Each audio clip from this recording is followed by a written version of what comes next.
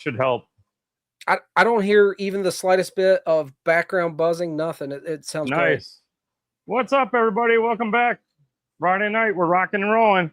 Walt's on his way. Dinner Walt's got on a delivered date late. night. Walt's on Yeah. a date night right now. I'm gonna have to have a talk to him about Friday night date nights. We got a live here.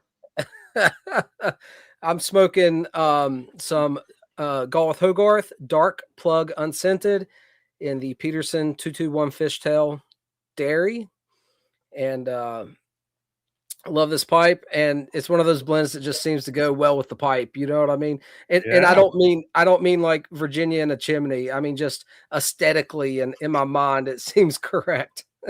I've got a new. Oh, let me turn on to get some dang lighting. Look at that booger. What you got there? This is a Buckeye pipe from my buddy Kreml over at Smokers Haven. Okay. So these are really affordable pipes for him for what they are. It's an artisan pipe. All it is it's a pre-made stem he uses, but it's all hand carved otherwise. All artisan specs on the airways. And in that, I've got some Wessex Brown Flake that I picked up today. Haven't had that yet. Hunter just bought some though. This one is dry as dirt, but that's because I picked it up from my local cigar/vape shop that I was surprised he had, and I saw my buddy. I was like, "You got pipe tobacco now, and you have something other than Early Morning Pipe, Sherlock Holmes, and the one other, and Captain Black." And he's like, "Yeah, I got those in." I checked the date code. It's from 2011. Let's go, bro. That's what I'm talking about.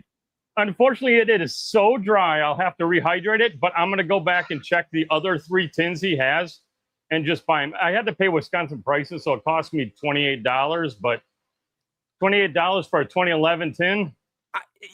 Yeah, I think I would pay that, to be honest with you. You know? Even though one was compromised, the seal, I would still risk it. Yeah, and I'll shake the other ones and pay a little bit more attention, the next time. Let's check. I'm going to jump in here. We've got Old Man Copper. We got David G. We got Carrie. Let's see who else. We got Lukester. I didn't have my comments clicked on. Hey, everybody. Justin. We got Justin. League. What's up, League? Keepers of the Briar. Hey, David G just commented on a video I just made about this dark plug. He said he just smoked some that Walt sent. He said interesting blend. Says it goes well with Rustica. I'm like, goodness grief, buddy. It has been so hot here this week. I was going to try to get through the rest of Walt's blends because I had that, kitchen sink burley or kitchen knife burley, as I call it, which was so good. I wanted to get into some of the other ones, but I have been limited. We got OG Burley's in the chat. I'm going to try that one next that I think it was Robert House of Manners was mentioning to me. I can't remember the name. If you said it, I might know it. But yeah, the one English one you sent with the Latakia in it. I think that's what it was. It was. But yeah, that's going to be the next one I try. I want to try. I was looking forward to trying that. I think he called it Pierside Burley. The one I think it was a little bit of a navy type of a cut or flake or whatever, had some rum in or whatever it was. The new flake he made. Well, it wasn't a flake like his old one where it was real thick, but it was called Pierside Burley, I think, or Pierside something. What's that one I just had and I loved? Oh no, the Carolina Dark Fire Burley Slice. Yeah, that one. That one's the one that's the only one I've tried, and that one's really good. Yeah, that one's fantastic. He's got a couple in there I'm wanting to try. It's just I've been smoking less, about 1 pipe a day, and it is what it is. I got a lot of stuff to get to. Yep, for sure. Yeah, Pierside Burley, Carrie. That's the one I wanted to try, but it's the next one I'll try when it's not currently 96.6.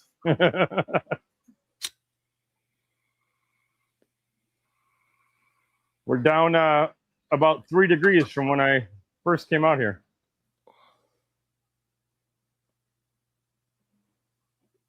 Well, there you go, Lukester. Yeah, it smelled like it had a little bit of Latakia in it, but it seemed so mild that I figured it'd be a really good one. It wasn't like a heavy blend at all. Kerry, I agree. I hope he sells them on the Tobacco Estate website as well. That would be awesome. Yeah, that'd be a good place for him. Exactly. Well, I think I bought my last Peterson pipe I'm ever going to buy, unless it's an estate and I get my hands on it to see it. No, I just told Gary that. Well, tell me the problem first, and then I bought one of those. I bought an ADS short army. Should be pretty much the easiest pipe ever to frickin' drill, right? Yeah. Off center. Oh my God, I have a Peterson short army well pipe now. Oh no! And I mean, not a little. Why do you have this bad luck all the time?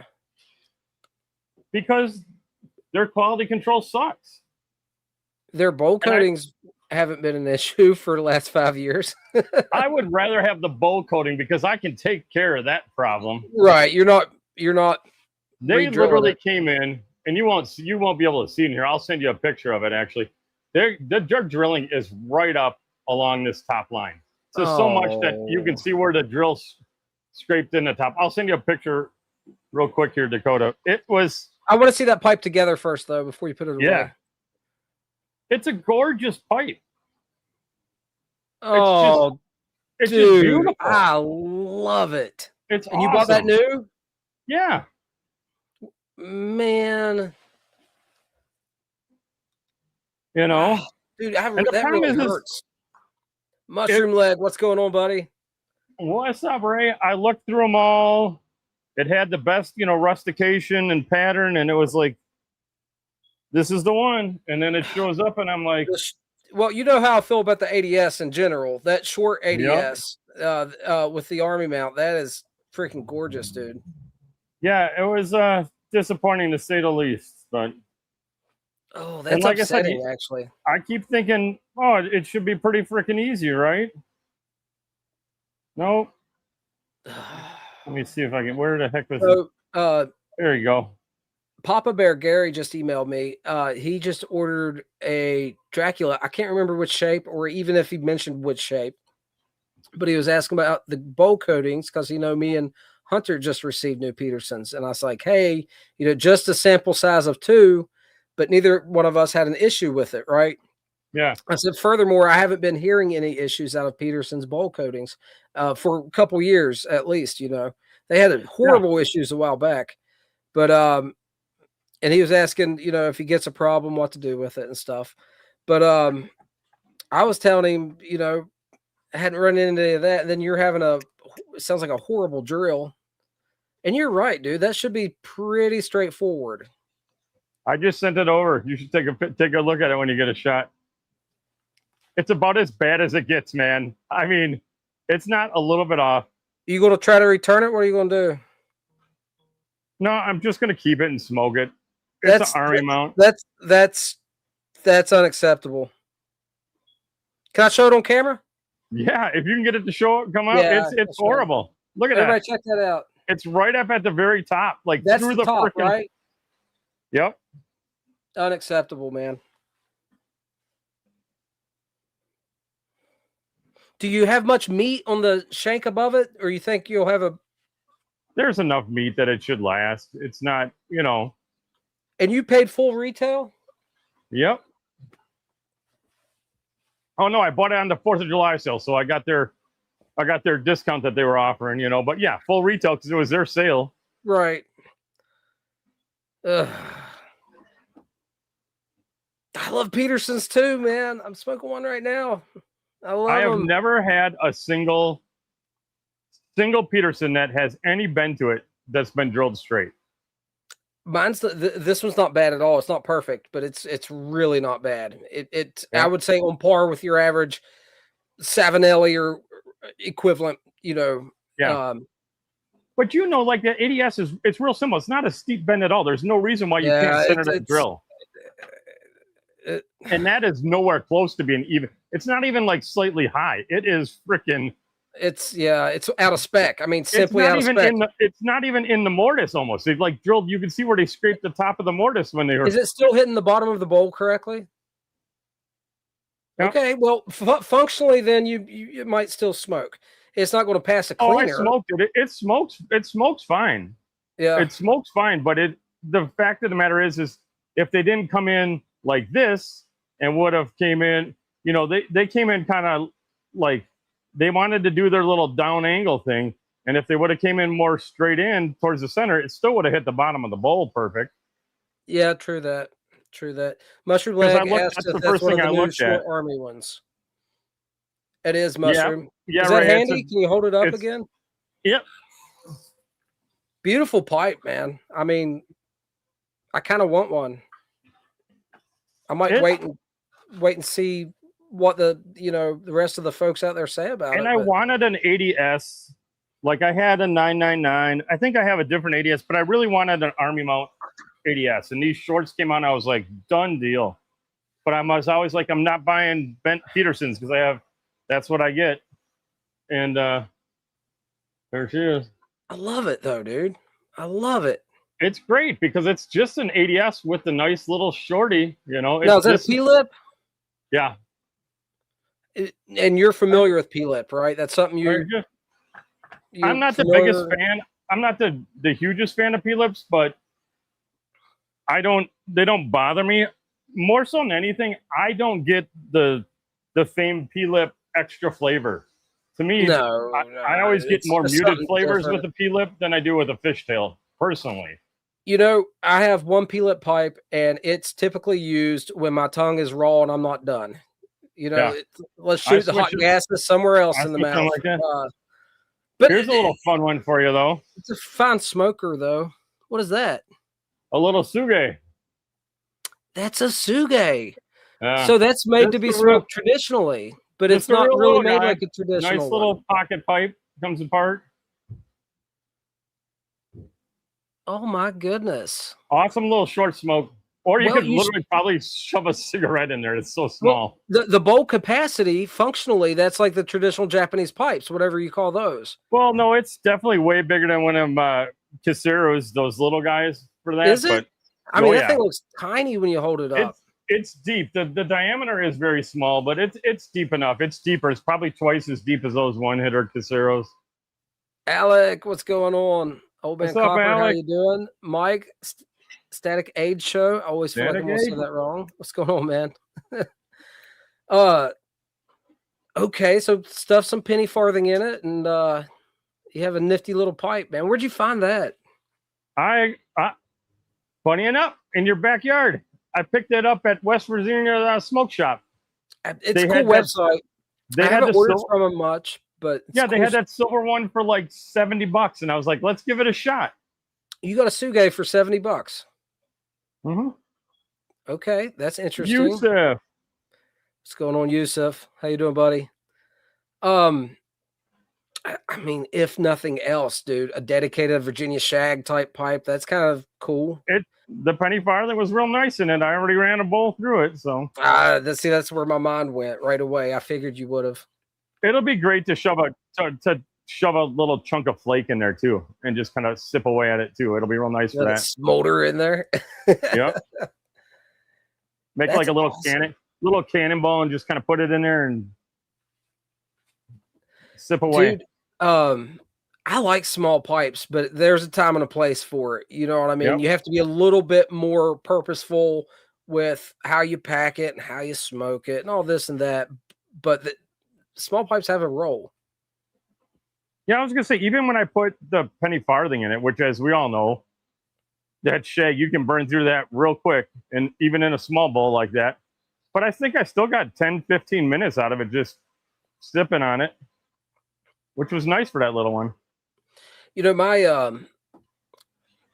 well, I got a couple smaller pipes that I really enjoy, but probably the one I gravitate towards the most, and it's going to be bigger than that one, but it's still pretty daggone small, is my Rossi 8801, that little Canadian. Yeah. It is like really, really, really nice to clench and stuff too. It's light. It's got a little bit of length to it. So if you're clenching on it, careful not to bump it around on stuff. Something about those straight Canadians when I'm clenching, I'm always end up hitting a door face or something at some point, but We'll see, old man Copper. Have a good night with the daughter. Take care, man. Good seeing you, buddy. They're going to watch a movie. That sounds like fun. But yeah, I do like my Canadian pipes, man. Have you seen that? Now he's got 2 of them, but the one that looks more like a traditional Canadian Suge, black Suge Canadian style that Josh has, dude, that might be like one of my dream no, that one. pipes. You're talking about Canadian, or you're talking about that chimney he has? I like that chimney he has. Okay, pipe? the chimney is. I think I would rather have the Canadian. The chimney's a little bit too specialized, right? Mhm. I'd like to try it, but like that Canadian he's got, dude, I could just see myself rocking it, man. I love that thing. I'm gonna end up getting one of those, pipe Dan style chimneys from one of these artisan carvers one of these days. They're all starting to make them. And actually, my buddy of ours, Smoking Barrel Briars, just started doing them, and I saw the first 2 he's made of his pipe Dan shapes, and they're so sharp. And his blasts are so awesome. I really like them. But that's like the same thing with talking about the Canadians. Nate Rose makes a Canadian, and I'm gonna get one of his, and it's like he'll do a wide shank Canadian, and I love it because it's like extra wide shank. Yeah, he's got his own signature. That's one of his things. Yep. Did he give it a name? Looking. What's that? Did he give that a name? He just calls that one the wide shank Canadian. Okay. But he does one that's kind of similar to that he calls the Edward, which is like a wide shank Canadian, but it's stubbier, so it's shorter. But it's also an oval or opera chamber on it. That's so it's an elongated opera chamber. That's the Edward, yeah. Links and pipes. What's going on, sir? David G says he likes the double filter Suge Jess has. I don't know if I've watched that video. It's called the Derringer. Look up Suge Derringer. Okay, I'll have to check that out. That sounds awesome. League's got the 805 Suge Bamboo, and he loves it. Nice. I think so. I've never owned a bamboo, shanked pipe, and I'm not saying I'm against it, but for some reason I've never been drawn to it. Their classic shape has that Japanese twist on it that just something about it. I don't know. Really, really, really clean. Look up the Workhorse pipe by Roman. Dude, his freaking Workhorse, it's a black bamboo. Oh, it's so freaking. I think I've seen that one, man. Dude, I want to get one of those so bad. I was tapped out in Chicago. Otherwise, I would have snagged one. But I'm going to have him make me one and bring it next year. There you go.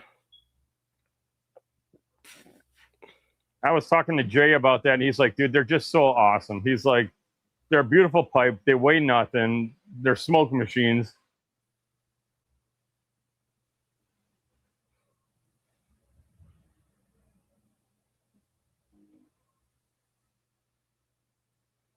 Dude, I love a good sandblast, man. You were talking about a nice sandblast. Yeah. As much as I like a nice smooth pipe, because I do, I think everybody does, a nice sandblast is just so all right as well. You know what I mean?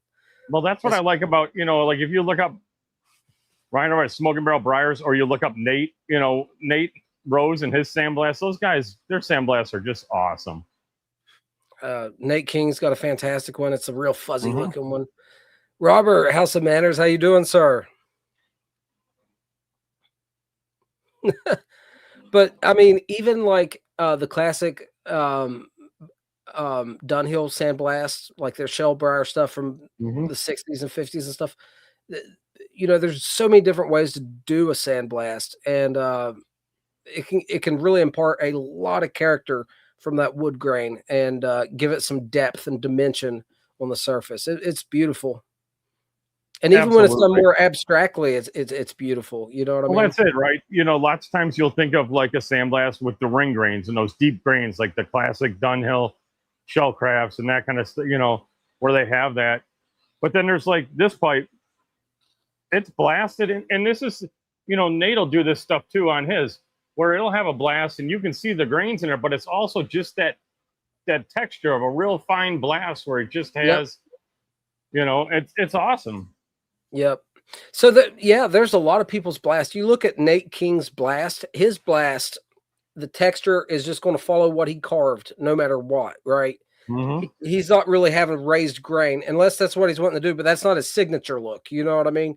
He Right. has a more uniform texture all over it. And I'd say that one I got from Donald and Breyer is more like that. And then you'll have Mhm. some like the sandblast on the Morgan Bones pipes, which is more following the grain and not just texturing it. So Mhm. it's pretty interesting. Leaf and Breyer, what's going on, man?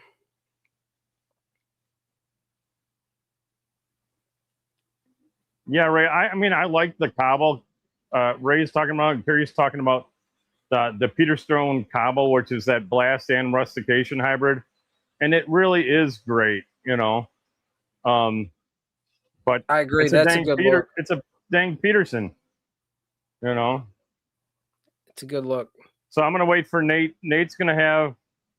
If you look up at the old K Woodies, they had a line called the Rustica, and that was the same thing where it was a rusticated pipe and then it was sandblasted as well. And I'll probably just We'll get a look that one rustica up. I'm not instead. familiar with that one, but you, I think you excited David G. just by the I got name. a question for David G. David G, Mr. Simon 2.0 here or whatever. Are you going to be the proud owner of the Green Cobra, or did somebody else beat you to that one? I don't know if you guys have seen Simon's like Green Cobra that he just made as his like, I don't know, his bicentennial pipe or whatever, his 1200th pipe or whatever the heck it was. But man, Is that what he's up to? I don't know what it was, but it was, yeah, it was one of his like special anniversary type pipes, and it's a Green Cobra, and it's pretty freaking sweet. All right, Chris. I'm at an article in Reborn Pipes talking about cleaning up some of these. I'm not familiar with these K Woody Rusticas, but they're gorgeous. Yeah. It's basically like, well, here, I have. Look at this one. This one's rusticated, blasted, and it's still kind of contrast stain on the grain. Look at that. Yep. That's wild, man. Yeah, they're pretty sweet. It's their handmade rustication, so it'll be like a pipe like they're handmade, like everybody thinks of the Tracy Minster pipes. So it's that rustication, but then it's blasted as well. So it's freaking. What decade were these made?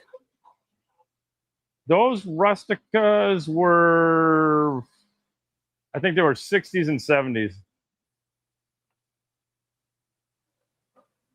I was trying to skim through the article for a date, but there was all kinds of dates saying different stuff. Yeah, see, David, I was David right. said that is number 1200. I think he's got number 1000, if I'm not mistaken. He's probably got 999 and 1001 as well. But I think he might have like 900. He might have 950 of the actual pipes made.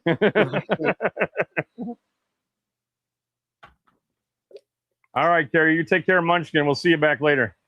Good to see you, Carrie. Take care. Yeah, so David G showed some of these pipes off in person, and they were, well, some of them are like really nice artisan pipes, and then some of them are just wildly not what I was expecting. Some of the bigger ones really is what I didn't realize how just large some of them was. He has this one that is I can't remember the shape, but it's a wide tapered shank, right? And the grain on the shank versus like the bow is like perfect angles and stuff. And at this size, it's like something you'd never see. It is flawless. And it's like a workhorse pipe for him. It was smoked up, man. But yeah, seeing a big pipe with a lot of shape and different planes for that grain to kind of represent itself, and then all that grain being perfect and symmetric and stuff, it's kind of unreal. A couple reasons. One, it's really hard to get a block and visualize what the grain's going to do. Second, it's hard to obtain a block in the first place that's going to have grain that will work with that size if you want that kind of uniformity. So there's like a lot of factors at play. But yeah, some of his pipes that surprised me the most was like scaled up pipes that were just still just perfection. Really, really nice grain. Yeah, for sure. Definitely.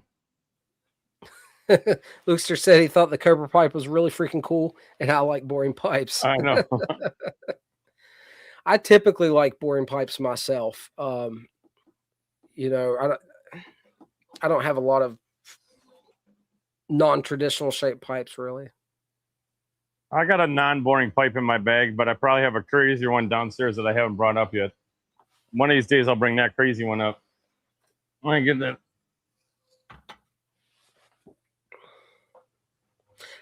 I'm not against non-traditional pipe shapes. I just don't find myself drawn to it. Oh boy.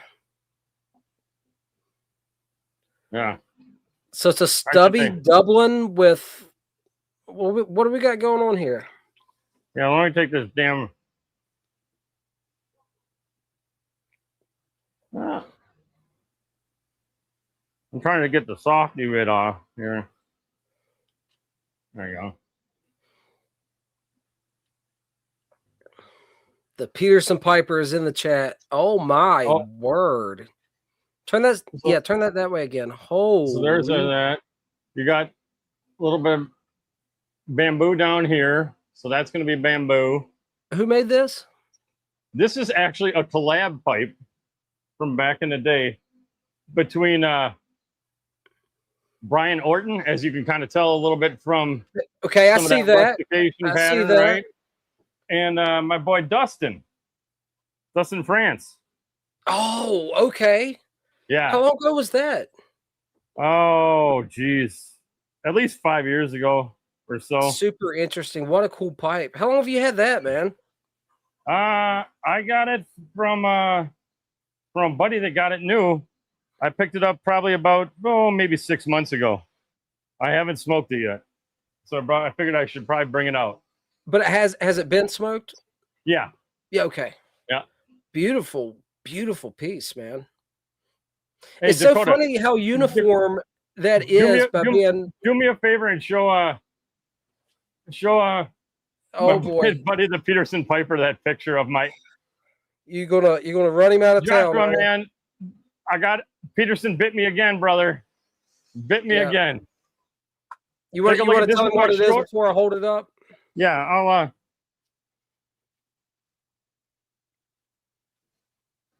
Oh, Chris froze on my end. Oh, you're back. Beautiful white. It is beautiful. Beautiful white. Beautiful, and here's how it was drilled. And there's how they drilled it.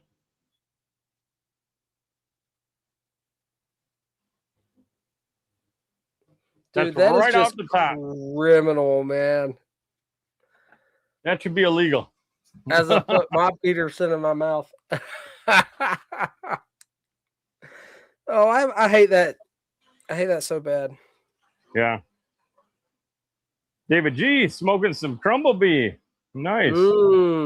I do like that one, by the way. You gotta pay attention. I gotta pay attention to that one, otherwise it will, especially in the very beginning, it'll get a little bitey on me when I first light it up. I had that happen. But I'll be honest, there's a lot of Virginias, if I'm not purposefully smoking them, they can get a bit bitey. I'm with Mushroom Leg. Does no one hold a light through that draft hole and look through it ever? That's my point. That's why and I know I'm not trying to beat up on Joshua because I get it, but that's my point and why everybody says that their quality control is like pure crap, because how does that make it out the door of that factory? That's insane at that level that it made it out the door. It's I don't know, man. It's hard to even imagine that that's possible. You know what I mean? Because I know there's some people that get like super, super picky, like if it's not dead nut center, which I'm not like that. Some people will lose it if it's just slightly high, but that is like barely in the frickin' mortise of that frickin' pipe. It's coming through like the top of the frickin' shank. I agree, man. That's just simply unacceptable. So it makes their quality control look really crappy because you're going, how can you send something that's that obvious out the door, kind of a thing. Brutal. What's going on, buddy? Yep. Short Army ADS is what it is. Rusticated Short Army ADS. Beautiful pipe. The rustication on it, like I went through the whole list and picked that particular pipe because it was, the rustication is just amazing on it. The coloring, everything. It's the perfect pipe except for the drilling. Everything about it is gorgeous. I mean, I think Carrie said it earlier. Thank you, sir. Yeah, this is the 221 Dairy. This was gifted to me by Smoke Snacks, and he gifted my brother the 03 Dairy, the little bent apple that matches this. And these mine was made in 26, his was made in 25, and we've had zero issue out of either of ours. Small sample size, but yeah, they've been really fantastic. The thing about Chris's that gets me is like the ADS is kind of, I don't have a signature pipe, but it's like almost my signature pipe, right? Yep. I am so fond of that shape, man. I've turned a couple people onto them just for me smoking them and them asking me how well I like it because they like the looks of it. And I'm like, oh man, out of the ones I have, they're great. I just hate that for you, man. Love that shape. And here's the other thing that gets me, right?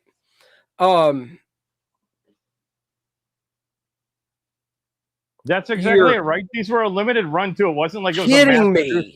You're kidding me. No, he's not. He's not kidding you. That's why there was only 220 of those made. That's why I was like, I'm so in on these Army shorts, man. They're gonna nail them. They're not. It's not a mass production run. That makes it like 6 times as bad, man. I'll just be honest. I didn't know that. That's freaking terrible. But my other ADS, Chris, my the first one that I got, and it was an estate pipe purchased off Smoking Pipes. Hunter found it, and he's like, "Hey, this is a good deal. I think you would like it." He sent me the link, and I was like, and that was the first Peterson ADS I ever purchased. It's one of my best smoking pipes I have. I have $50 in it. You know what I mean? Yeah. I wouldn't sell it for 200. I would not. I really love that pipe. But it's just crazy that you bought a brand new limited run and it was off, not just off center. I mean, how do you correctly address that?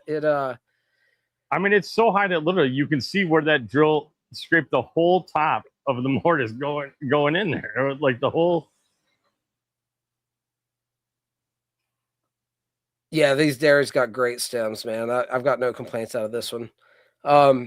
If it wasn't for my ADS spigot that Hunter bought me, because that, in my opinion, is just like the cream of factory pipes, right? If it wasn't for that one, I would say this is probably my favorite Peterson. But that ADS spigot, it ticks every single box that I have. It looks elegant, right? It has the spigot Army mount, so it functionally has a purpose there. The shape smokes great, so it really does all the stuff for me. Yeah, don't make me feel bad. All these guys are like, mine was perfect. Mine was perfect too. Well, mine. That's why I can't buy Petersons. I'll send you guys to buy my Petersons from now on, since you guys get the luck, because mine are. But that's it. I have had really good luck, even buying the estate ones. That's what I was trying to say.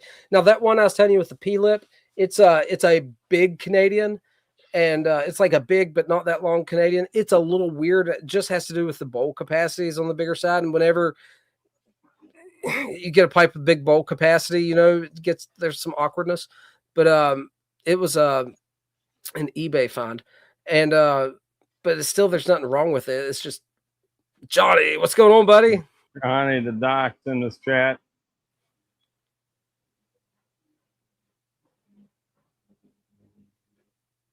Your pipe drilling was jacked up. Brings belief. Yeah, see, he's had the same kind of issues with his. Which I'm trying to remember, which one was it that he had? He had an ADS too, but he's the same as me. He's like, none of my Petersons, his ADSs will pass a pipe cleaner. He has that one really nice one that he smoked at the end of Cobvember or whatever. Was that one drilled wrong? He doesn't have a single one that'll pass a cleaner. That's so crazy. That's crazy. Okay. And was it, think it's Garrett has one that's way off drilled, but he said it's a fantastic smoker and he loves it, but it was drilled I real smoked bad. that pipe once, and it smoked great. So I was like,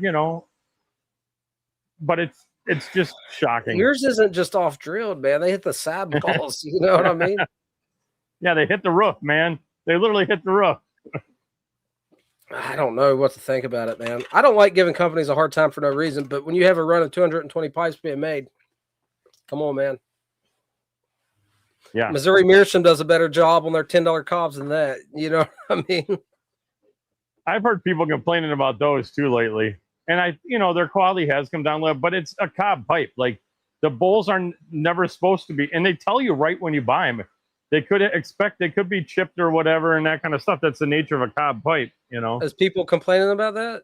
Yeah, I saw somebody talking, the price keeps going up and the quality is junk, They'll be upset because the little like brass ring is loose or something. Like, we'll smoke it and it won't be loose, it'll smell out. I'm not the biggest fan of corn cobs. Like, my brother loves corn cobs. All kinds of people in here that I know love corn cobs, and I'm super happy for them. It's typically not my thing, but it's not because of anything like that. And any of the corn cobs I have, I understand what they are. You know what I mean? The thing that I like most about corn cob is just how historic Americana they are. But like for a daily smoker, I like them for what they are. I mean, am I going to spend, a custom cob I will, like those ones from Southern Roots. Those are gorgeous. Southern Roots has got some beautiful ones, man. I want to get one of those, but other than that, I'm not looking to buy, they're $20, $30, some of the nice ones, maybe up to $50, but I'm not spending much more than that on anything from them, Actually, Johnny, man, I hope that's a beetle and not a bee. Got the window open and there's bugs flying around. Actually, Johnny did show me. I think you showed us a picture or something of that, Johnny. I think he said it's got a canal through the bottom of the bowl. If it wasn't his, someone else got one like that as well. Justin said he's been smoking a $12 cob since November. See, that's awesome, man. Yeah. That makes me happy. Walt. Hey, y'all. How'd your date go, buddy? Josh, I already smoked it, so I don't want to deal with the hassle. They're going to give me a hard time because I smoked it. They won't want to take it back. And then I'll get someone that's going to be ugly because that is literally a beautiful pipe, except for they just drilled it jacked up. I'll get with you and send you some pictures, and you can at least send them to Glenn so he can, maybe try to address it with the factory because they can, we'll go that route. Like I said, the finish on it is meticulously perfect. You know how it is, though. Sometimes you get that Peterson's rusticated line, you can get high and low points and the finish can be real thin, and this thing is like the perfect rusticated Peterson frickin' pipe with stain, color, texture. Everything's beautiful about it except for that drill. I agree. That's a very attractive pipe, man. That looks great. David G. He said, just got a Aristocob from Walt, and he only sent me 3 inserts. That should last me about 9 smokes. That's what I figured, too. Yeah, I heard about that. You might as well get a Meerschaum bow and get it over with. They sell a Meerschaum bow for him. He needs an Aristomere, not an Aristocob. Well, I made a video talk about smoking dark plug unscented, and David G commented. He said, "I just had some that Walt sent me." He said it goes great with Rustica. Yeah, man. What a combination! My goodness grief. Yeah. Did you like it? Was yours like the aromatic one or just the plain? No. This is some I've had for like well over a year. It's just regular dark plug unscented. David, I love it. The one I sent you is aromatic, wasn't it? I got like an aromatic feel off of it. Yeah, is that Lakeland or what's in that? Yeah, it has like a little Lakeland. I had to smoke it again now, but it's got a sweetness to it. he was it your videos he commented on yesterday, and he was talking about the Saint Bruno, and I told him I need to try that, and he's like, I don't know if you'd like it. It tastes like juicy fruit. No, St. Bruno don't taste like juicy fruit to me. I haven't had it. It might not have been Saint Bruno he was smoking. I can't remember.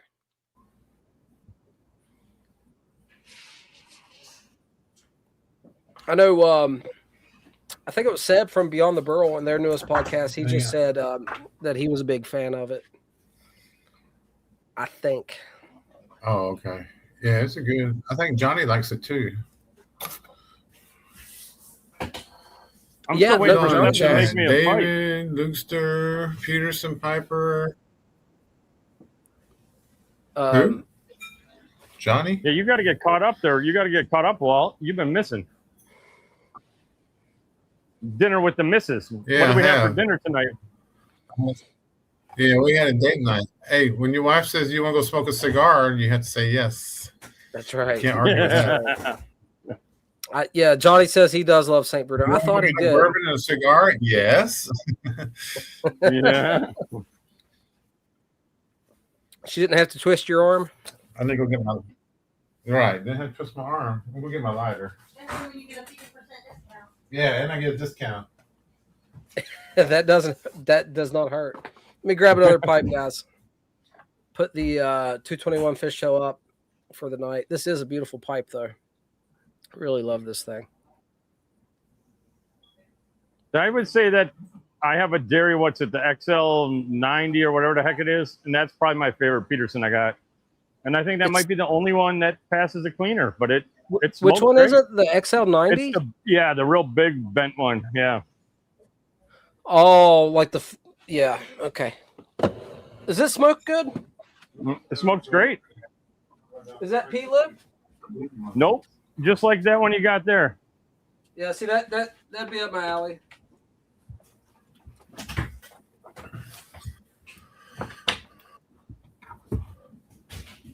What are you getting to smoke, Walt? I have a jar of Reaver's DM01, Dwellers of the Forbidden Cellar. Yeah. I hadn't smoked much of it and forgot what was actually in it, so I'll grab a pipe of it. I'm smoking that 2011 Brown Flake, but it is like dry as dry can be, so I'll have to rehydrate it. Oh, okay. You're smoking it anyways? Yeah, I figured I opened it up. I might as well give it a freaking try. You're probably done with it in a few minutes, so I'm over halfway through this one. I'm taking my time. I wonder what's so dry. I packed it extra tight because it was so dry. Was it a square 10 or a round 10? It's round. But I looked up the date code, and I had the Magic AI look up the date code for me. And it's from June of 2011. Yeah. So I'll go back to the store and shake the 2 or 3 left and check the dates. And if they're just as old and they don't have any shake to them, I'll snag them. Yeah. Well, sometimes the shake can be deceiving too. Well, unless it's a flake, but if it's a ribbon, the shake's kind of deceiving. It can be. I've been tricked by it. Well, I had some East Farthing. This one had a lot of shake to it, and I was like, "Oh, that's okay. It's just those flakes in there. They're going to be moving around anyways, you know." Right. But boy, oh boy, they're crispy. Maybe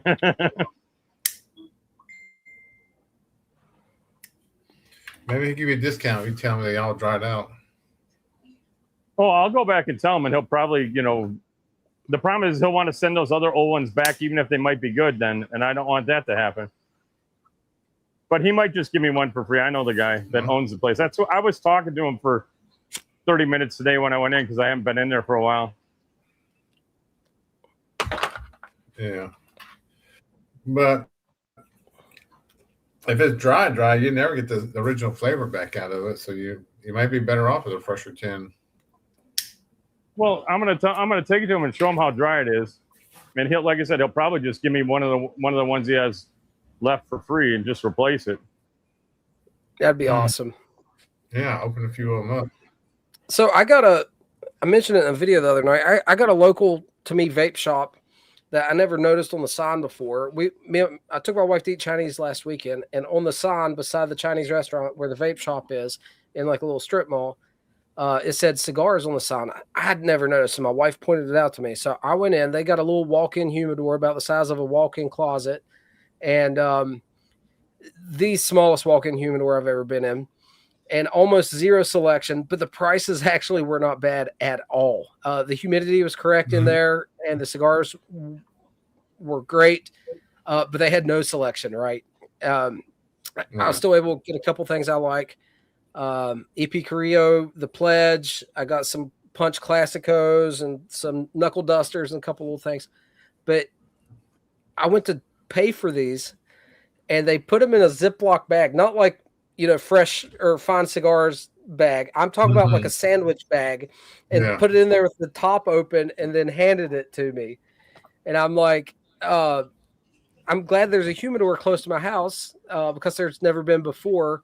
But we need some input on this. So I'm going to go tomorrow morning and see if there's a manager or leave my number for the owner or something, and maybe try to help these guys out a little bit, man. Some of the vape shops you'll find, there's like one manager who cares about cigars, and he'll make sure the shit's up to temp and humidity and stuff like that. But it's right on the edge of the nation's newest national park, New River Gorge National Park, and this is by far the only place to get a cigar anywhere near there, and this is bringing in millions and millions of tourists a year. That and the world-class whitewater rafting here. So, like, if they can get the word out correctly, you know what I mean? This one little humidor can definitely be bumping. I think they just need a little direction. I'm going to try to help them out tomorrow. Hey, Jeffrey, how you doing, buddy? Hey, Jeffrey. Hey, guys, good to see you. Hey, Glad to see you, man. Mr. Skagway himself. Skagway number 2 right here. You're always Skagway number 1, my friend. Hey, are you like me? Like, you get home and you start driving around and you go, man, this is so boring. Everything looks so boring. South Florida, everything's just flat. I mean, I say, you live in Wisconsin. He lives in Florida, so he's got different scenery. Dude, there's still, with those mountains and the snow, nothing compares. I don't care where, unless you live out in the Rockies someplace. Yeah, we brought my daughter's two best friends on that trip, and it was their first time ever seeing snow. Like, we're flying into Seattle, and they're like, "Those are mountains?" No. And like, they're reaching over the lady that's sitting by the window, and the lady's like, "We've never seen snow." It was awesome. It was a very memorable trip for them. For sure. Well, Peterson Piper, which Peterson are you smoking tonight, sir? This is the 107 Short Army. Yeah. Okay. Oh, that's my favorite Peterson's 107s. Don't tell me how well drilled it was, because it's also a good looking pipe. It's drilled pretty well. We don't want to rub salt in one because I have a 107 short, not the Army, but I have a 107 short. So I'm like, I don't need a short Army. I got a 107 short that I love. Yeah. So I was like, and I wanted that ADS so bad. Yeah, I'm so sorry about that, man. I won't rub it in. My ADS is pretty well drilled. I can't believe that came out of the factory. Yeah, like I said, you get some of it, and some people are really, really picky on the drilling, but that is so far off. Like, it just, the fact that would pass any kind of quality inspection was beyond at that level. Well, and what's funny is that this is really one of my favorite releases. So this is the second time they've done it, and the stem on it is probably the highlight. It's chamfered and it's got a really comfortable P-lip. And you can get a pipe cleaner right through the P-lip and everything. So it's crazy that yours didn't turn out. It's not into my bowl. Yeah. You know what your luck reminds me of, Chris? Lukester had that St. Nick edition Savinelli that I had issues with, and he was afraid to smoke it, right? And we kind of talked him into it on one of my lives. And I was like, chances are he's fine, right? Yeah. He wasn't fine, dude. Right there in front of God and everyone on my live. I'm like, oh, Lord. I felt bad about it. But, I mean, I guess we know now. I can't complain. It's just me and Peterson's. Like, honestly, I do real great. I find amazing deals on like some estates and some pipes that I'm looking to collect. But man, my Peterson luck, I need to cut the ties because my luck is so bad with them. I need to be like, hey, I'm saving all you guys. Don't worry, you're pretty much safe because I've been taking them off the market. Yeah. As long as you're buying them, no one else will get one. Lukester says his St. Nick edition smokes fine now, which mine does too. Yeah. It just took a little bit of work. All of mine are no problem now, but you just had to. But at least yours was just sending the bow out. It's not like bad drilling because I remember. There's no mulligans on that, is there, Walt? Smoke Snacks had a real bad one where he had a bent and it was like the shank was off and it's at a weird angle and it's drilled crazy. And he said, this is something that shouldn't even got past QC. If there was a QC. I've always said, like, I don't want to buy it until I can get them in person, which is pretty much any factory pipe. You're taking that gamble, right? Like, go look at your pipe in person is really the best bet. But it's hard, right? Especially on some of these limited release runs, they go quick. I mean, heck, man, if you wanted a sandblast short army, you should have been on it quick because those went real quick, especially with some of the more popular shapes. Those were gone dang near within a couple of hours. They cleared out. A B5, those things were disappearing real quick. But you can always return them. That's what I would do if in your case, I'd get it from Smoking Pipes and then I'd just send it back if there's an issue. They'll take it right back. Because I smoked it once, though. They're going to give me a hard time because I smoked it, Yeah, they don't like if you smoke it, obviously, but. Why? They're not going to resell it. You can't fix it. Oh no! It's drilled wrong. It's drilled wrong. I send that pipe back. You're going to see it in less than a month. It's going to be uplisted as an estate pipe. I guarantee it. I guarantee it. The Totus thing was just a bad taste. They could fix that and resell it if you don't smoke it. But if it's drilled wrong, there's no fixing that and reselling it. Yeah, they might do something.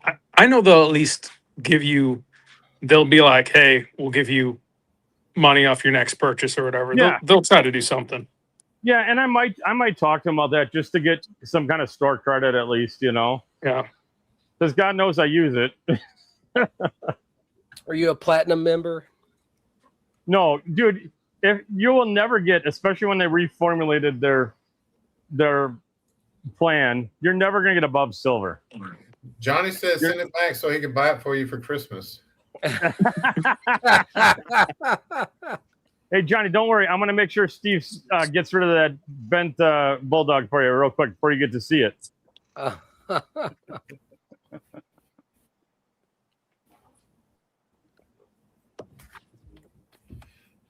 Did Chris, you didn't get that Idiots with Class pipe in yet, did you?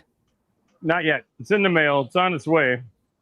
I haven't checked my tracking, but it wasn't in the box this morning, so hoping for Monday. Robert got his, but Robert, did you get your invoice? You should have got an invoice for 5 pipes if you're in charge of selling, just so you know. I talked to Scott about that, so we were leave the guy on the hook to sell them. I'm like, where's the rest of your crew helping you sell these idiot pipes? I don't know what shape do you think that's based off of? It's an interesting sitter. He had one called a sitting sailor, and it kind of reminds me a little bit of that one. It's kind of hard to see. I'm waiting for it to get here to just see because the sitting sailor had a longer stem to it, but the stem looks very, very similar to it. Okay. So I was gonna wait till it shows up and kind of rummage through my box of bones and kind of compare it to it and see. Box of bones. Where do y'all smoke? There you go, Johnny. I'm smoking some Star of the East Flake. Oh, okay. Num num. I'm smoking some of the Reavers Invictus Manio that you said. Maneo, yeah, that's a good one. I spoke. It's really good. This is my first bowl of it. It's a great English. That's a Scottish, very particularly. Is it? That's a Scottish. Okay. Yes. His whole theme. Everything he does is Scottish. Black Cavendish. Yeah, he's Scottish, so everything is Scottish blends. No. Except his newer stuff isn't, but his older stuff is all his Reaver stuff is. All of his core line stuff. What was that? what was that one I like? That was 50%, 50+% Latakia. Helmet? No, not steel helmet. Not steel cap. Ember? It was No. the pressed flake that he Yeah, did. I bought a bunch of it, dude. I really like it. Ember.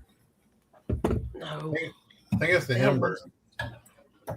Yeah. Alec, Oh. that's funny. I was gonna smoke some Briar Fox too, but it's only down to 93, so I didn't want to get into the Briar Fox right away. But Because when I anyway, came out here, it was 99 when I went to fire this stuff up. I wouldn't And when I consider went that live, one it was- I'm sorry. I was gonna say when I went live, it was still like almost 97, and Briar Fox just felt like it was gonna be hitting a little too thick for the heat right now. Briar Fox was? That's why I don't know how Josh is smoking that Star of the East right now out there in the Vanilla heat. vapor?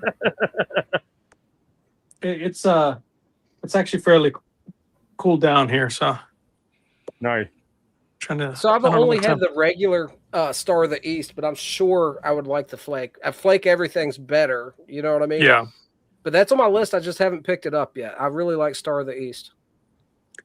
Yeah, I haven't smoked them back to back to know if there's a difference. I got both, and but I do just prefer flake altogether. Yeah, I love flake. Yeah. Flake, plug. I did a non-Peterson video today, Oh, no. artisan pipe. So Yeah, you got And- your grant in, huh? yeah, I'm pretty happy with that. Yeah, look, I it's saw that, beautiful but I pipe. haven't had a chance to watch it. Which maker was it? Grant Batson, Good looking pipe. What'd you smoke through it for the first run? Frog Morton seller. Oh. That's right. That I'd Very cool. yeah. Hey, when you get a Make it fancy pipe special. like that, you got to get some fancy tobacco in it. Yeah.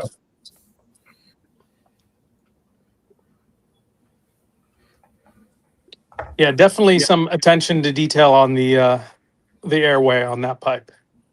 You get what you pay for. You definitely get what you pay for. Sometimes. Well, I'm just saying that because the Donald Briar stuff, you pay way less and I think you get better quality. And smoters, I bought a few smoter pipes and they all smoke good, just like Donald Briar's. Yeah. You certainly get more attention to detail if it's a reputable artisan. You know what I mean? The more you pay, the more selective they are of the not only the age of the briar, but the grain structure of the briar, and then you know when their reputation's on the line. So there's a lot of that going out. But it's interesting with price versus quality. We were talking about a $50 Estate Peterson that is one of my favorite factory pipes, period. And versus a brand new 7LE with a bowl coating issue or a brand new Peterson that was drilled off. You know what I mean? So everybody can make a lemon. Something can slip through the cracks, and consistency is a fickle thing. Yeah. Lynx, you are not smoking straight rustica.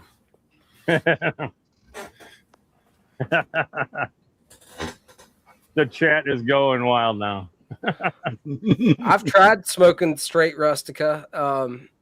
I So have I. purchased a whole pound of it. It's a little rough. Yeah. Well, smoking straight burley when you buy it by the pound is pretty rough. So imagine Oh what yeah, whole leaf. You better believe it. Mm-hmm. For sure. Oh, All right, guys. I'm going to bail out. I got a big day tomorrow. I'm going to get my rustica out though. No, that's took quit. I'm gonna have to hop off too. But I wanted to say hello. All right, buddy. Thanks for stopping by, Yeah. Josh. Yeah. Take care, guys. See y'all. Take care, man. See, Johnny says he'd put his Dr. Graybos up against any of the Savs or Pete's. I get it. I know where he's coming from. You know what I mean? Mm-hmm. Hey, All if right, you got so- a pipe that you like and it smokes great for you, that's all that matters, you know?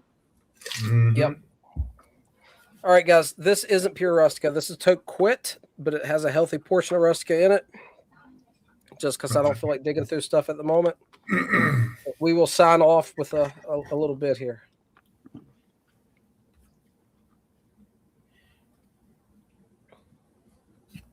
Oh, let me see it. It's a tablespoon. But you're right, Walt. That bowl went quick. Yeah, mine did too. Mine was a little bit drier than I thought, and there's a little tiny bow. I googled this one. They said this is a torque. I've never heard of it. Have you heard of it? It's got like a garlic on it. I've seen that label. I don't remember what it is though. It's torque something. It's like a Virginia blend. Interesting. But I don't know why it's got a garlic bulb on it. Hey, I had, like I was saying the other day, I had some with curry in it once. So I mean, Oh, I've heard of that. Yeah, that was a weird one, man. 14-hour drive tomorrow. Is that considered a big day? No, we're not driving. Oh, here you I'll go. buy my wife a new car tomorrow. So That's that merchant He's going service down to I showed Florida. you guys. That big chunky billiard. Yeah. Oh wow. dude, I love that. Dude, seriously, If I for had the funds, I $100, would've man, jumped on it's a freaking, it's a steal for a merchant service, brand new for $100. Does it weigh as much as it looks? Yeah, it No, looks beefy, man. It's not bad. I mean, it's big, and so it's not really a clencher by any means. But I mean, it's a good one to just sit and just hang out with, and it smokes great. One of the it's things. deep, it's a deep barrel, but it's deep, but it's not super.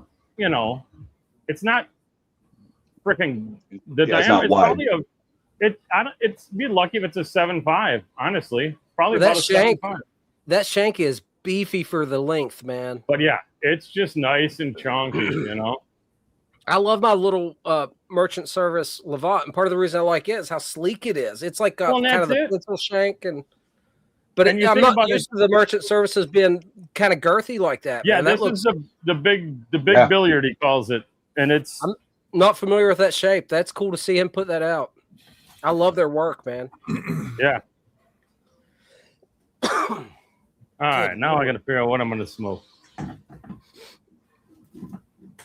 Oh, maybe I'll smoke that big thing with some Crescent Rising in it.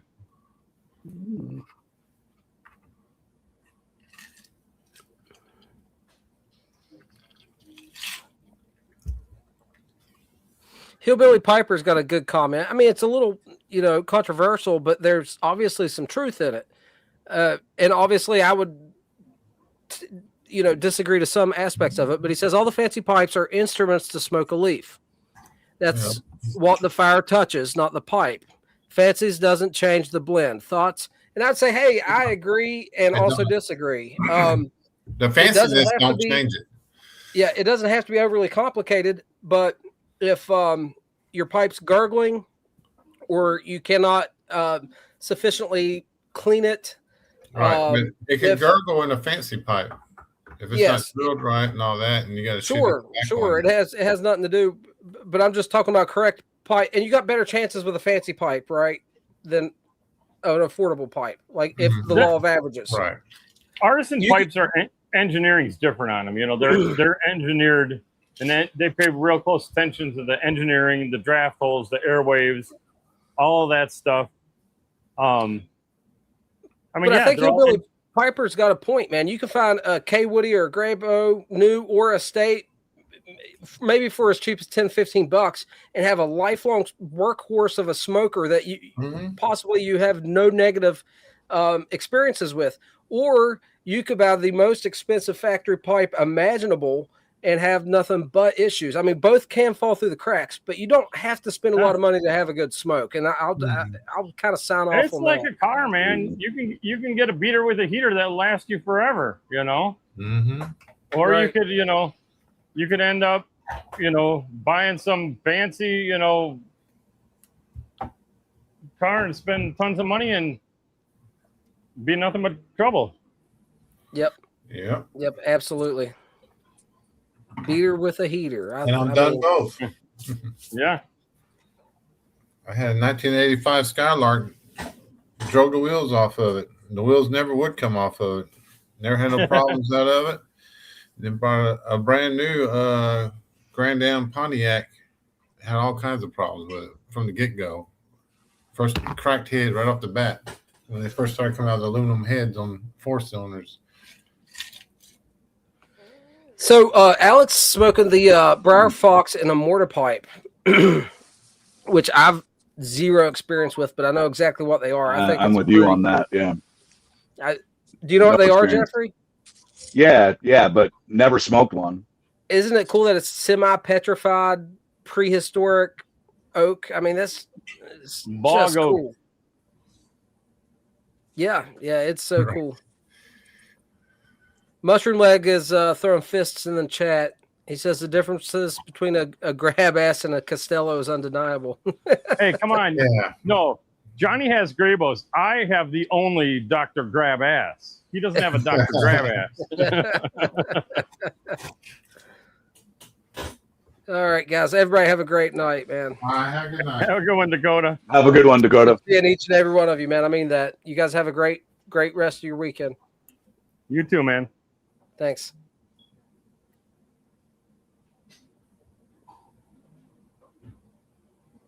What's up, Lynx? Hey, how you doing? Doing good, man. Nice pipe conversation. That's what it's all about, right? Oh yeah. What you packing in that pipe? Nice. Walt thought I was bullshitting. The Rustica. You cutting it up right then and there? Because it looks like you No, got I- whole leaves in there.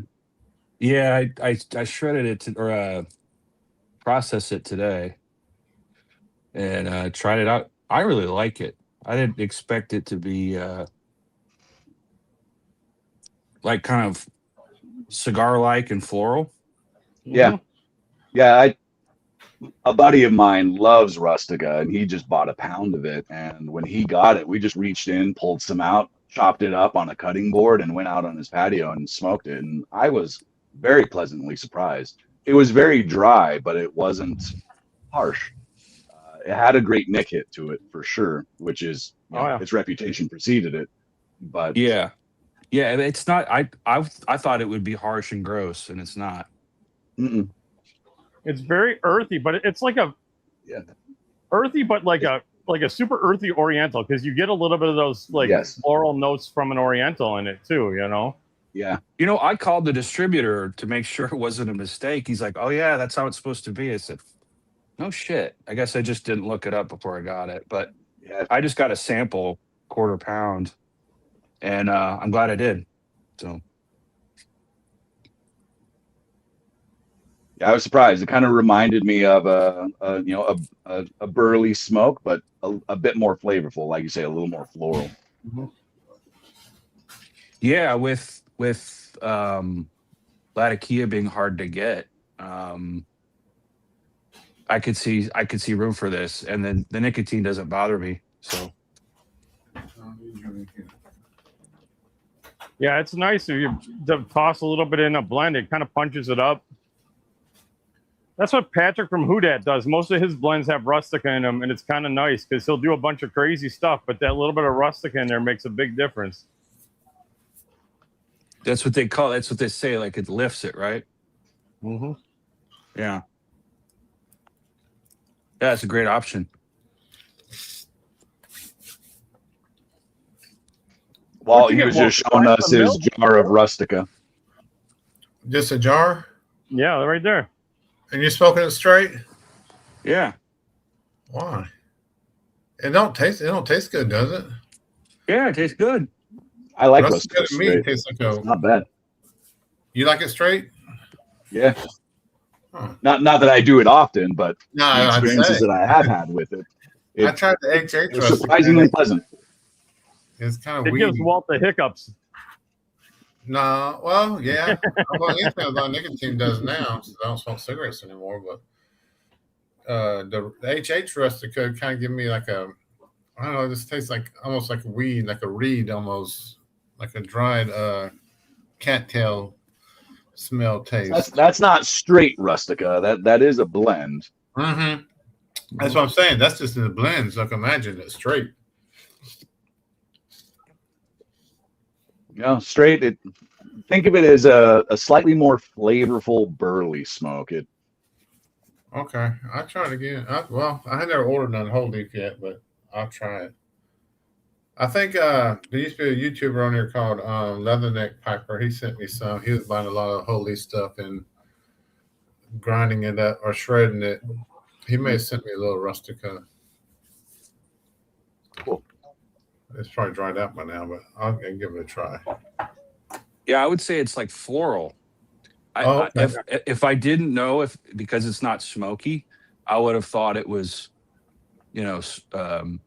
fire cured with something. Huh.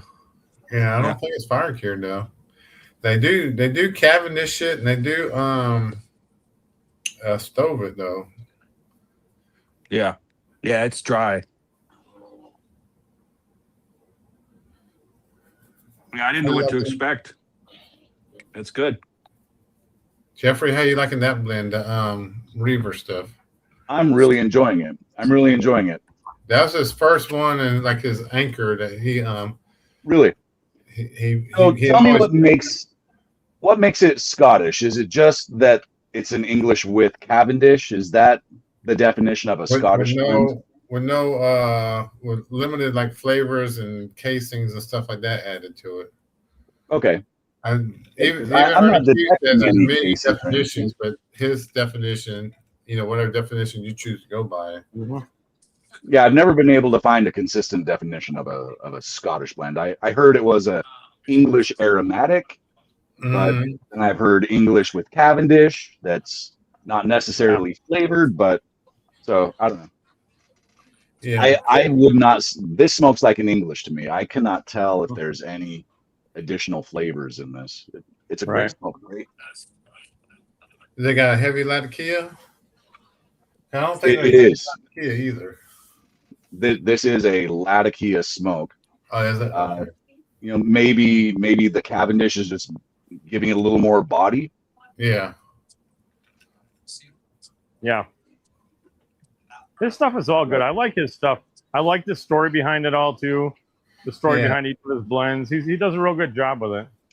He does, and he don't rush stuff out there and just throw out flavors of the month and stuff like that. He thinks about the first stuff is all the Reaver stuff, the Scottish background. He's a veteran. He's a nurse now, and I think Maryland or Maine or somewhere. And lives in Maryland, yeah. Yeah, he lives in Maryland, and he's like a nurse. This is just a side hobby for him. Yeah, side hobby, but he loves doing it. Yeah, cool. And on Facebook, he does giveaways. If you're in this group, whatever, he just pulls a name every once in a while. He sends his stuff that didn't quite work out. He'll send them blends like almost by the pound sometimes. Wow. They're still good blends. He just didn't want to put his name on them and sell them out.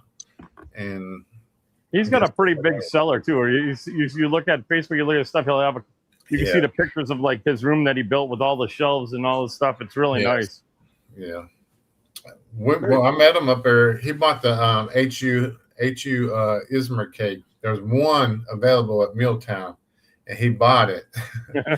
And I had just told the guy, "Hey, let me get that real quick." And he's like, "No, this guy bought it." I turn around, there's Dan. And you can at least give me a bowl of it. I think he's coming to Columbus, Walt. I think I checked with him, and he said he was coming. So I got to double check. I thought he said he wasn't, but yeah, that'd be cool if he does. Yeah, he's a good guy.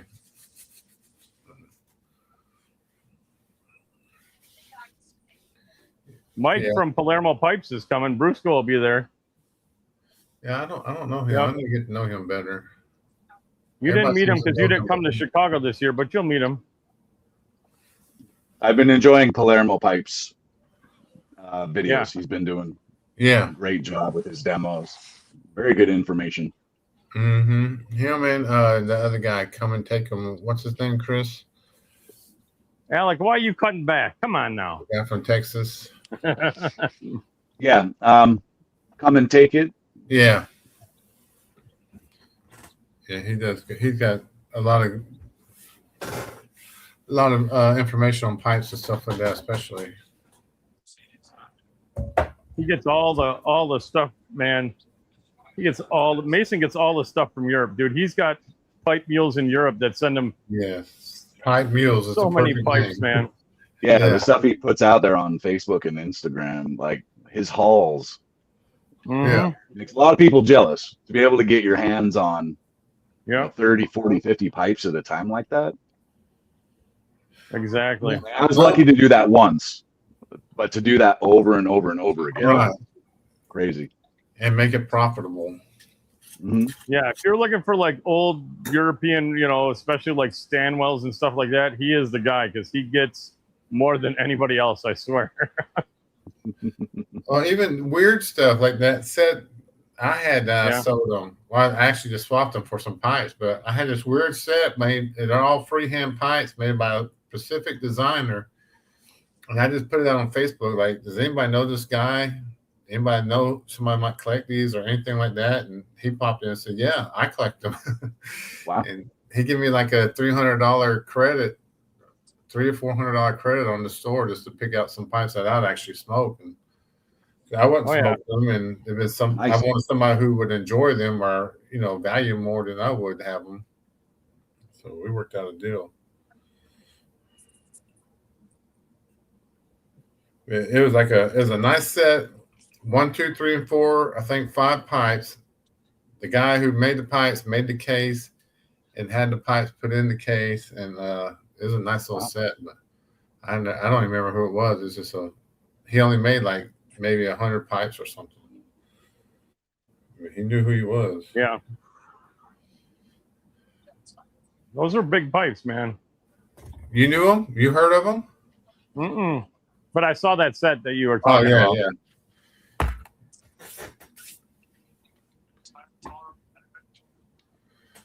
Yeah, you find them weird things sometimes.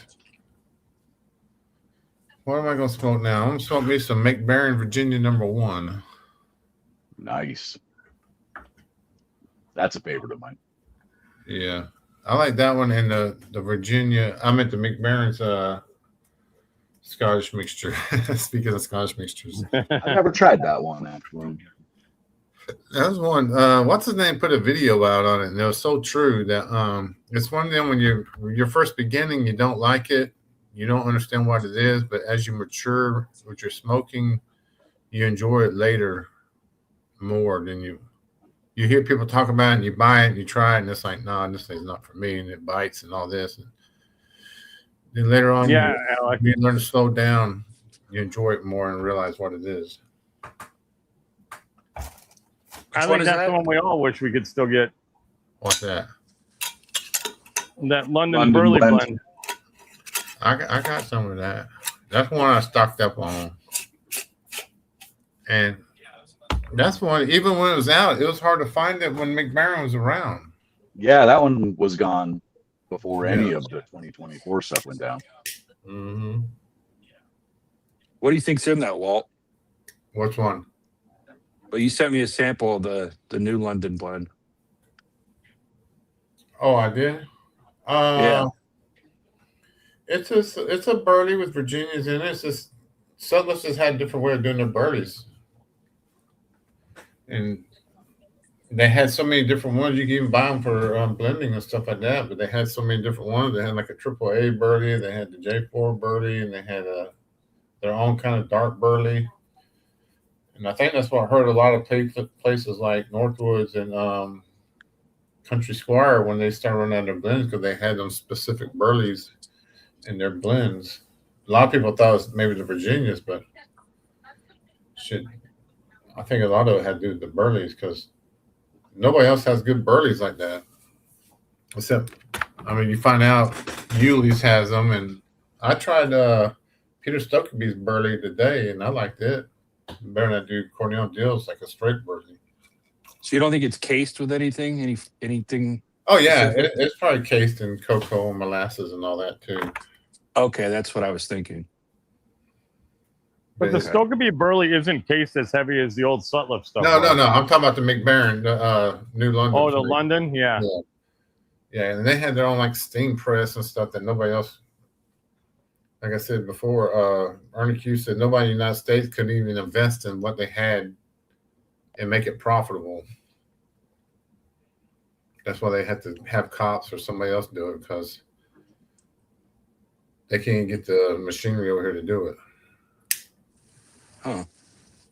To make them smooth birdie flakes and like the Wessex makes, and cobblestone. To me, like cobblestone hiking, Wessex, and the new London Flakes, and H&H, of course. But those are like the 4 best burleys there were at one time. You forget about Solani, or did you say Solani? No, but Solani's still available, really. Yeah. But no, I don't put it up as the best because it's still available. You're right. It's one of the good ones. But they're all made in that same process. You know what I mean? Whatever machinery they use to press that with the steam and pressing and all that. Or even Watch City has to have it ordered from over there to be done. What's up, Tom? What do you think, Jeffrey? What do you think about the best burleys that you enjoy? My burley flake experience is extremely limited. I enjoy burley blends, but I haven't gotten into the flakes much. I bought them. I haven't cracked them open yet, so I'm still yet to delve into that. Them.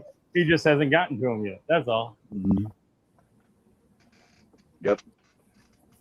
Luke, sir, I got some Yuli's I'll bring some. And I got some Perfection plug. I'll bring some of that. They're both good. But if you call them, they have it. According to Gary, if you call them, they have it. They just haven't had it on the website. Yeah, I should almost have you guys buy it and then bring it to Columbus. Yeah, it'll be cheaper than me buying it. Yeah, I was gonna say it'd be cheaper for you to send it to me, and I just bring it with me.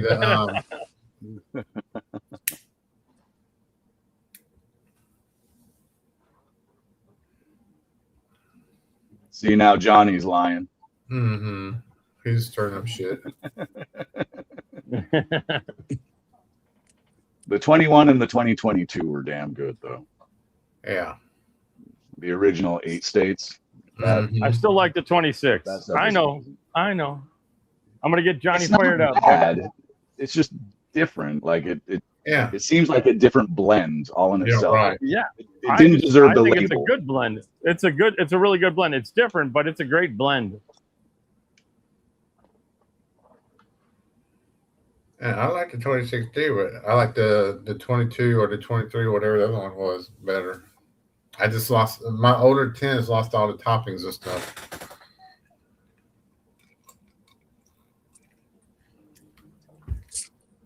Ray likes the old Stokeby cube cut. I haven't got the cube cut now. Cube cups, to me, a lot of them, because I hear, as much as I complain about LJ Paredes burleys, I heard their cube cups are real good. The 333 or whatever it's called is a real good blend. Yeah, you go ahead and buy it. I'm not touching it. I'm not buying it. I'll wait till somebody at the Pie Club has some and I'll sample theirs. But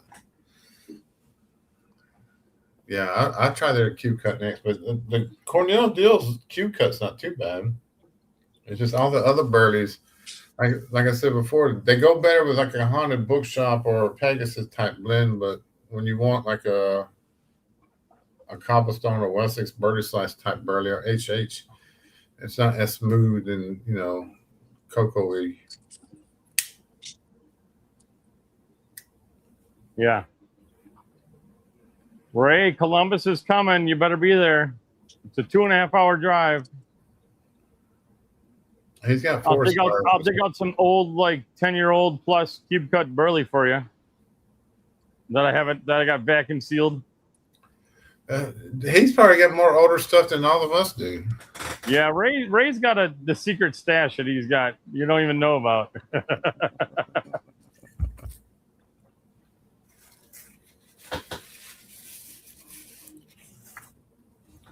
333 is garbage. Okay, so that confirms that. I'm not an LJ Peretti fan on their burleys. Now I do like their I like the London Flake and I like the Teskin or whatever Balkan they make. But nothing else out of them rounds I liked. League, you just got to get yourself a free airline ticket out there to Columbus, Ohio. We'll see you on the 7th and 8th. Yeah.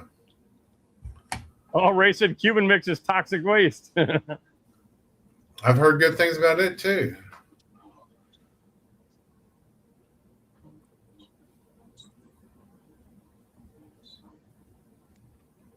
Mm.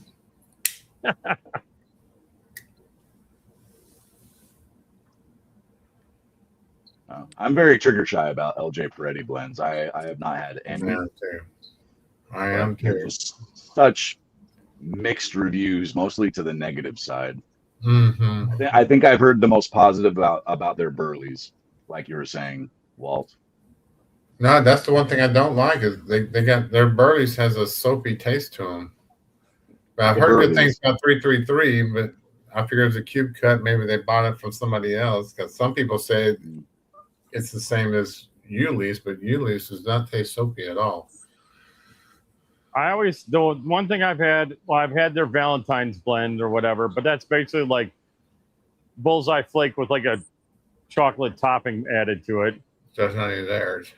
Luxor says their London flake is good, so that's their Virginia flake. Yeah, it is good. I like it. I always tell people when they're like, well, what should I get from there? I said the only thing I can tell you to recommend would be that Tashkent from them. That's the only one that I've had that's been decent. Tashkent. Don't buy the Thanksgiving Day, and unless you just really want to gamble on something wrapped in cellophane and have it sent to you dry. Do they try to do some sort of a Lakeland thing? Is that where the soapiness is coming from? It tastes like a soapy Lakeland, but I don't know why it's on all their burleys. It's on like every burley blend. Yeah, they don't claim, they don't advertise it. It's just there. But people love it. There's some people who love their burleys and say they make the best. So maybe it's what you start with, and then you just like it from there on. Been in business a long time, so. Mm-hmm. Yeah, but I don't know when that started either. They started adding the soapiness to it. What component is that? What causes that? Mm-hmm. I have no idea. That's what you're just saying. We don't know. Just speculating. Some weird topping, the dish soap or something they top it with.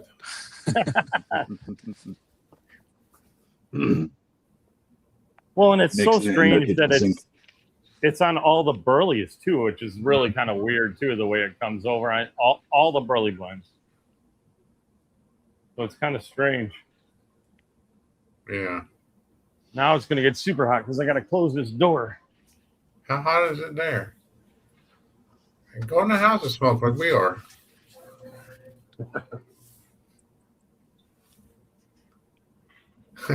Johnny said they top it with Dawn. It kind of lemon fresh Dawn is the topping. No, there's no lemon. It's like that potpourri, grandma's potpourri. I always heard dish soap, and that nailed it for me when I heard dish soap.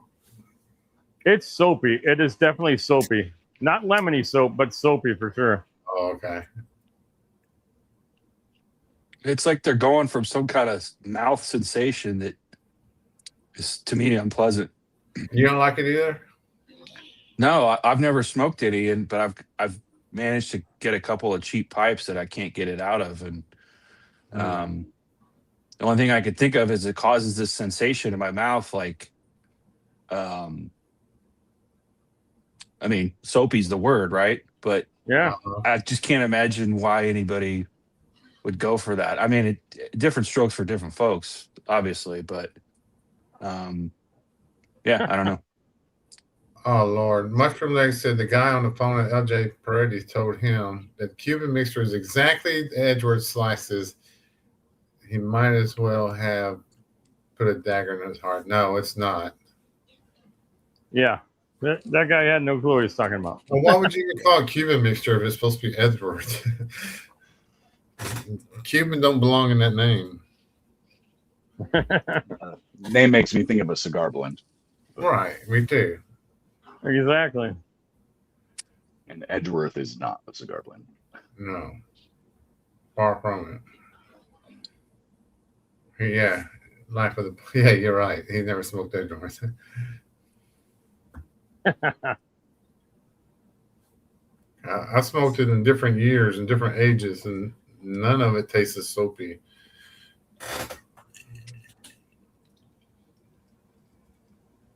Yeah. And I smoked all the matches.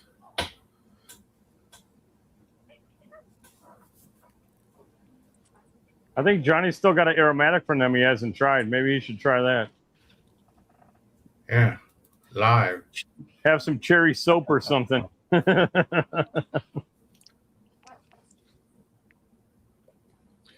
Someone must have sent it to him because he don't care for burleys that much. So I don't even know why he would order a burley from them. He just doesn't like any of the burleys with like the anise and that kind of stuff. He likes that Yuli's 00. He really likes that. Yeah, Johnny loves the Yuli's. He won't like the edge right then. Not that he said he would, but we can call it Schwab's cherry soap yeah, match or something. I'm really gonna have to try the Yuli's. I'm very, very curious. yeah, try it. Papa Bear sent me some. Did he? Yeah. I sent him some. It's good. Pass them here. I'll have to break that open soon. It's the best bulk you can get, in my opinion. Well, and I kind of like the Peter Stokerbees too, but the Yuli's is still the best. And they got one called Perfection Plug that's real good, and there's another one I think called 300. Yuli's 300. That's a good burley. And there's one called Karen Club. It's a kind of an aromatic. It's a good burley too. But their same burley has to be their their base in all of them. But he had one called White Burley or something that he didn't care for, but I haven't tried that one.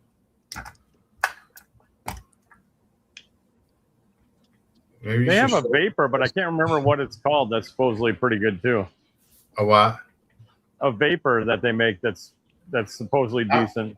I want to eventually go through more of their blends. And Fort Knox still has a lot of blends I haven't tried. I want to go through all theirs eventually. Well, there you go. There's Doc's breakdown on burleys. Eight State Burley is awesome. Yuli's is fantastic. Burley Morning Pipe and Burley Morning is awesome. It's just hard to find a burley I like. Yeah. John, are you partial to the old Burley Morning Pipe, or are you okay with the newer versions? I like the older Burley Morning Pipe. I never tried Burlier Morning Pipe. Oh, I kind of like the burlier morning pipe. I like them both, but the burlier morning pipe is just a little bit less sweet. It's more the burley comes out a little bit more, so that's why I kind of like that one. It's the same notes and flavoring, but it's just more burley forward. Really, is to me that's how easiest way for me to sum it up. But the older burlier morning used to be more of it had like more of a coffee taste to it. And it was, for a while, it was a perfect one. Well, that's like the one that I got. You know how they do the what's the one-off ones that he calls it, and they had one that was just called like Cup of Joe or something like that. Yeah. So it was. Yeah, I got that one too. And it was good, where it was literally just like a black coffee burley, basically. Mm-hmm. Yeah, it was pretty decent. The white label ones, I forget what you call them, but yeah, I know what you mean.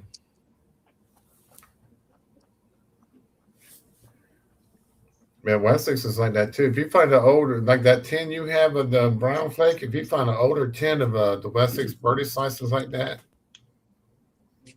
you'll love it.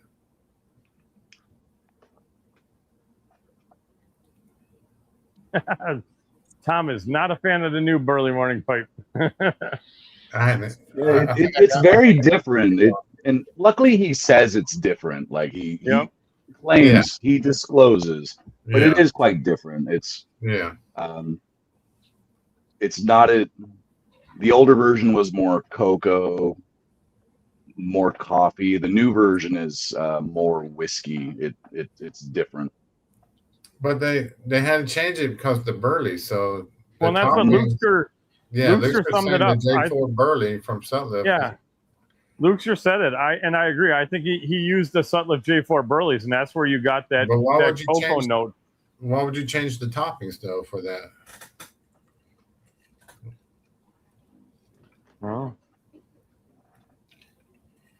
Or casings. The newer early morning pipe, the 2024 to current, I like them a little better pressed. If you just press some for a couple of weeks in a spaghetti press, it kind of melds the flavors a little better. Yeah, I'm gonna try that with the rest of mine. I saw your videos on that. I talked about spraying it down with a little bit of coffee and then pressing it, drying it out. Papa Bear hooked me up with another 2 ounces of the 2024, so I'll probably get a new pressing going on here shortly. I do prefer a press. I'm gonna grab another blend. Yeah, your other one wasn't a blend; it was a component. Yeah, no, that's a good bowl. I'll be right back. It was a good bowl, but it wasn't a blend. He's buzzing. He's buzzing. Yeah. Yeah, you sit down for a little bit. It wakes you up. Or it'll put you right down, either way. Yeah. That's the thing. I got one of those blends from Big John at Nile 9, and it was a Virginia blend he made. But he was very open about it. He's like, there's something about it. I don't know what it is. He's like, but this one will wake you right up. He's like, it'll kick you in the pants. And sure enough, it does. For a Virginia blend, I've never had a stronger Virginia blend in my life, but it's so great. I would have that in the morning with some coffee, and man, I would be awake and ready to go. Do you smoke it all? Almost. I've been rationing it, but it's so good. Is it the one with the bird on it? The red bird? I don't know. It's not the Aberdeen flake. Okay.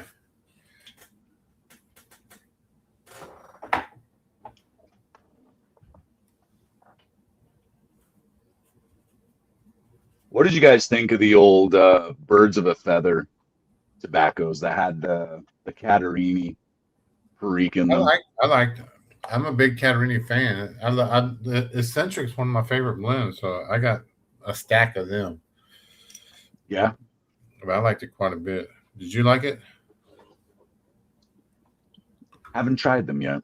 So I picked up some Paradoxical in Washington, and then locally, my B&M has one of the other ones. I thought I had it close by. I bought Uno, the first one, when they first come out. I remember when the series came out, I was working in Asheville, so they had a pipe place up there at B&B's. So I bought Uno, I think Paradoxical, maybe the second one that came out, like the green tin. I had it. I got the yellow one. Oh, the yellow one was the first one. The green one was the second one. And then I forgot what the order was after that. But once I tasted the Eccentric, I loved it. It had a nice, it was a good, smooth, robust blend. So I bought a shitload of it and stacked up on it. But the rest of them I can do without. I went through the whole series, and I think I gave the rest of them away. But I would have sent you some if I knew you hadn't tried them. But the other one was the yellow one. I forget the Cardinal. The one with the Cardinal one. It was pretty good too. I think Johnny's going to have to call up there and call in a favor for his buddy up there in Washington and get some of that capstan gold that you guys found up there at that little honey hole. It was 110. It was only 110. Maybe they had some more. I can't remember. Donnie would definitely remember. I actually found a tin down here too and bought it. But it was his last one as well. So B&M's been digging out through his warehouse, and he's found some crazy old Sutliff stock and everything. Picked up some Timeless. Oh, I hadn't tried that one. I thought that was a Missouri Meerschaum one. Yeah, I thought I had everything right here. Oh, there it is.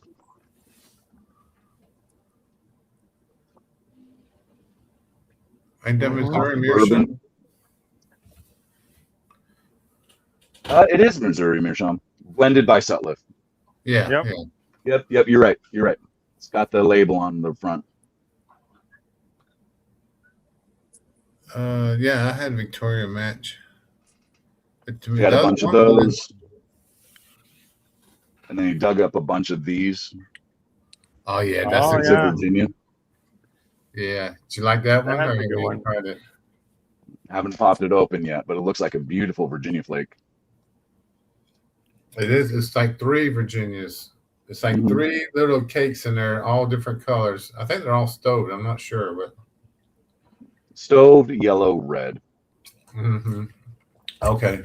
So Yeah. those will be fun to pop open. And I didn't know how to smoke it, so I guess I started with 1 and rubbed some off of it. And I think I only got the 2 of them. I never smoked it anymore, but somebody brought me a 10 at Milltown. But yeah, prices in Florida, not cheap. Yep. Cheaper than Wisconsin. No, it's about the Cheaper same, than probably. Washington too, but still. You'd think for a red state it would be a problem, but you know. Mm-hmm. And where, cigars originally started coming into the States from. Yeah. Cigars aren't a problem. They're treated differently here. Yeah, that's the part that kills me. It's pennies on the dollar for a cigar to tax, but pipe tobacco, nope. Straight percentage of MSRP, basically. Mm. Yep. That's crazy.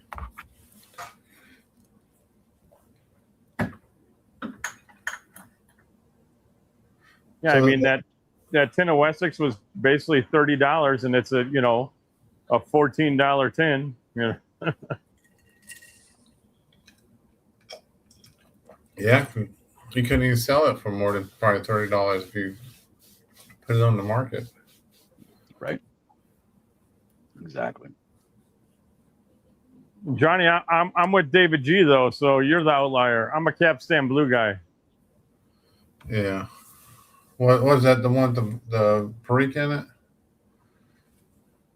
Because Johnny's all Capstan Gold, and I'm Capstan Blue. I like both of them, but not crazy about either one of them. I guess I'm crazy about it because I bought some, but I don't find a hankering for it. As far as Virginia. I love you too, Johnny.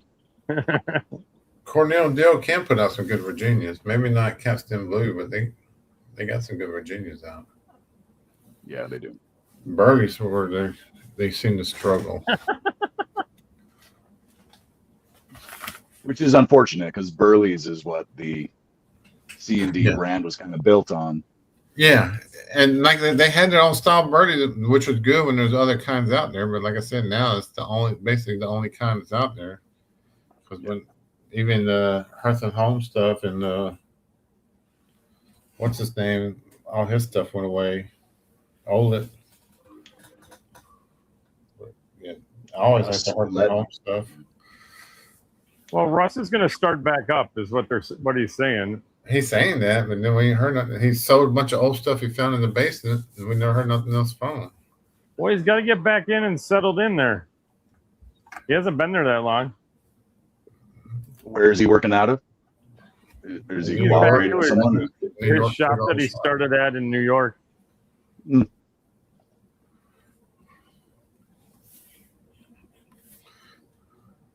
Maybe. Besides, well, we're going to be able to smoke that stuff in Columbus at the Slow Smoke. Yeah, I got some of that. And that is a good smoke. I'll smoke it too fast because I like it so much. Take Walt with you.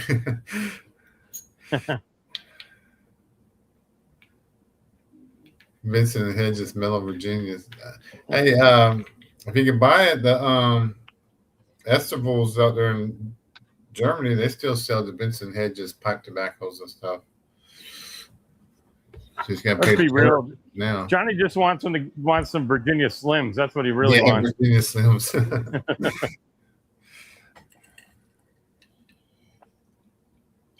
I beat you to it, Lukester.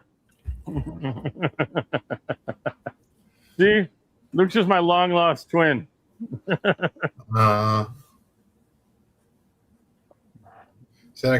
wants to know you're smoking. Yeah, it's a Country Gin. It's a Eaton with a Huck Finn stem on it, like a longer stem. Oh, And I okay. loaded it with PD. Oh, that's a good one, Good too. choice. Yeah. Yeah, I really enjoyed it. Let's see what else next. Gonna be heading up to Myrtle Beach in September. Looking forward to visiting the Low Country store. Oh yeah. Probably Nice, come yeah. back with a nice stock. Send pictures when you do that and take orders. I'll send you cash if they, not cash, but I'll send you money. They have some of the limited release stuff, and they have the natural Virginia because it's been sold out on smoking pipes for a while. Has it? Cool. Yeah. Yeah. Email me. Yeah. I'm not familiar with their stuff. I've heard all of their blending components, or just their, their regular bulk blends are great blending components in themselves. They are. Very curious. Well, they got a Virginia Burley that's natural. That's a pretty good one, and a Virginia Oriental one, and the natural Virginia. The other ones I haven't tried. Yeah, that'll be a fun trip. Looking forward to that. Oh yeah, imagine. Yeah. When would that be? You said the beginning of September? End of September. Yeah, we'll get my daughter off to college at the end of August, and then we're planning our first empty nester trip for the end of Nice. September. Okay. I'll be out of town that weekend. I try to make it down there, but that's we have our reunion, Marine Corps reunion on Labor Day weekend.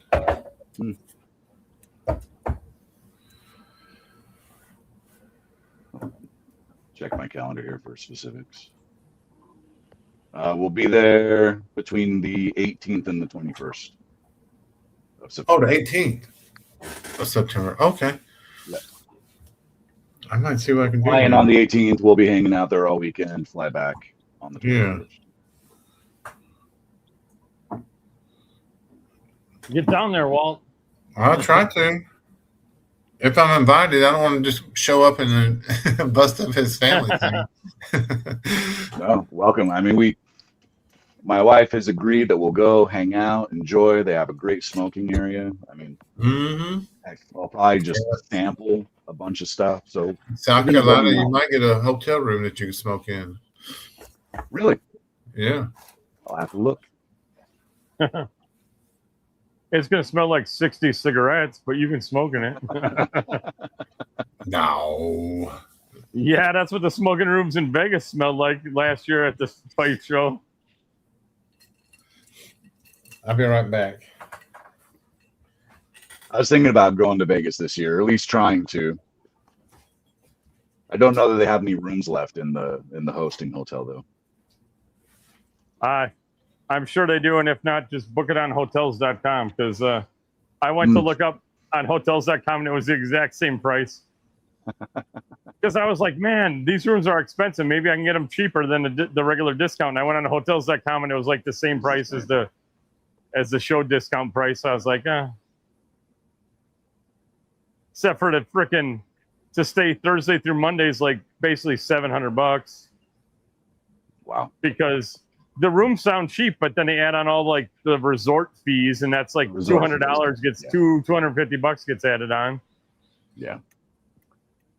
Yeah. Unless you're a high roller at the casino, you're going to be paying for it.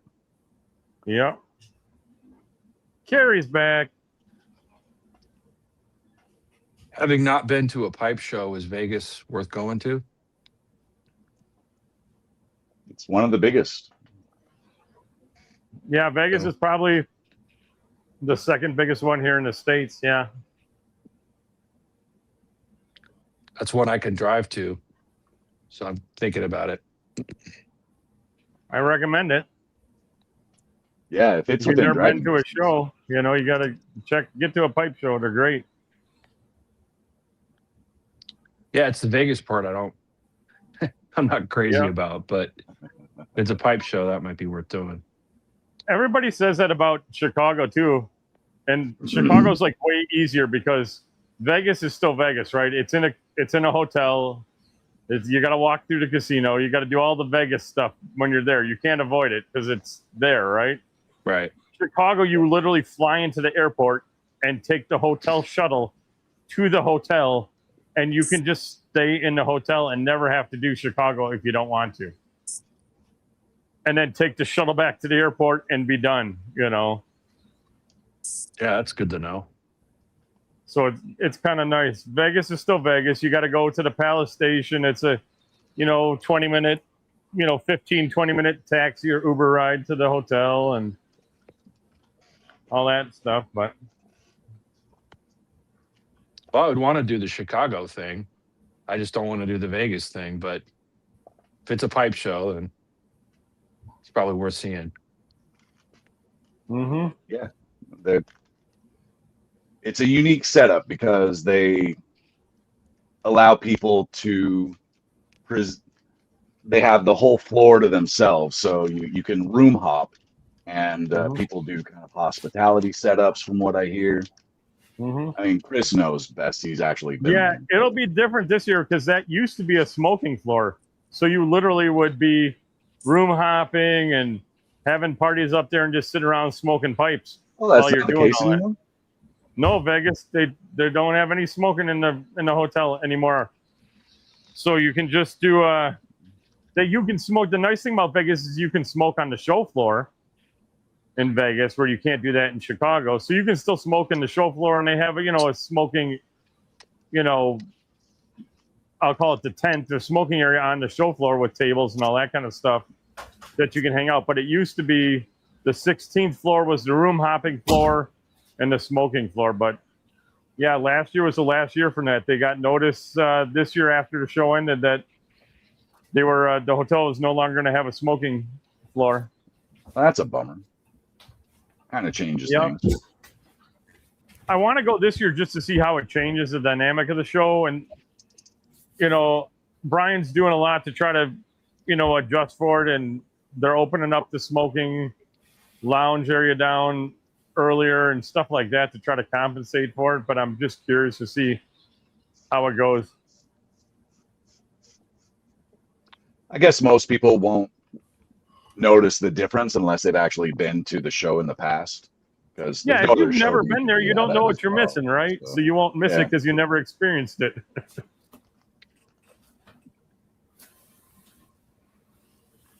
But it is nice to be able to walk around and smoke your pipe as you're browsing the stuff on the show floor too. It's kind of a fun thing to do. All right. Well, I'm loading up your new Midnight Yard. Okay. There you go. Those your adjustments. Your critique on the adjustments on that one. Smells. That's the one that Manners likes too, isn't it? Yeah, he Walt? loved it. He liked it, but Carrie liked it. Yeah, that's what you just said. Hey, you sent me some. I don't know what version it is. I thought it was The good. the newer one. Everything I sent out recently. Okay. If it had a name to it, it's been recent. Some of the older Gotcha. stuff I sent out had a number next to it. And people say, "Oh, I like number 2," and I'm like, you know what? I don't have that paper no more, so I don't remember what number 2 was. Shit. Oh no, you lost it. That sucks. Yeah.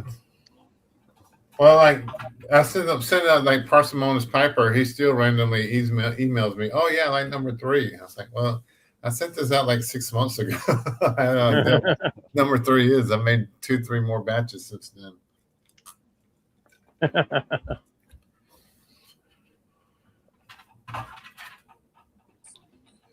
I want to smoke some Thyborg and Trayer's Special Brown Flake. I've been enjoying that cut blended plug. That's a good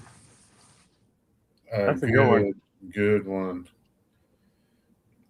And I thought it was kind of a secret, but it's sold out all the time, so it's not as much of a secret as I thought it was. But yeah, all the Virginias are good. I found out it's more of a Navy plug. Their vintage is good. The Which one did you say you had? The red labeled one? The cut blended plug, that's the red labeled one. And then there's another one with a weird, different name, and it's a good one too. Virginia cut plug or something. That's pretty darn good. This is pretty damp though. It's gonna have to dry out a minute.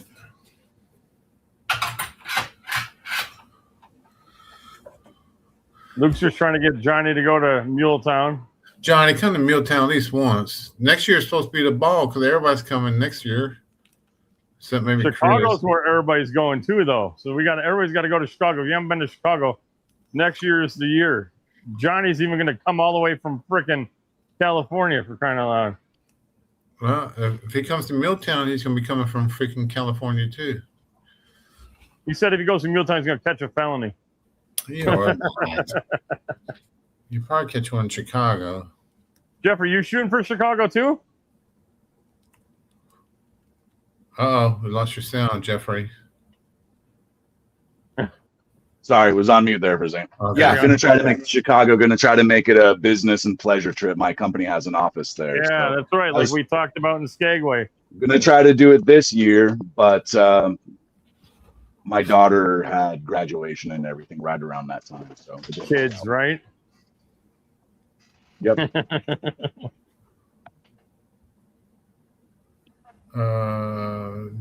David likes the 569 blend. That's a good blend. This one. Tom, it was David G that was looking for Aristocob inserts. He was giving Walt a hard time. Yeah, he burns through them too fast, Tom. So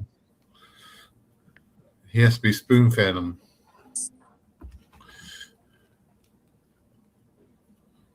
He runs 10 bowls a day through them. He got the pipe. The same day he got the pipe, he asked if I had any more of the inserts. I was like, David, did you already burn through one of them? He's no, not yet, but I want to be stocked. Yeah, I got plenty of the inserts though. Johnny, you can't have heart palpitations from it coming out of his pores until you actually experience David G in person, brother. Yeah.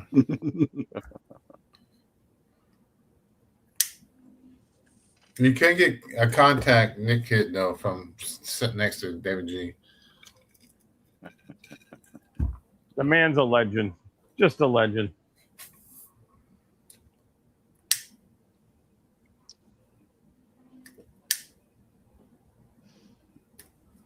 What do you think, Jeffrey? Is it sweeter? it is.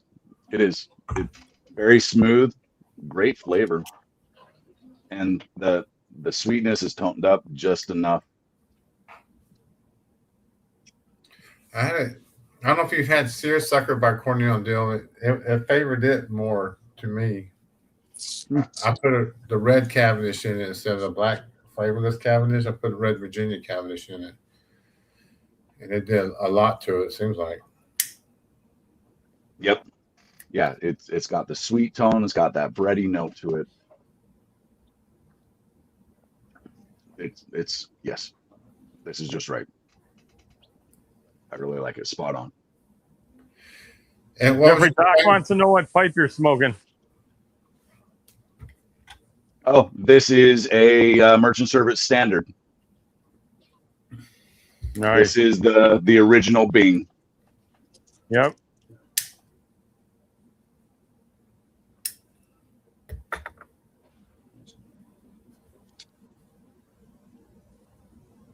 I did hear that if you're looking for emergent service pipe and you want something other than that, like if you want to get a Lovat, if you come across one, grab it.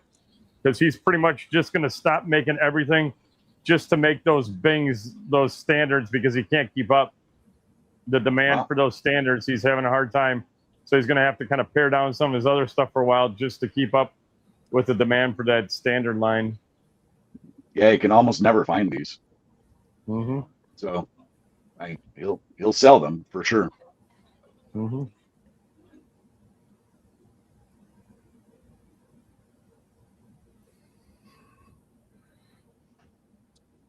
John said he's been looking for one for years. But he has a Levant. Johnny, are you picky or you take anyone? It doesn't matter what kind of finish. You just want one? Or is there a particular finish you're looking for?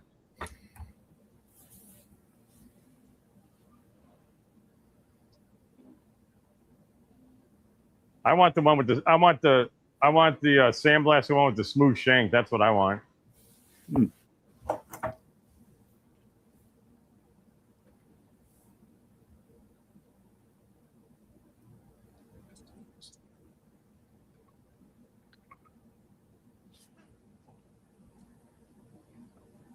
And it turns some lights on or something. Yeah, it's getting dark out there. Yeah.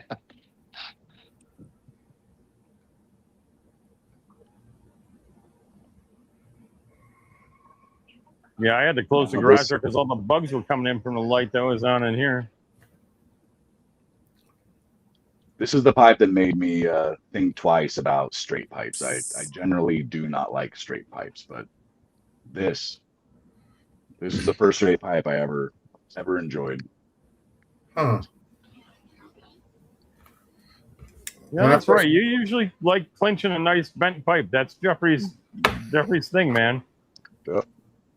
Now that I think about all the videos I watch, there's always that pipe just hanging. Yep. Always a bent.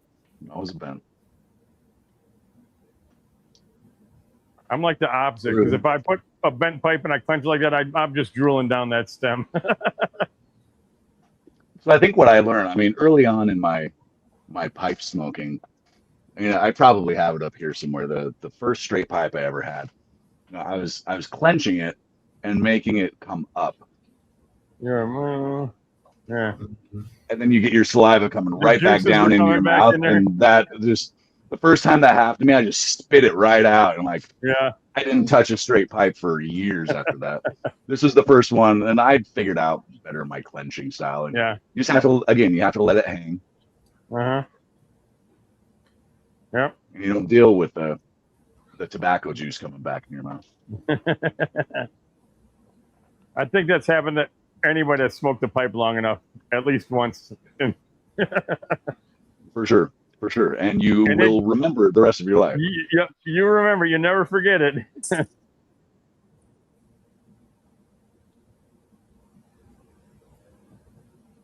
Scary. Yep. Tobacco juice. Yeah, Carrie knows. Rite of passage. Mm-hmm. Johnny said he wants a dark finish, Chris. All right. Smooth with the dark contrast. Yeah, that's what my Levada is. It's a beautiful finish.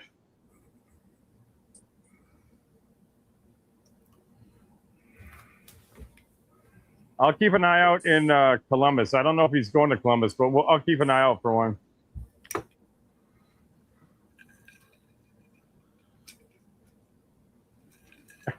That's great.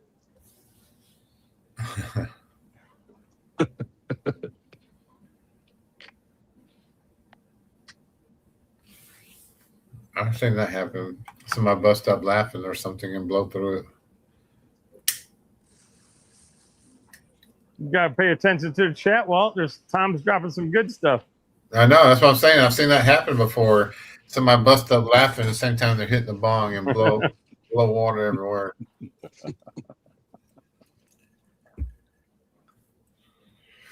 Otherwise, Johnny, Walt and Luke Stroll remind me, and I'll talk to Davis, because I know he talks to Greg a lot, and I'll try to get a time frame on them, or see if I can get one, through some back channels or something. Before he sends them out to all the retailers whenever he's doing a restock. Don't drag me and Lukester into it. You done told Johnny you're gonna get him one. He's still you mad gotta be about nice to Johnny. He's sensitive. He's still mad about the last piping to get him. We don't want him getting all worked up. There's manners. Hitting the bong. Wesley Pipes. And Robert's back. Robert. That big hurt. Tom's looking for one too, Chris. Yeah, look for one right. for Tom too. Are you as picky about the color, Tom, or would you take a rusticated one?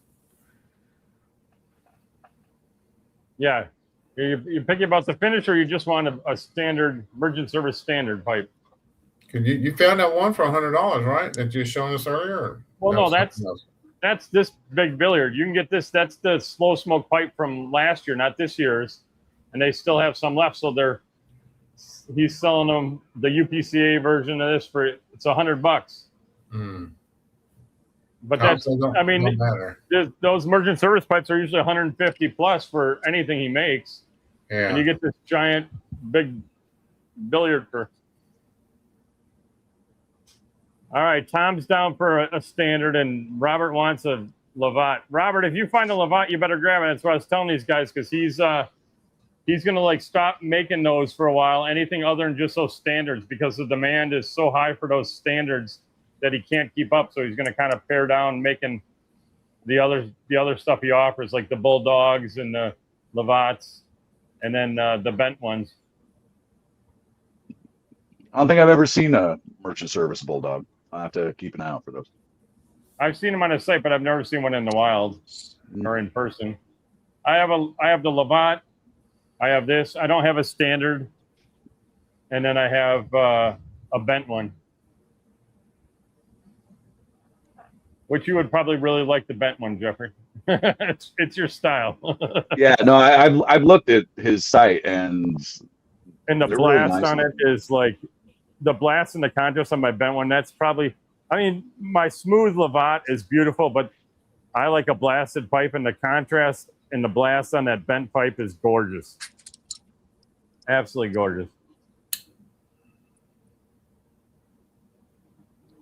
Speaking of gorgeous blasts, Walt, this Dottle and Briar, I mean, the texture on that is incredible. Mm-hmm. I mean, the fit and finish that he puts on these things is. I'm excited to start breaking that one in. You haven't yet?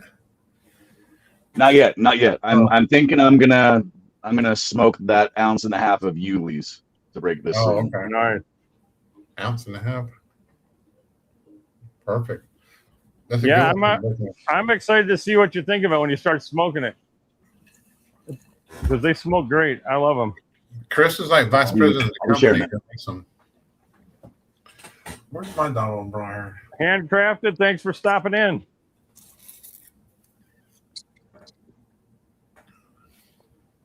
Hey, handcrafted. That's Man, so we got to find I got to find a Lovat and basically like 3 standards. You writing this down? Yeah. You and Luke are writing it down for me. I'm going to get to the show. I have like a laundry list of stuff I already got to do at the show, and I said I wasn't going to do anything other than just smoke and hang out. Yeah, hang out with me and Luke. Yeah, like that's awesome, man. He keeps trying to get me to come out there, but the cost of that room, man, when I add the room and the airfare, man, that's a pricey ticket for me to get out to Vegas.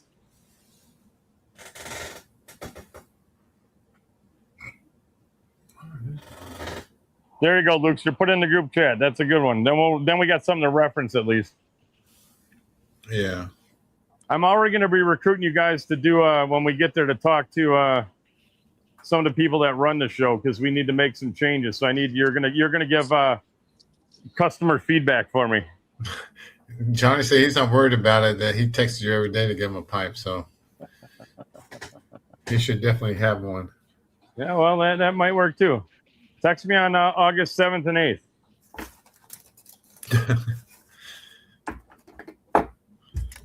Yeah, who's going to do the live stream when we're gone?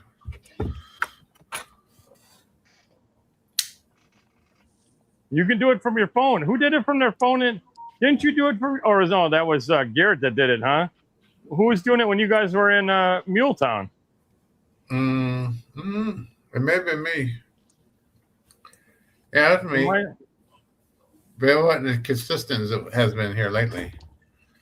Well, it should be easy because we can just use like the hotel Wi-Fi. Yeah.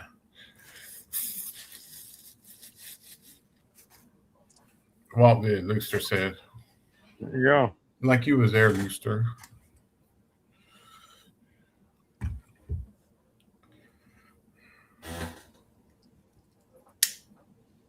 I'm leaving at like 3 a.m. that day to get there on Friday. Are you gonna get there Friday and stay Saturday night and leave Sunday, or what? Yeah, I'll be there Friday night and Saturday night. Leave Sunday. Is your wife coming too? Nope. She got to work. My wife may be the only wife there then.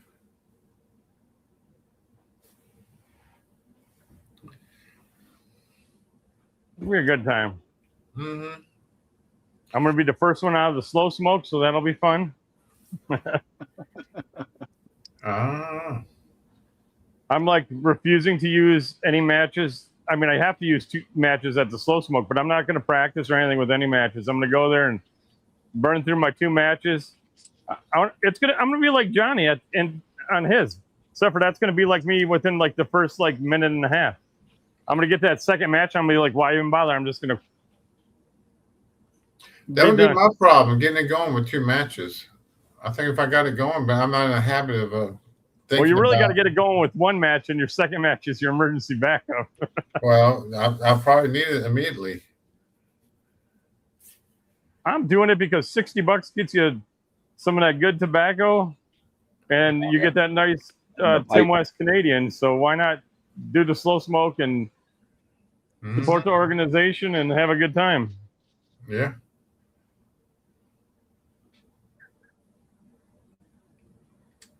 Yeah, Luke's going to go back on Friday or go back on Saturday.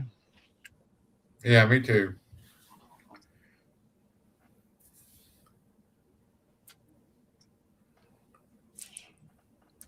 Well, then you guys better get there early enough on Friday to make a night of it. I don't know if I can, cause I gotta see what's going on at the time, but I'll probably driving up there Friday.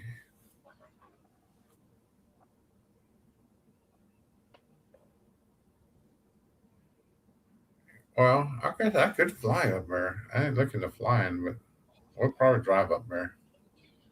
I'm just getting up early because the guy I'm going with, he's tabling, so he wants to get there early. He's going to do the slow smoke, and then we got to help.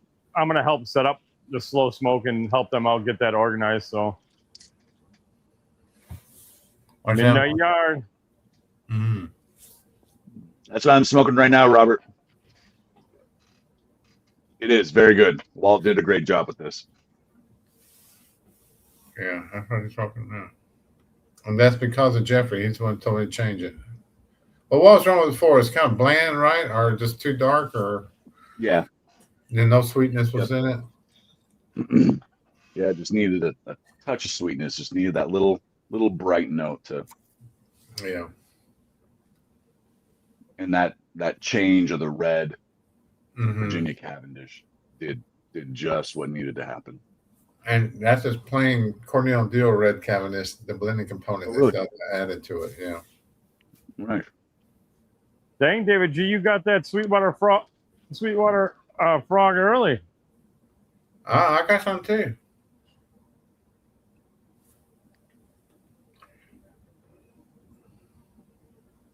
Yeah, all Garrett's stuff is real good too. If you haven't tried none of it.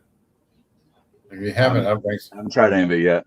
Yeah, I got those 2 blends in this, but man, those are more that I haven't gotten to this week because it's been so hot. So they've been sitting.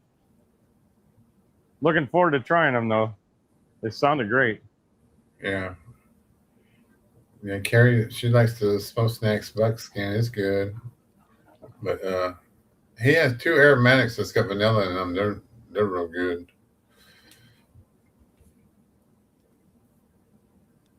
And he's another one that don't like Virginia, so none of his blends has Virginias in them. It's all Latakia, Burley, and Dark Fire, Cigar Leaf.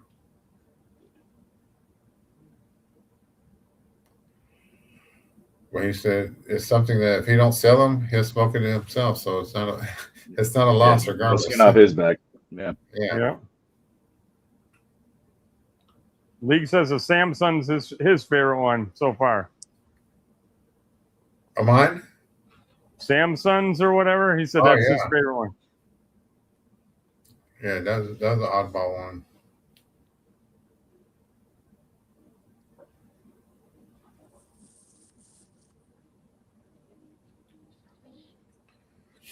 I forgot what I said I was smoking. What did I say I was smoking? Like Weren't you Barons? smoking? Didn't you go and have paradoxical or something? Weren't you digging out one of those birds of a feather to smoke? No, I didn't do that. It maybe still been McBaron's number one. Oh, you did. Yeah, you did number one. That's what you dug Yeah, out. the Virginia number one. Yeah. I just cleaned this pipe, so it's got a little bit of a taste to it. This is a medical, one of the medical radiator pipes. Oh wow. Actually, it's not one of the. I have some other ones that's kind of coated. You know, it's got the flaky metal, whatever on them, and this is like a true aluminum one.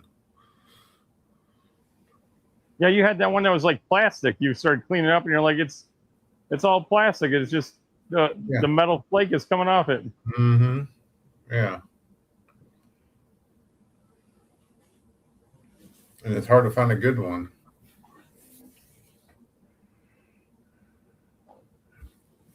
Enjoy snuff. Jeffrey, I subbed to your channel today. Very cool video.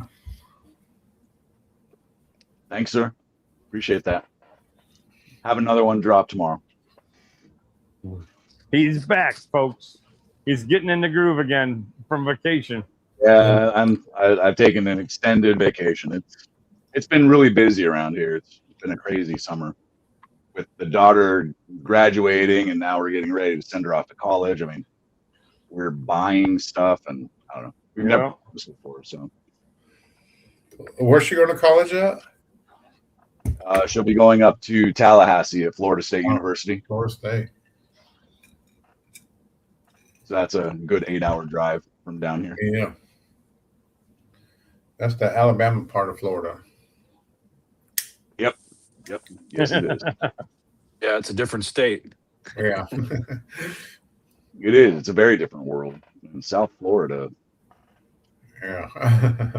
North Florida is the South. South Florida is. It's something different. Yeah. South Florida is Florida. And Florida is unique. In all aspects. I would even say Central Florida is different too. Yeah. Yeah. Oh, They don't definitely. get to enjoy the beaches as much as everybody else does. They're just stuck in the middle. I worked a job one time, and people lived in cylinder block houses. The outside finish was just a cylinder block finish. Mm-hmm. Hurricane proof. Mm-hmm.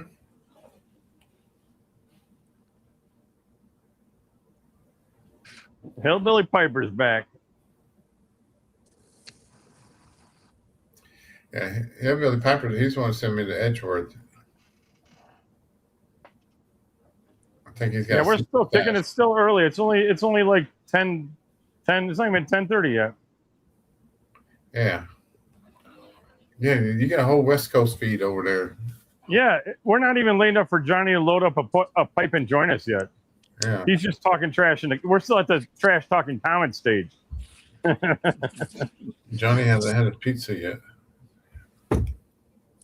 Hey, Urban Hermit. Carrie, He's got like the Midnight Orchard going. I'm enjoying that blend. I think I know because I have another 10 of it. I can enjoy it more than I can the other one.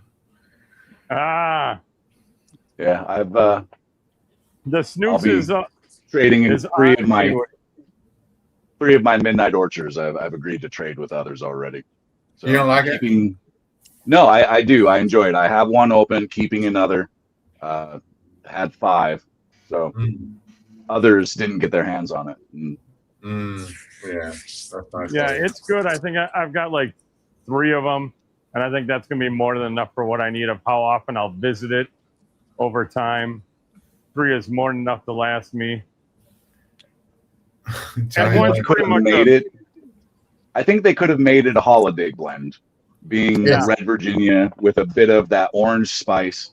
So the fact that they released it early makes me hopeful that they'll be doing another release of the blend they did last year, and the name of it's evading me at the moment. Oh, We Three Kings. That's gonna take. No, the Red Virginia. Oh, Carolina Christmas. No, that was the Low Country. Yeah, Low Country Carolina. I like Low Country Carolina. I would love if they came out with that again. That's the one I really want to come back. You know, it'll probably be like Fires on the Levee. Oh yeah, Fires on the Levee. Would love for them to do another release of Fires on the Levee. It's probably gonna be like Corncob Pipe and a Button Nose. That one's due to come back. It's been a while. It's gonna be a 2-year one. Probably Fires on the Levee. It might be every 2 years, like 8th State. That'll probably go into rotation. But it is a great. Surprised how early in the season the Red Virginias come out. Usually the Red Virginias are kind of a fall thing, but they're coming out in the summer this year. Mm-hmm. Well, rumor has it that Sun Bear is going to come out here by the end of the month. Yeah. Sun Bear's and coming out. and as far as like a rumor has it, as in like they were tinning it up this week. So nice. And it's Any bourbon, idea what honey in kind a of bourbon barrel. Okay. Yeah. Is that for real? Because I've seen a weird post about that, but nobody else. Yeah. Because then the guy was like, "Oh, this was last year's." Yeah, but the guy that made the original post, he works on the production line at Cornell and Deal. That's a legit post. The guy that, when you asked what flavor it was or what it was going to be, he was talking about last year's. That's why I told him, like, no, that was last year's blend. Okay. Oh, we got the Palmyra products. Palmyra Johnny in the chat. What's up, Johnny, my brother? Welcome aboard. Dude, I'm telling you guys, don't, just because he's in Canada, that is a site you got to watch. He gets amazing estates in at great prices. Yes, he does. Awesome. Somebody go buy that Stanwell. I'm going to have to dip out. It's getting too buggy here. Okay. All right, Links. Thanks for stopping in, brother. See you, Links. Yeah, good to see y'all. Thank you. Yeah, good night, my man. Adios. Adios. Adios, mijos. See, Hillbilly Piper heard the same thing. Oh, good. So it's, say it again. It's the honey is in the bourbon barrel. Bourbon barrels. Bourbon barrel, yeah. What was last year? It was in tequila. That was the Navy cask. I know, but it was. So that was the rum and tequila. Oh, it was the honey was in rum barrels or something. Yeah, like that. with the tequila and with a little bit of tequila to it.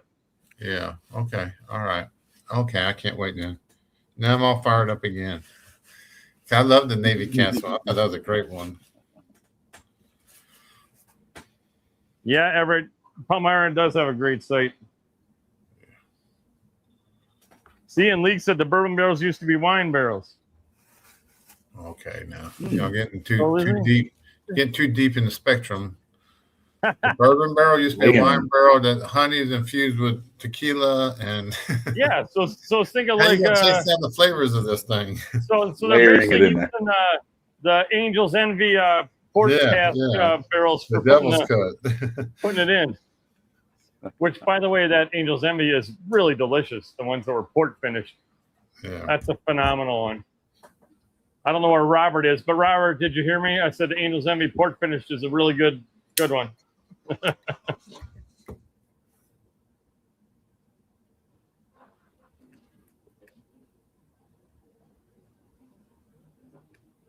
Bourbon has to be in a new barrel, so wine comes second. Luster said. Luster's actually the bourbon expert.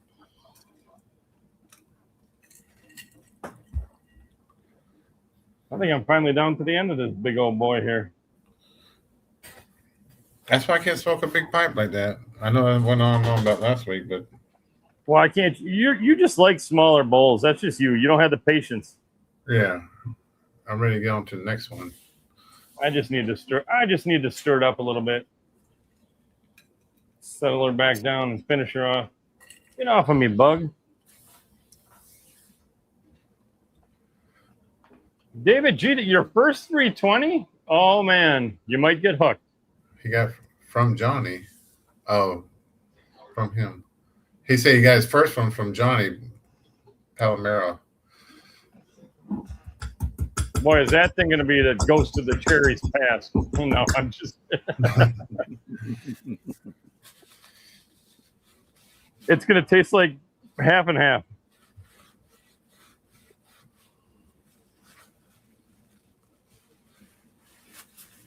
I do. 320 is great. Just, it's a comfortable ass pipe to hang on to.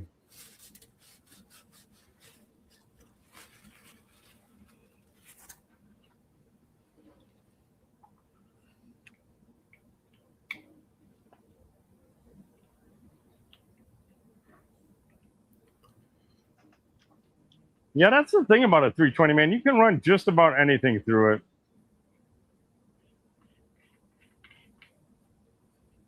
I do. I'm with you, Kerry, though. I do like my 320s for running English blends through. Or anything. I like running like Firebird through it too. Anything that's got a bunch of components is real good in it. Just because of that bowl profile.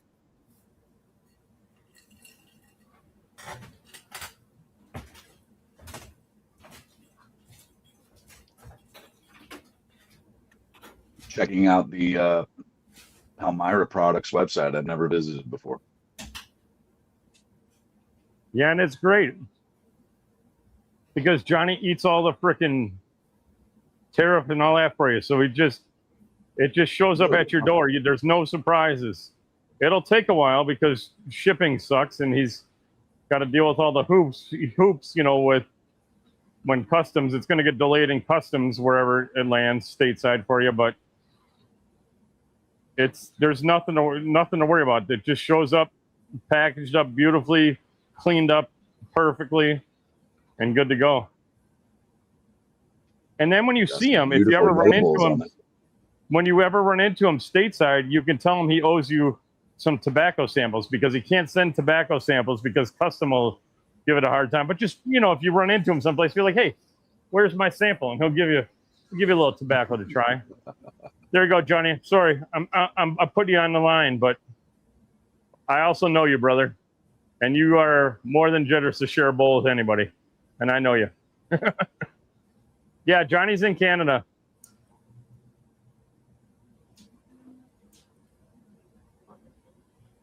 Beautiful selection. Wow. Yeah, he gets some real nice stuff in. And like I said, he cleans them up really nice.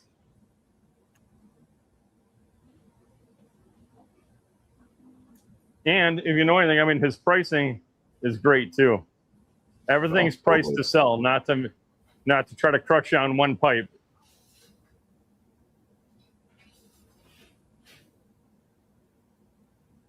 Even the new pipes are priced very well. Mm-hmm. They're restored now. Yeah, no, he's giving he doesn't, no more gushing about Johnny. He wants me to get back to the show, folks. Hey, man, I'm telling you, I bought a lot of stuff from the man, and I've had no problems. And of course, I know him when I've met him, so he's my Canadian brother. But lots of, like most of us, you're with all the stuff that went down, you're so afraid to get anything from outside the country because you never know how much you're going to owe when it shows up at your doorstep or anything like that, or what you're going to get.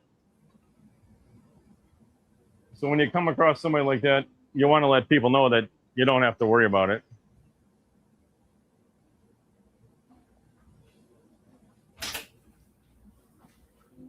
And if anybody wants to buy that beautiful frickin' Stanwell chimney, my pocketbook wallet thanks you.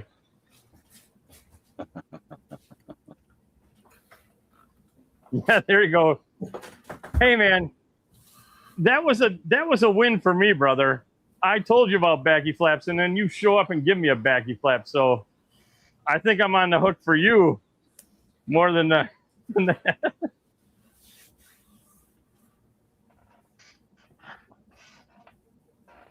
What are you going to smoke now, Walt? I don't know. What am I in the mood for now? I don't know either. What are you smoking? I think I'm going to either move on to the cut blended plug or some King's Watch, but I haven't decided just yet. I wound up stoving my King Watch just to see what it did. Well, mine's been in the How'd garage it for turn like out? I hadn't opened it yet. I stoved it 2 days ago, and I'm letting it set and let it draw the moisture back into it, and I get a sample here soon. Cool. So you did the tin stoving. Nice. Yeah. No, Mine's no, been I had it in a garage jar. stoving. I had it in a jar, and it had dried out. I didn't have it sealed good, so I put some distilled water back in there and then it softened back up, and I'm gonna go ahead and stove it and just see what happens, because a lot of stuff seems to smoke smoother stoved, and so I went and did that. Oh no, Carrie doesn't think she likes the Midnight Orchard. Why? Oh no. How You just far are not you into trying it, Carrie? You're Is it halfway the in yet? bitter? There's a bit of a bitter edge to it about halfway down Yeah. the bowl. I can see that being a little turn off. Is that what it is, Carrie? And it's We've your reached first that bite. point of the night. There it is. What? Johnny from California, from Burbank, There he California. is. Carrie, try another pipe first before you boo-hoo it. That means it's the end of the night for you West, for you East Coast. Yeah. Now I can go to bed. It's getting ready for Walt's bedtime now. It is 11:30 here. Yes, it is. Yep, Walt's got to go to bed now. I got one more bowl in me, kid. Oh, it's a wild Friday night for Walt. No, last weekend was shit. I think I was up to about 2 last weekend. Yeah, last weekend was a late one for you for sure. But what are you smoking, Johnny?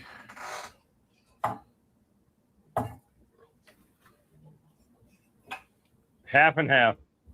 No, he's smoking Carter Hall. That's what Johnny's smoking. He's got to get rid of it. I got 2021 Carolina Red Flake and my Medical Cavalier. Ooh. Ooh. One more time. Carolina Red Flake with Paris. Yeah. With Paris. All Thank right. you. 2025. One more time. Carolina Red Flake with Paris. 2021 and my Medical Cavalier. Okay. One more got time. Is that for me or somebody else? Because I'm missing if it's for That's me. for Chris. Okay. It's for you, Walt. No, I will be putting a Carter Hall in that bad boy. Ah, that was beautiful. Yeah. And guess what? It don't run a pipe cleaner either. But it's got gold on it, so it makes it okay. Exactly. It's new old stock Medico. I'm happy with it.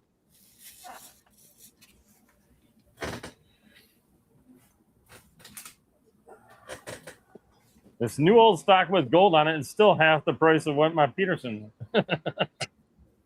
You probably smoke better than all my ADSs.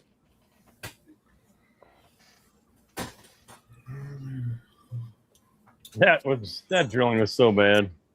That's terrible. I didn't realize that's you that sent that picture I saw, but yeah, that was a terrible. And then got how many people did that picture that got through before they sent it out? It's like, yeah, let's sell this.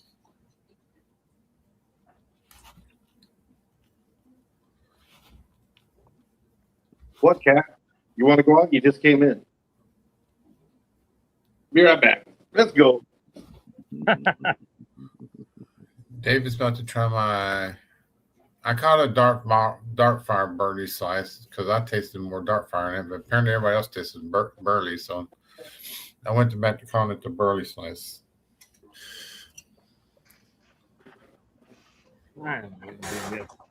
Can y'all hear me? Yeah, so Yeah. yeah, we can hear. Okay. So Carrie confirmed it was bitter halfway down the bowl of the Midnight Orchard. Yeah. It does get a little of that bitterness to it. Mhm. Hey, smoking the smell of the pipe. Like when I was talking about it, when I was smoking, like there's orange, but it's not orange zest. It's the pulpy The white stuff, part of the orange. It's like, pit, yeah. that bitter part of the orange. Some people said the Sunny Delight orange. No, there's no Sunny Delight. It's No, not not sweet. to me either, but I heard people say that. Well, one of the guys on Smoking Pipes said Sunny Delight, and everybody just kind of picked it up and ran with it. They don't know no better. It's them Smoking Pipes boys. I don't Gotta like love them. Got to love them. If it's not Reeves, I don't watch none of the other ones. The chunky guys with the weird beards and mustaches and hats. Oh, you like the Muletown guy. The Hitler.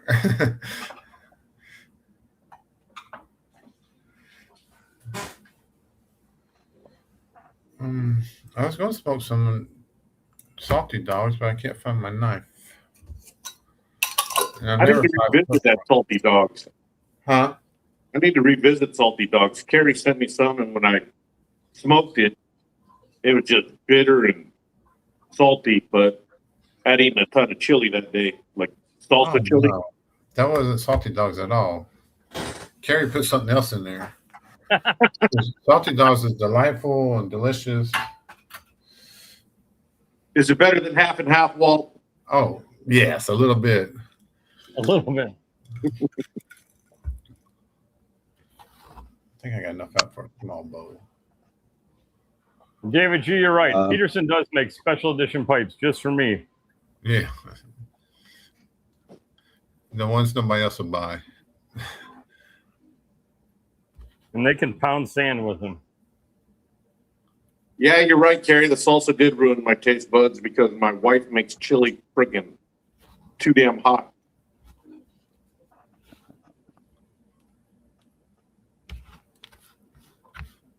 You're sounding old. Complaining about hot chili. Dude, ever since they took my gallbladder out, dude, I cannot eat anything spicy. That'll do it. Yes. All right, I'll give you that one. It's a medical issue. The newest non-alcoholic that I found, hazy IPA. Mm-hmm. Dude, I'm trying to throw them like water. You have to let Alex. Alex always looking for good NA beers. See if he's tried turned me on to a couple of them. He knows most of them. Yeah, he turned me on to a couple of them. So that's good. I'm still waiting for my liver to go down, but evidently drinking wasn't the problem. Mm-hmm. It's still fat. It's the other stuff. It's the stuff they put in our food. Yep. Is Robert still in the chat, or did he leave House of Manners? I don't know. He pops in, he pops out, so I'm not sure. He don't say goodbye. He does the Irish. They call it the Irish hello. He does that. He does a true Irish exit. He went over there to Ireland, and so now he's got it down. Yeah, he's got it down pat. Because I don't know. I think that's the one he was talking about. That merchant service. Yeah. Yeah, I don't smoke this one very often. I just don't dig it. Really? Yeah. I mean, I said it like really, but mine's like brand new, still sitting in the box too. So I'm like, really? Could sell it to Robert. Go for it. Hey, that's what I was thinking. If he can't find one, if I find mine's a dark contrast Lovat, and if I find the dark contrast blasted one, I'd pick that up and sell my smooth in a heartbeat. yeah. Well, I've been looking for the one like Jeffrey's, and when I bought that one, the guy had one, but then he had just sold it, so I bought the Lovat, and then I'm just like, I've had it for almost 2 years now, and I don't know why it just doesn't do it for me. Mm-hmm.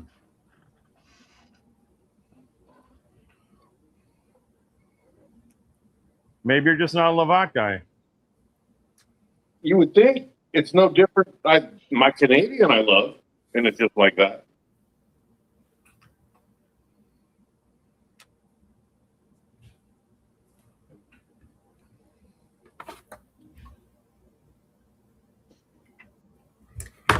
David G, nothing quite like a bowl of 5-pepper chili when you got tongue bite. I imagine. A drink of water sometimes after tongue bite. Well, you got to drink sparkling water when you got tongue bite too. That's a fun one. Yeah, I brush your teeth. Anything with carbonation. Mm-hmm.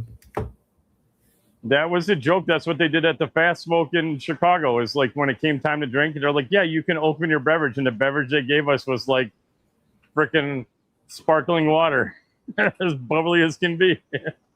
Oh man! So you're just chooching away, roast in your mouth, and here's your drink when you can finally have something to drink, and it's bubbly water. Luke just says Sour Patch Kids are great for it. Yeah, sour.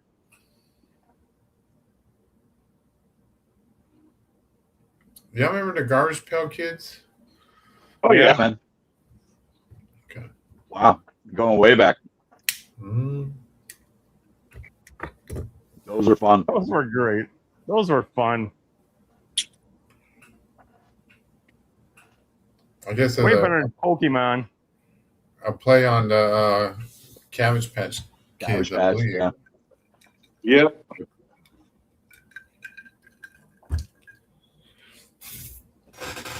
Hey Jeffrey, boom! I got him finally.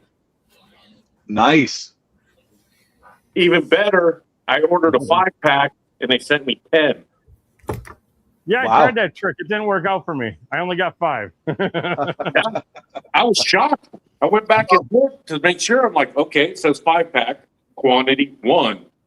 Okay, so I paid, I think, $5.99 for a 5-pack and got 10. Wow, that's a great deal. Usually they're about $2 a piece. I got 10 on eBay for $20. Yeah. Yep.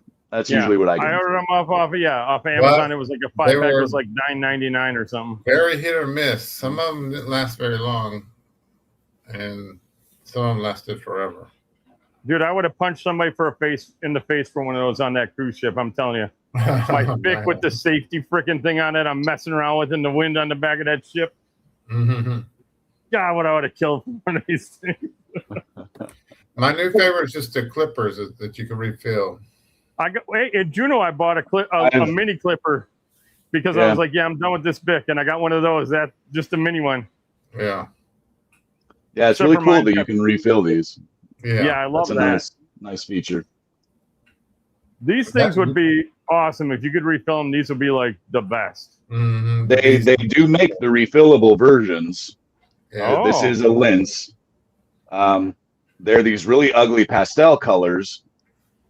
I cannot find them online. I've only been able to find these in my B&M. So, but yeah, they exist.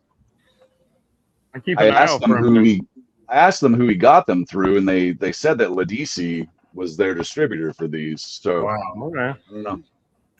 Your next giveaway, Jeffrey, that should be the prize, dude. One of those refillable ones. That's right, a refillable Linz, guys. Yeah. In VR.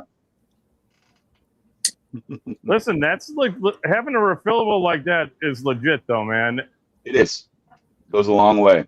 Yeah. These do last a little while, and like you say, well, I've had hit or miss experiences with them as well, but the refillables are regular ones, and every once in a while, which are fine when you're out of the house, but when you depend on it and that's the only thing you have, then it's kind of shitty. But yeah, I just carry 2 with me. I had one in the truck, one in the house, one in the living room, one in the car. Yeah, I bought those big with the one you're talking about, the big with the candle extension thing. Yeah, that's what I used to all use. around. Yeah. I didn't care about the colors. I just grabbed whatever was. I see them. It's like, oh yeah, I might as well grab 2 more of these. Yeah. I bought a 5-pack, multiple colors, so I didn't care either. Freaking. Yeah. But this is nice because with it going down, I could just throw it in my pocket and it doesn't have nothing poking me. Mm-hmm. Yep.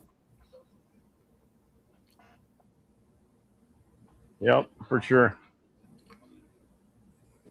Walmart has cheap, reliable lighters. I saw on Ron's channel. I bought 3 of them. Lukester said. Oh yeah, I saw that in Ron's video. That was a big hefty lighter though. Wasn't one of them grill lighters? Yeah. Yeah. Well, I got some of them, but not for my pipes. I do have a weird Zippo pipe. Weird Zippo lighter like that though. It's refillable. There you go, David G. Yeah, I bought one of the Thunderbird Zippo inserts. I haven't pulled it out yet. I'm not a fan of Zippo fluids, so I thought I'd give one of these a try. Yeah. Me too. Yeah, hopefully it has an adjustment. The Zippo butane insert, that thing, man, you can't adjust it in that fling. It's a flamethrower. Yeah. Mine you could at the bottom of the insert. I had a screw on the bottom of the insert. The one I had. Not mine. Nope, not mine either. Yep. Yeah. I'll let you know.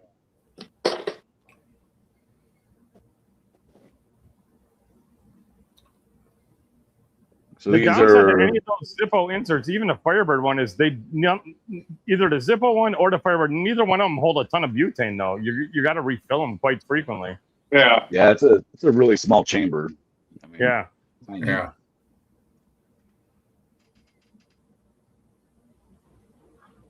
But even with the fuel, I mean, how often are you refilling that because it's just drying Yeah, out? it on you? evaporates off even with the gaskets. Right.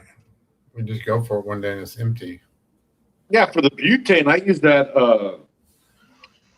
what the hell is it? It's that triple filtered high altitude butane. Yeah. This is Yeah. the only butane I run.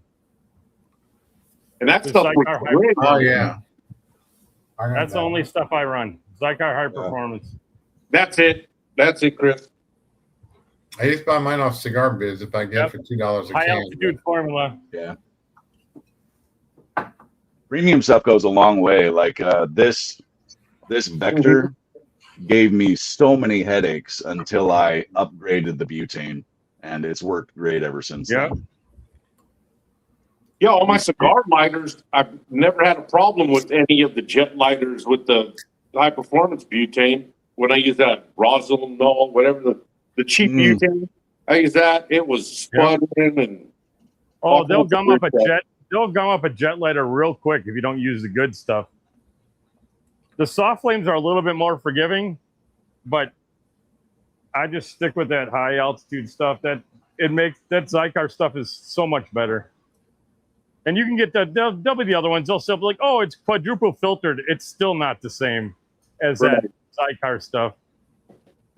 like that the Bugatti friggin' lighter fluid and all that other crap. It's junk.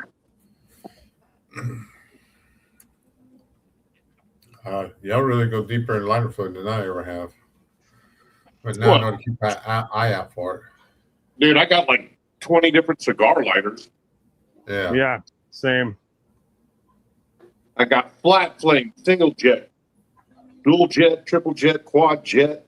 I got one for if I'm going to be having a smoke out friggin' and be smoking my 80 rings, and then you got to have a big lighter for that bad boy. Friggin', I'm going to be smoking my small ones. I need to find a single flame that can go down. Oh no, I better get the flat flame. I like my Zycar, what I think it was called the Verano, and that was a flat flame one. That was my favorite cigar lighter. Because that flat flame came up and you could use just the tip of it to touch up and use it on small cigars. That one, Chris? Yep, that's my favorite one of all of them. I love this thing, dude. You can't even tell it's on. Nope, and you can use just the tip of that to do awesome touch-ups and use it. It's so great. Yeah, my favorite lighter, man. Yep. My favorite knockaround is my little Sputnik from, I think it's Vertigo. Dude, that whole red thing is the chamber, the fluid. Yeah. And then that whole bottom piece is the dial. The only thing that Those sucks aren't is expensive. dude, they're like under They're $20. like $13. Yeah. Yeah, it's my Vertigo. And you don't have to flip the cap. You pull the trigger, and the cap comes up on it, and it shoots the flame out, and then closes back up. Not on this one, but Okay, the one I have, the cap comes up on. Yeah. But dude, you fill this bad boy up, man, you can probably go 6 months. Yeah. A half a gallon of fuel, but it can go 6 months. I think you can get those for really affordable on Cigar Bid and stuff. That's where I got mine from. That's where I get mine from. How much did you pay for yours, Chris? Oh, I got like 3 or 4 of them, and I got them off of Cigar Page for like, I don't know, $40, $50. Yeah, I was gonna say I did Cigar Bids. I got mine for like $50. Yeah. What are they, like $75-$80 regular? Yeah, easy there, $80 all day, regular. Yeah, Rockwell. That's the one I have. David G says Rockwell. Rockwell. I got it. Dude, and I'll tell you, the best place to buy that Zycar fluid is right off of Zycar's site. You just get a box of it. You can't get it cheaper anywhere else. Really? Yeah. Look into it. You'll be surprised because everywhere else, like if you get on Amazon, they're going to ding you because they're shipping you, lighter fluid. And Zycar will be like, you order a box, and I think it's even like free shipping if you get a box of it's like 6 or 8 of them that come in a box. California doesn't allow shipping from Amazon. Won't ship lighter fluid to California. Oh. Yeah. So I got to use Cigar Bids. Yeah, look at Zycar Direct and check the prices there next time. I got like 5 cans, dude. I should be good till I die. I got these little guys from when Cup of Joe's was going out of business. I cleared them up for next month. It's awesome because it fits in my range bag, so it's just this little guy. Oh, nice. Cheap for the refills. I ended up getting these. They were like $2 a piece when they were clearing them out. Oh yeah, keep an eye out for Mars Cigars too, because they're slowly going out of business, and they're probably going to have some sales. Get rid of some of their stock on lighter fluid and lighters and stuff. What side was that? Mars Cigars. They're getting a little thin on their inventory, and then most of the stuff they're only doing like certain things. It's like, oh, now this is 10% off, and I was like, yeah. I thought you guys were going out of business here. You got to start offering a little bit more than 10% discount. Yeah, going out of business. I better start seeing 40-50s flying, pal. He's not in a hurry. But see, Chris, you get one of these Sputniks. That little bottle you had, dude, probably most of it. Yeah. It filled that, and you put that in your range bag. I've had this sitting in here probably for a year, and it's still half full. Yeah. Half empty. It's half full, Walter. Half empty. No, that's the way the Marines look at life. You're more optimistic than me.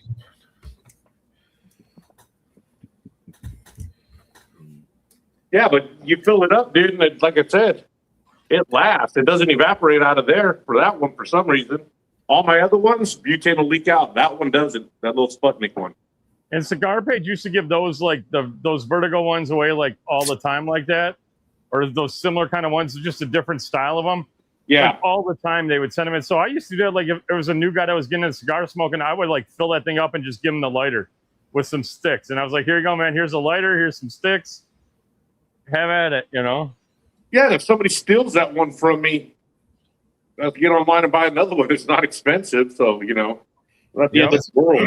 That's what the lounges always has them too. The ones like Johnny had, they're always set out on the chairs of whatever.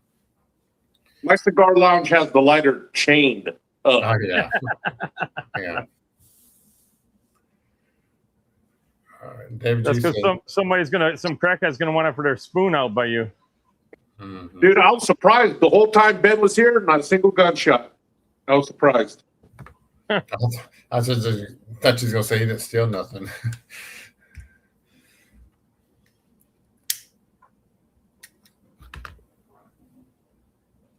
Rockwell Quad, David G said, for sticks. Yeah, they have those on Cigar Bids all the time. Mm-hmm. Dude, Cigar Bids doesn't have hardly any pipe tobacco left on sale. After Sutliff, they lost all their good stuff. Dude, Telling you. Yeah. I picked up a tin of the new Mac Baron Virginia Flake and Navy Flake just to give a try. What'd you pay for it, though? Oh, dude, I got them cheap on cigar bids. It's hard to find Then you cheap got now. lucky. I'm surprised you found it cheap. Yeah. Yeah, it's hard to find anything cheap on cigar bids anymore. But I did it when it first came out. It was just like freaking it was there. And I was like, it's like my tubs of half and half. I told Carrie when she's like, where'd you get it? I said, over on Tidbits. I wouldn't buy one if I was paying more than $5 for it. And then now I saw them, they're $11.99, $12.99. I'm like, who's paying that much for half and half, bro, in a tub? Yeah. I used to buy the pouches all the time. But if you go right to the beginning, January, February, March, everybody's broke from after Christmas. Freaking dude, you can always get good stuff on there. Good point. Except for now, there's nothing on there to get anymore. No, it's nothing good. Peterson, Only if you like STG stuff. Yeah. Yeah. Peterson and Cascadia. Get your Smoker's Pride. Yeah. Smoker's Pride. Yeah. Rum Cure.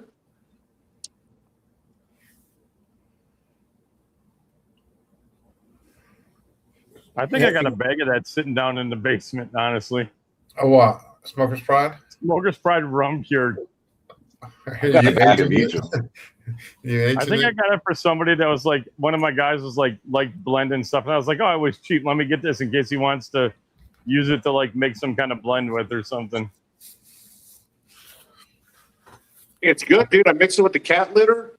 So the Yeah. cat scratch gives a good aroma. Listen, I it's heard probably that. better than some of that ohm or whatever stuff that they're selling listed as pipe tobacco out there. I was about to say, I've seen a guy who uses the OHM red. He presses it into Virginia cakes, and Really? he claims it. He makes a rum cake out of it, but he claims it's pretty good. Yeah, I don't know. I've honestly been curious about their Turkish. And yeah, Donna and Ryan's used to have a good Turkish blend out.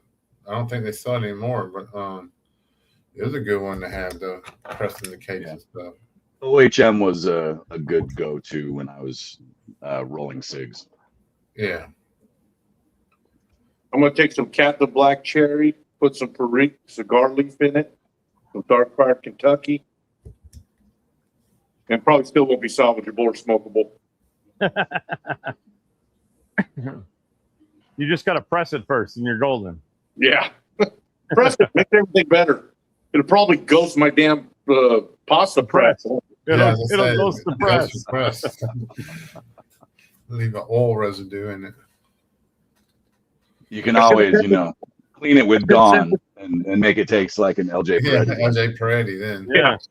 I should have gave the Captain Black Cherry to Edwin. Put it on the top of that box. Gary, if you watch the bids on Cigar Bids now and go to Cigar International, which I think they're affiliated with, a lot of people are paying after the fees and everything more than what they would from actual international. Yep, that's their They should business bid model. on the cigarette to roll your own stuff.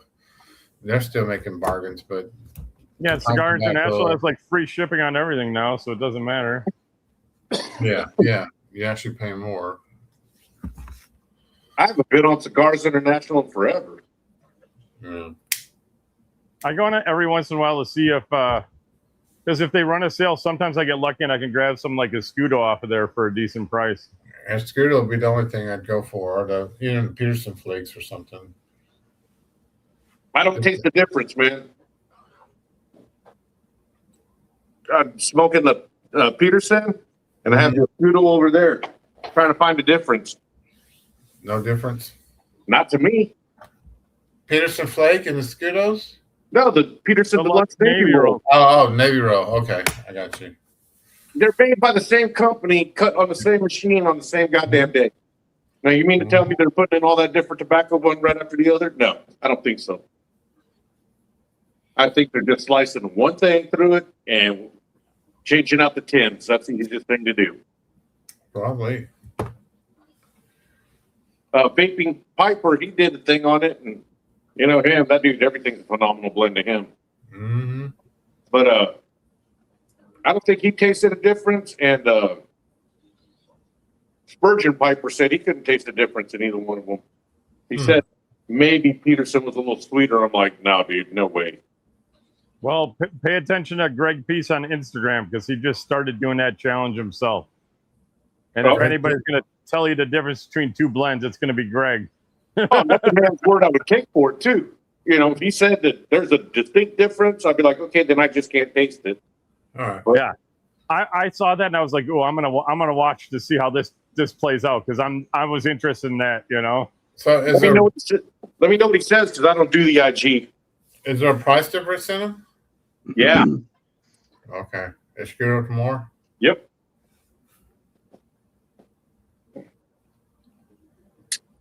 Carrie does not recommend Captain Black Cherry with Haunted Bookshop either. Oh no. No, it sounds disgusting. Don't even put Five Brothers mix it with any Captain Black. That's terrible.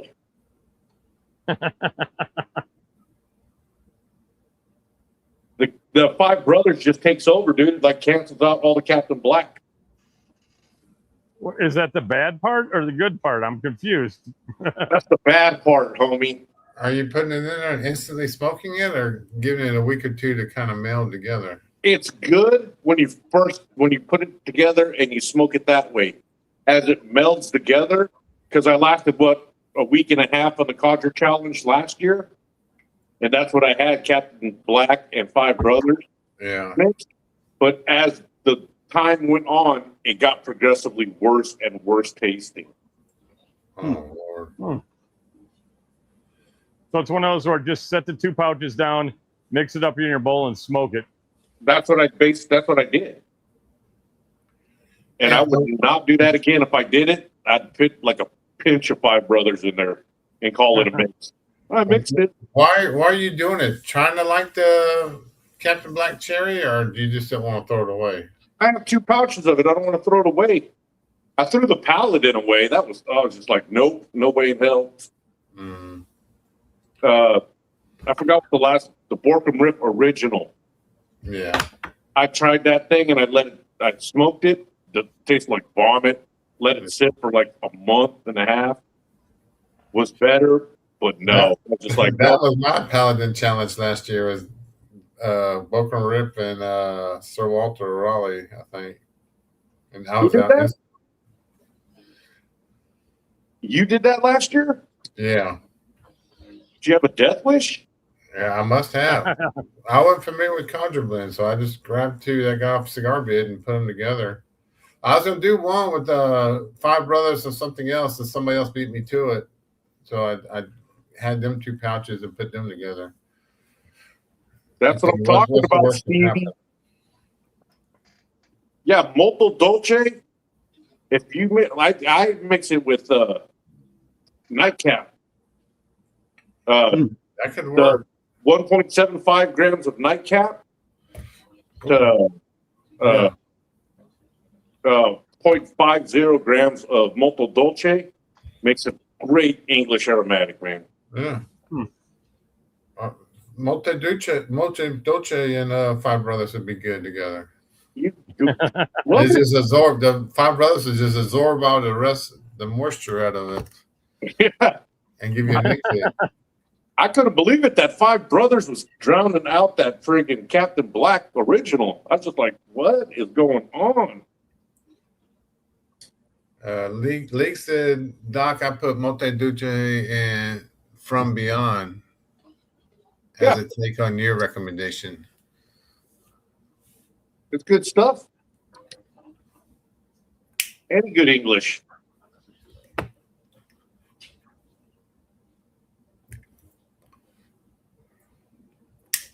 I got to smoke that Two Friends chocolate English. I got to finish that tin this fall.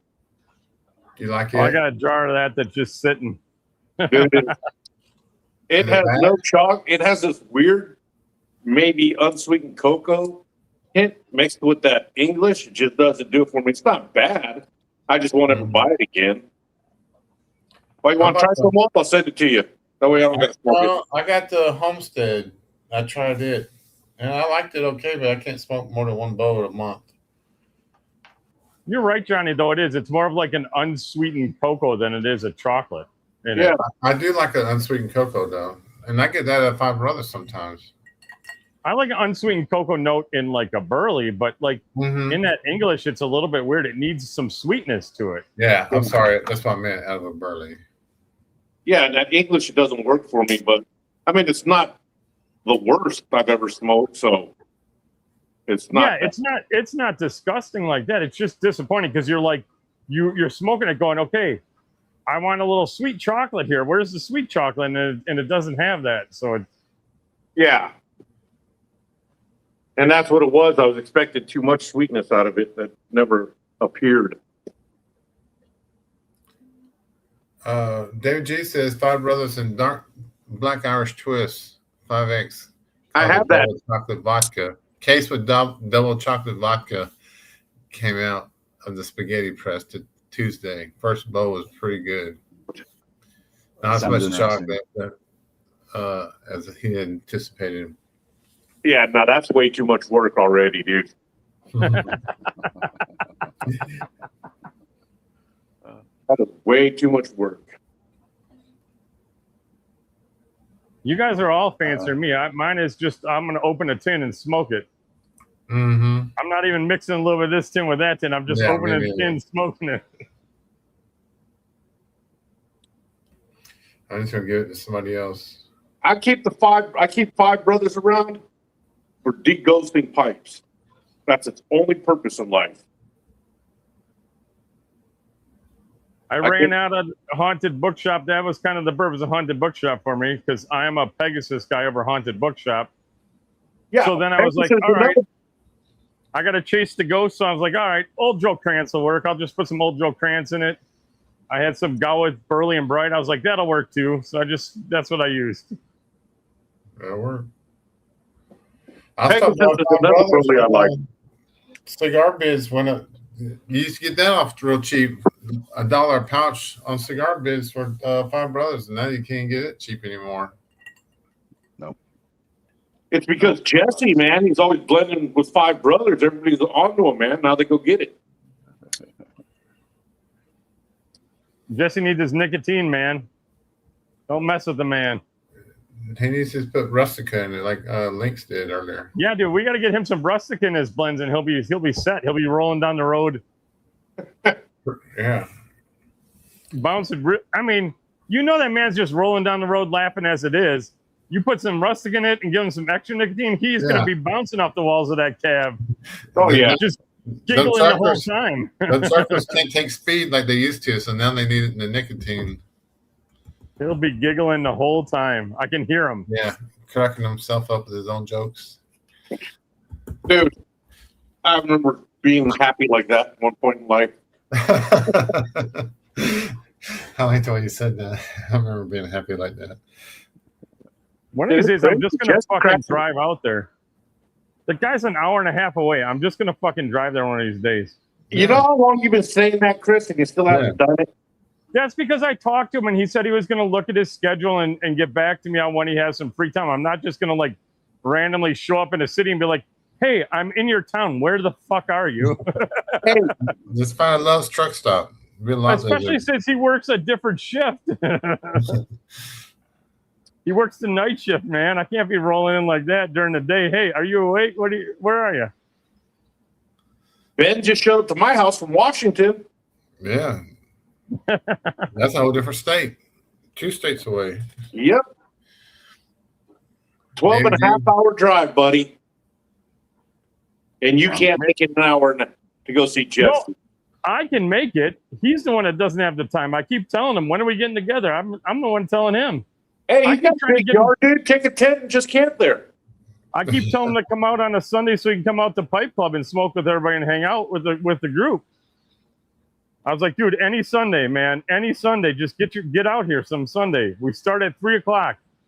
You can come 3, hang out, and leave at 8, and still be home before 10 at night. get to it.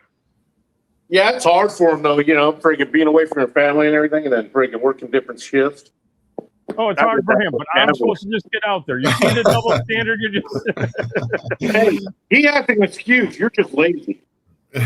my kids are. I got young kids. I still got to drive around. What's he got to do? Bro, don't even try to talk to me about kids. All right. And if you were any kind of real man, you would know the excuse is I got to get away from the kids. Boom. Done. That's what I'm doing in the garage all the time. What do you think? I don't have the man cave upstairs to build. It's just the garage. Yeah, I got to get that done. I've just been slacking. It's because around here, dude, during this time of year, you get weeds done in the backyard, you move to the next yard, and then you move to the next yard, and the ones in the backyard are back already. And it's like, I got to start all over. I'm not even finished. This time of year, just too much. All right, guys, I got to bow out. All right, Jeffrey. All right, Awesome hanging out. Good to see you all. Yeah, thanks for stopping by. Have a good night, Jeffrey. Great seeing you, Jeffrey. It's good to see you guys. David G's about to hit the Rustica snuff. Yeah. I got to find that pouch of Rustica you gave me. I think it might be in the shop, Walt. Oh, yeah. That's supposed to send to Chris. But I got my envelopes confused. But you might right, dude. I sent Chris some. He got some eventually. Didn't I you, got Chris? some, yeah. I got some in that package.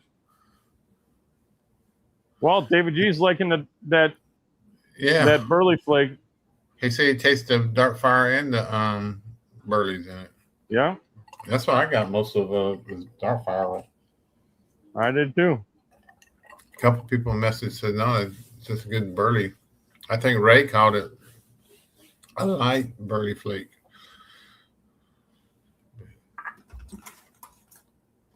I'm sure I've asked before. Have you guys tried the new C&D's version of Seattle Pipe Club? No, I haven't. I haven't tried it. I heard good things. It's the same process and same leaf and all that, but I haven't heard a lot of complaints of people saying that it's not the same.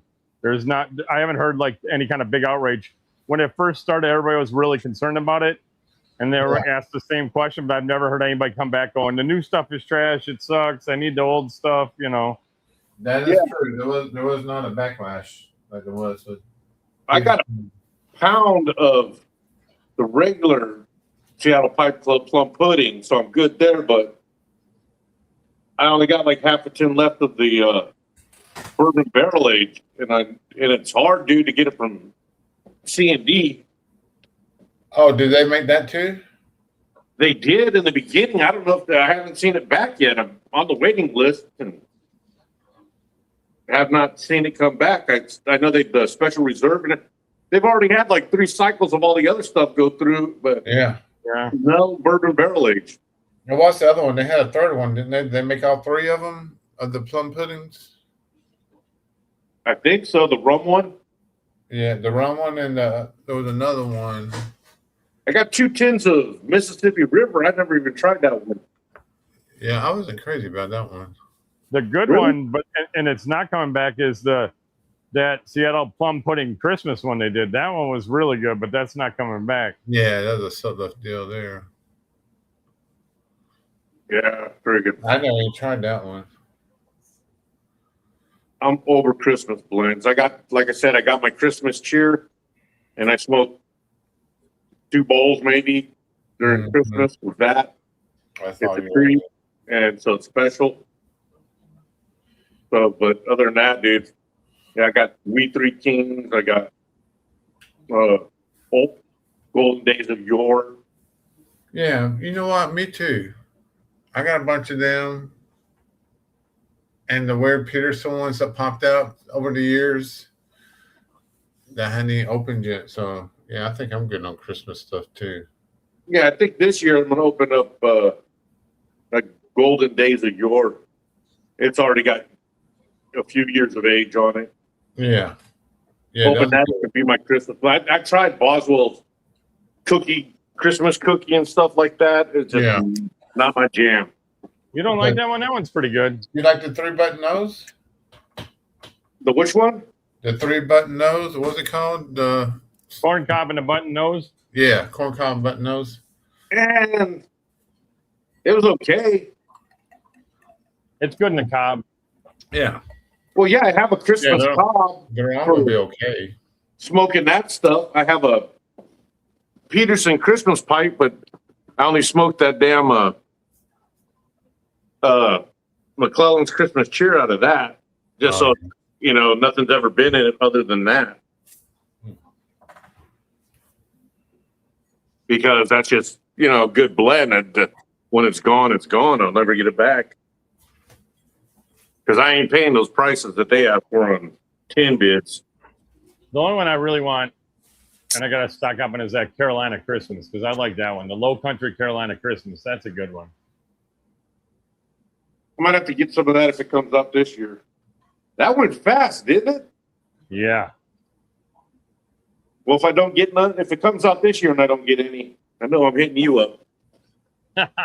I missed it this year. I don't think I got any this year when it came out this last time, because it went so quick. Dang, that good, huh? Oh yeah, that's right. I remember I looked at my email and it said it, and I went to it and it was like freaking out of stock, and I was like, "What already?" Yeah. Yeah.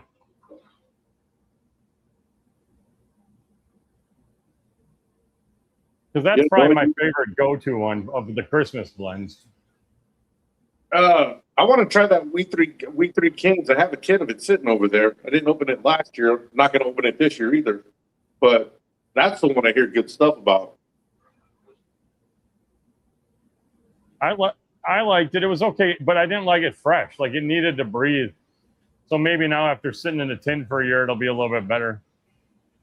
Yeah, because I was watching Cornell Did you see that short they came out with on how they do it? I'm like, that's not vacuum sealed, dude. Yeah. All the air they put in it and everything and that. I'm just like, it's not vacuum sealed, so I don't see the point of jarring it up. Just let it age in the tins. Yep. Exactly. So yeah, maybe I'll give that another year. That Scarecrow, though. Ooh, Carrie sent me some of that. That is way too sweet. Was it a fresh tin that you opened? No, she sent me just some of it that she's had. Yeah, I had that when I first cracked it. I couldn't even. It was insanely sweet, and I go back to it every Halloween. I'm on the first cake of it still, and each year it gets a little bit better because it's like losing a little bit of that sweet edge, where it's like super sweet, and then you just get like that, that old school yellow butterscotch candy notes more so I'm getting, and Yeah. I like that buttery notes and the sweetness that way, but it was in the beginning, it was unbearable sweet. Yeah, that's the way it was when I just tried it. I was just like, dude, no way. I can't do it. Oh, I am smoked out today.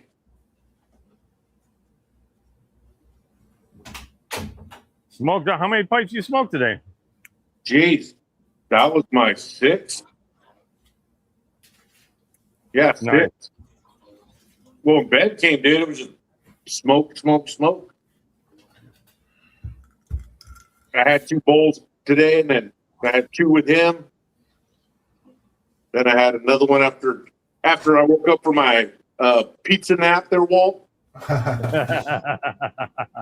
Rumor has it you have a pizza nap. Hey, dude, Friday night pizza is the best thing ever. Eat my pizza, get that carb overload, and right here, Pass out. I'm out like a light. You get But the I'll same be pizza. for like 15, 20 minutes for naps. You get the same pizza every Friday, or mix it up? Now, we always get whatever somebody wants that night. When it's just me and the wife, we get our combinations because the kids don't like them. And then I come and they'll be home here in a couple hours. But with them, and my daughter, one day she eats pepperoni. One Friday it's pepperoni pizza. Then the next Friday, I don't like pepperoni. I want this. Okay, cool, great. Yeah, we'll get that. And then the next week I want pepperoni. I thought you didn't like pepperoni. Why didn't you like it last week? That's the worst. Although nothing's worse than they're like, "Hey, I want a pizza. What do you want to get?" And they're like, "Cheese." And I was like, cheese. It's like we can get toppings for the same price. Let's get some meat on it for crying out loud for my money. Get some flavor. I have that Ninja with the pizza stone.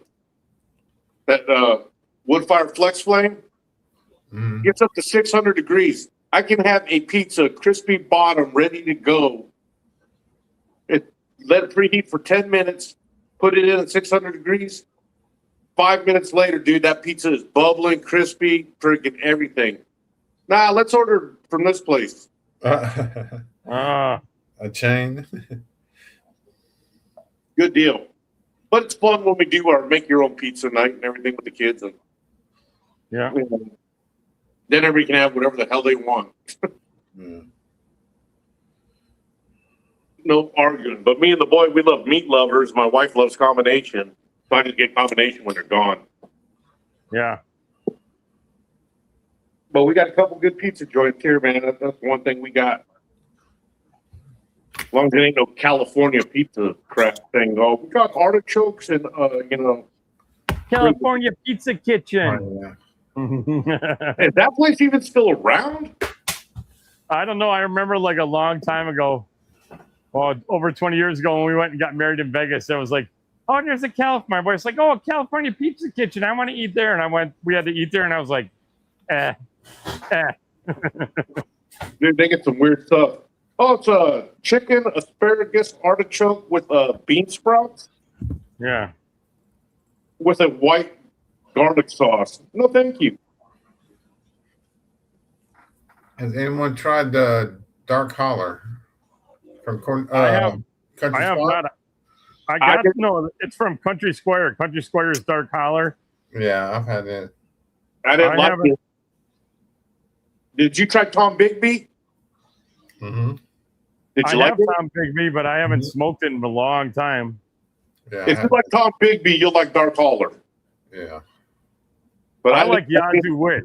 This year's Yazoo Witch was really good. That was probably my favorite limited release they did.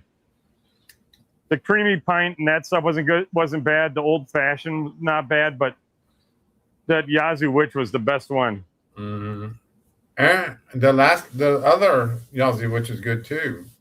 Before they added the liquor to it.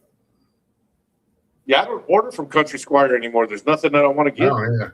I was talking to Garrett earlier. I said, dude, is there a way I could just raffle off all my Country Squire stuff on your site? Because I had like 8, maybe 10 jars of stuff that I probably never even smoked. I have so much Country Squire because when I first started getting into pipes, everybody's like, Country Squire is like, dude, you got to get this. You got to get Shepherd's Pie. It's the greatest. You got to get this, that, the next thing. So I ordered up like a bunch of it. You know, and I got the Cowboy Coffee. So I got a bunch of like OG Cowboy Coffee, which is nice, you know. Yeah.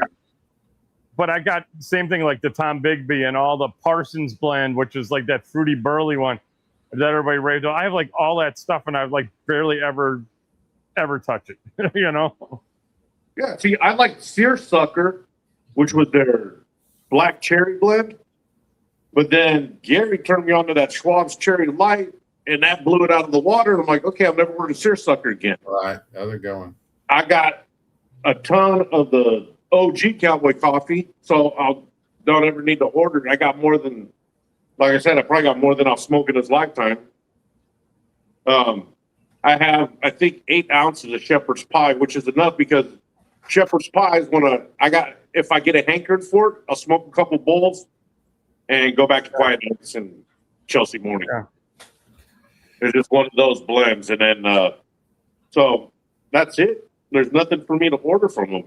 Yeah. Yeah. My fruity blend is the Rat's Rave limited edition too, the strawberries and cream. I love that fruity blend, man. So, and I got enough of that I don't need to worry about anymore because it's not an all day, every day kind of smoke. I'll smoke it, you know, a couple bowls a week during the summer. Like now, I'll sit down and, you know, the most I'll ever have is 2 in a day, but then I won't smoke it for a week or so. Yeah. David G says, with the exception of Saint Espresso and Tom Bigby, the Holiday aromatics are his go-to aromatics. Yeah. I got I bought that Boswell's Christmas blend sampler, and that's more than enough for me. Got pomegranate, the Christmas cookie, Boswell's Best, all that stuff. Good. I got 2 things of the 2 Rattray, or all 3 out of the 4 Rattray's aromatics.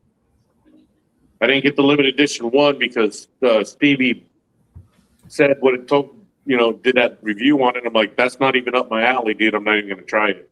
But he's the one who turned me on to the limited edition number 2, the strawberries and cream. So I got that. And then the other one I have sitting in there. I don't know what I'm going to do with them. Then I have the We Three Kings, Golden Days of Yore. I don't know what else I got in there anymore. Yeah. I liked all them. I like We Three Kings. That's a good one. Yeah. I'm just like, dude, I got all that. It's not Christmassy, but it's a good blend. Yeah. It's the label's Christmas, but that I just maybe I'll smoke that as my freaking Thanksgiving Halloween blend. Yeah. Ain't it like spices? Uh-huh. Yeah. I should dig out my Tom Bigby and even that Parsons blend, because that Parsons blend is like a fruity burley, which would be kind of almost on like Ravenswood's Bison burley, where it has a little bit like the berry notes to it. And just I haven't tried that Parsons blend from Country Squire in over 2 years. I should just go back and see what it's like. You know what I'm saying? I got it, but I never say, oh, you know what I'm in the mood for? Parsons blend. I like it when I smoke it, and the sweet birdie I like too, and Hunting Creek, which is similar to the Cowboy Coffee, but yeah, I forgot who I gave that Parsons for it. And there's so many newer people who would appreciate it more than I would. I forgot who I gave the Parsons blend to. They did a video and said that they loved it, and I was like, "You're gonna get it. You don't know it, but it's coming to your house." Mm-hmm.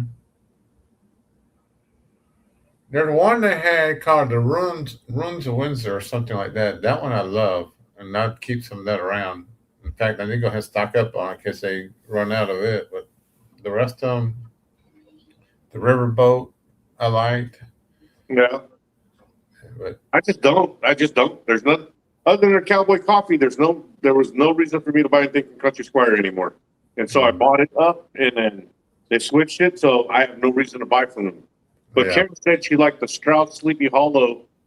I did not like that. That was way too bland. I have the Wenceslaus. I've never even tried it. Anybody try that one? I do buy that every year just to support them because that's like their thing. And I smoke whatever little bit I buy from them, I'll smoke it up. And the Sleepy Hollow? From Strauss, yeah. I don't buy anything from them because I got to call them up and order it up on the phone. Yeah. But that's what I said. I got all that.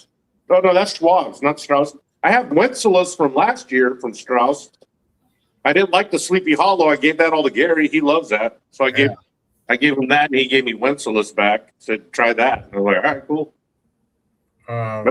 What's the thoughts on Murder Creek from the Briary? I don't even know what it is. I've stopped paying attention to the Briary because the last 2 jars I got from them, when I opened them up, they were like bone dry because when it came in, they didn't even have the lid tightened all the way down. Oh, Lord. So it was like crispy, and I was like, what the hell? So I was like, for the money I'm paying, I don't want to deal with it anymore. Yeah. No, David, I had that either. Made you think of raisin bread, Carrie. Well, that's good to know because I hate raisins. I'm not a raisin fan. Like, I want bread pudding without the raisins in it, okay? Because that makes a good bread pudding. That's the way I have my bread pudding made. My aunt, she makes bread pudding every year. No raisins in mine. No raisins, man. Keep them out. Hey, Carrie, you might be getting some Wenceslaus. That sounds like somebody's got a shitload to send you. I like it too, but Ron sent me some a while back when he had his old channel, and I have plenty to keep me for a while. But I enjoy it on Christmas or after Thanksgiving or around Thanksgiving. I like it. Yeah, I'm trying to smoke up all my holiday blends. I just want to get rid of them all because I'm never getting them again. None of them. All right. Oh yes, the Missouri Mixture Creeper of the Corn is a good one. I got 2 tins of that. Creeper of the Corn. Made by Sutliff. I've had Creeper to Corn. I'll have to remember. It didn't. I don't know. It's a while. Maybe it is raisin bread. Like it was good, Creeper to Corn. But that was another one, man. When I first opened that tin, that first Halloween season I had it, I couldn't stay. It was way too sweet. But after a year sitting in the jar, the next season it was better. The Haunting ruined me. After I started smoking the Haunting on around Thanksgiving, October. That's about my only holiday blend, and Maple Shadows, but they don't make that no more. But yeah, the Haunting. That's my cigar leaf blend now. Drinking. Yeah. I bought 10 tins last time, so I don't ever have to buy it again. The cake. All right, you're good. Did you buy the cake one or the other one? The cake. So I don't got to worry. The cake one, I tried it, and I was like, I was talking to Carrie about that too. Just she was telling me about one of Garrett's ones. I was like, and she was talking about it, and I was like, I don't know what it is. Maybe it was like all the time I started smoking cigars, but now that like I'm a pipe guy, the blends with cigar leaf in them don't attract me as much. It's like, that's a cigar. I like a pipe now. I don't, it just, something about it. Like, and it's good. I'm like, but I taste that cigar and I'm like, no, but I want to smoke a pipe right now. I don't want that. So I'm like, if I want a cigar, I have a cigar, but when I want a pipe, I just, for some reason, they taste good, but my mind's like, no, dude, I don't want that flavor when I'm smoking a pipe. I want pipe tobacco more forward than getting that. So, but that's the thing about the Haunting. You want something like Cloud Hopper, it's got just a hint of cigar leaf in it. You can taste it. The Haunting's like a ground up Corojo cigar, man. Yeah. That's what I like about the Haunting is that it is cigar leaf forward. I like that. Yeah. But I still smoke cigars too. So, I'm not Mr. Fancy Pants smoking Atabays like you. I still got some Maple Shadows. I got 2 tins of Maple Shadows because I just won one from Johnny up there at Palmyra Products this year when he was doing a giveaway. I got a tin of Maple Shadows. It's about $300 a tin now. Wow. I won. It was one of those and one of those fancy Les Fines cigar knife cutters. You ever see those Les Fines cigar cutter blade knives that he's got? Those are fancy too. I got one of those. It was a second place prize, and I was like, yes, that's those what French, I wanted. It was better than cigar cutter knife. Yeah, the Les Fines one. Yeah, it's like a fancy freaking.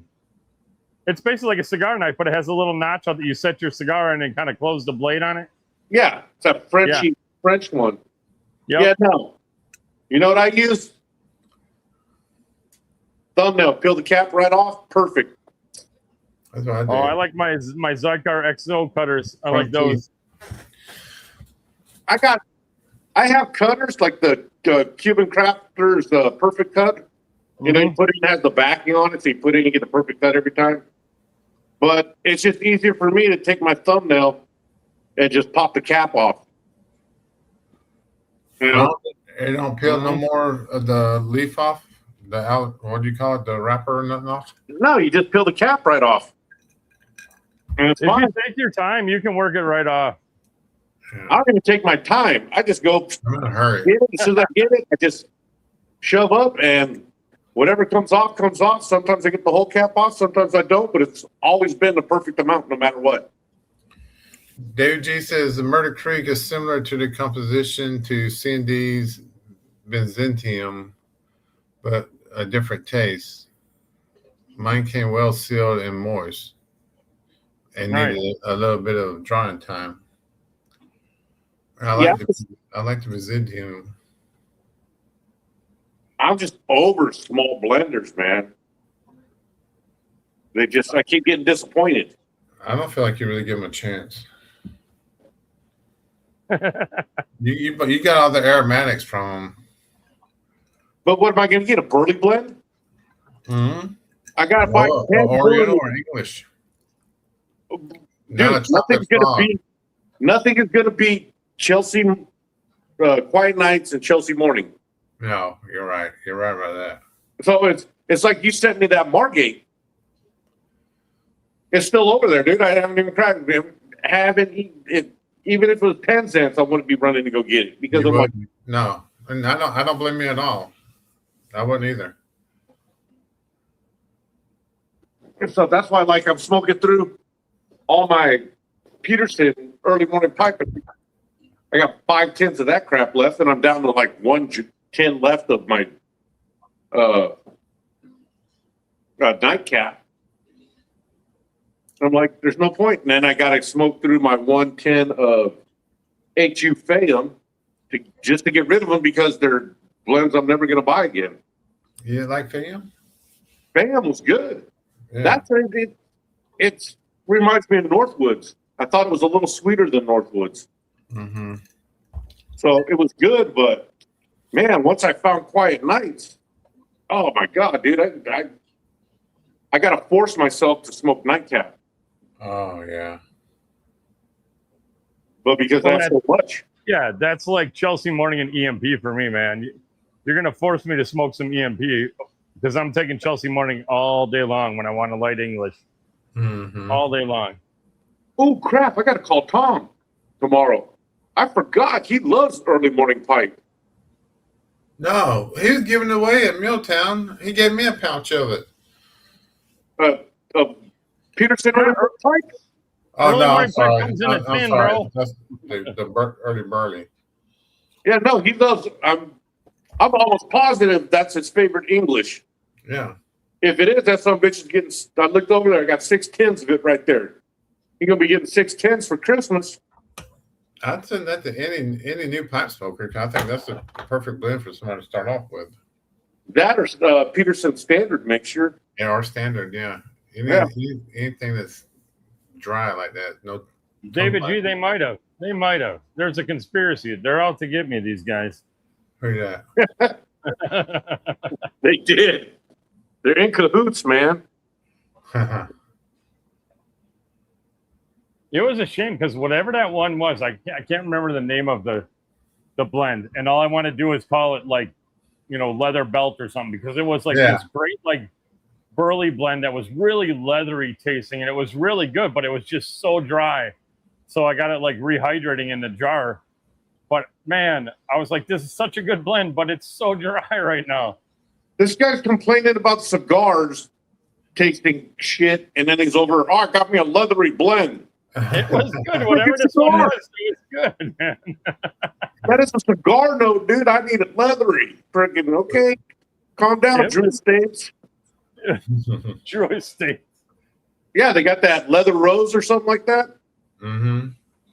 That's a Deadwood one, leather rose. Yeah, made by Drew Estates. That's a sweet capped pipe tobacco-y blend. Yeah, it's just like Steve Saka when he makes the Stillwell Stars. Yeah, it's like, bro, just make pipe tobacco.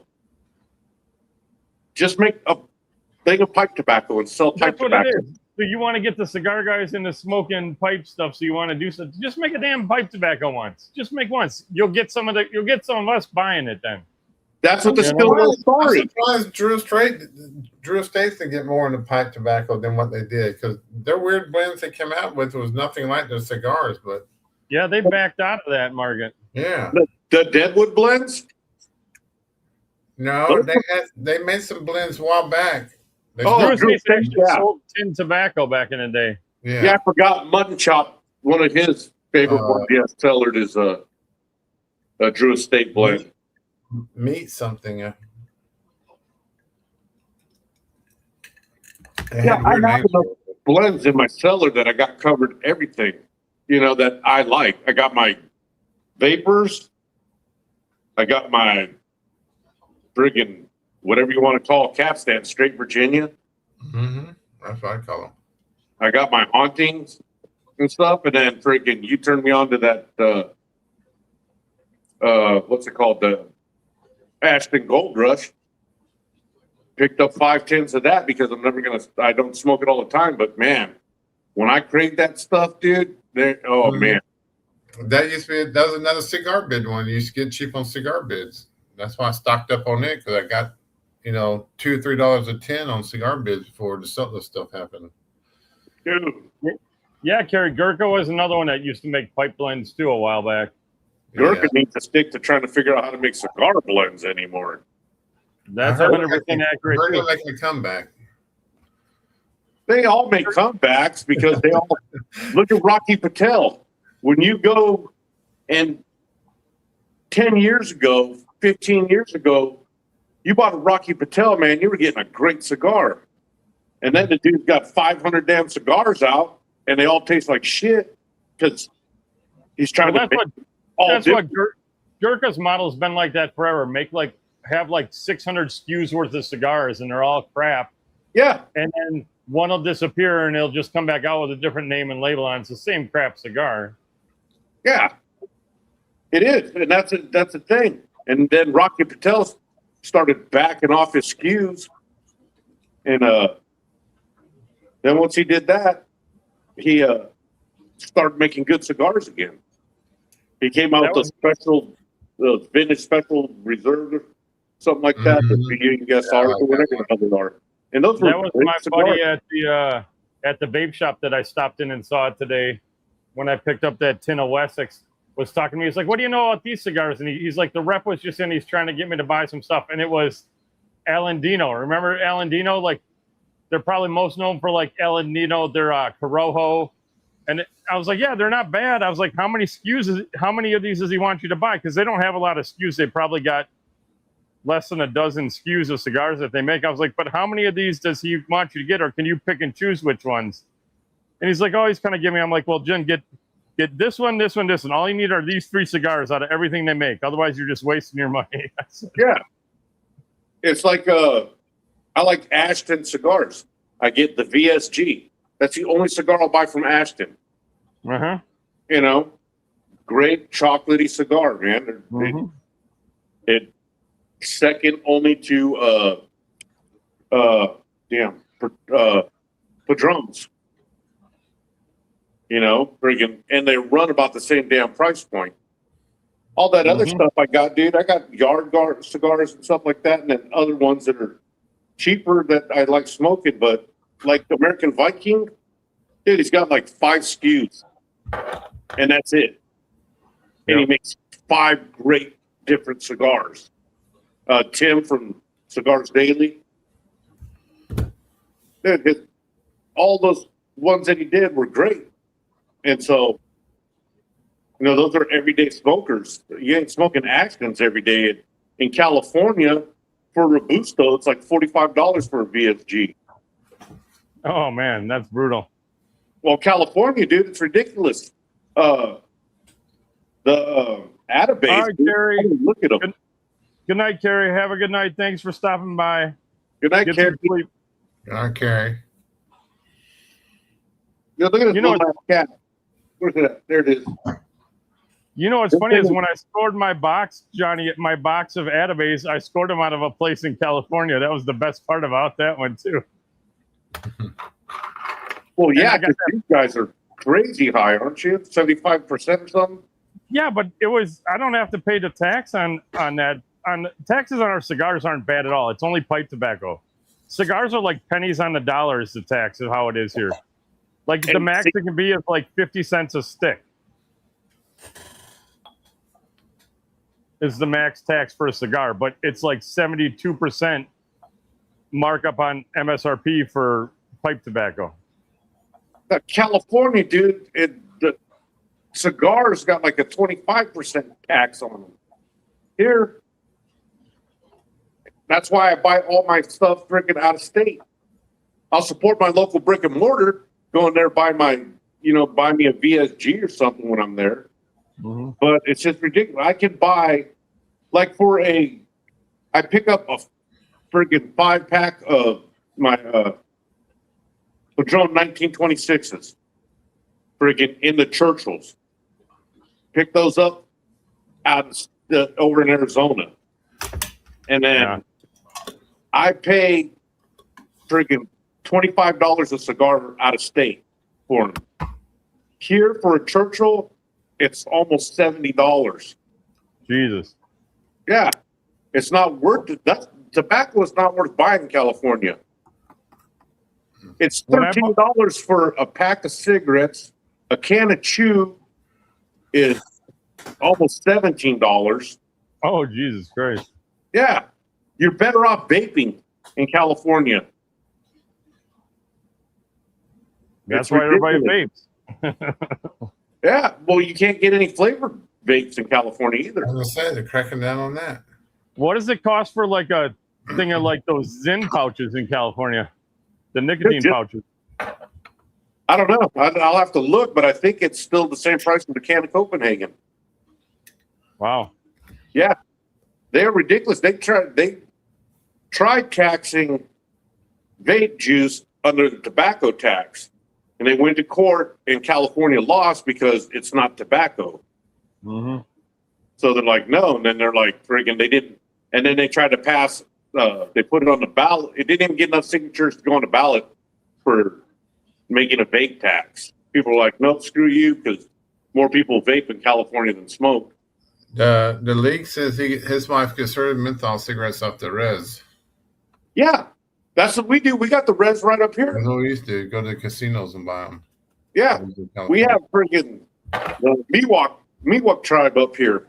So you can go out to the casinos and go to the reservations and get your menthols and stuff. Yeah.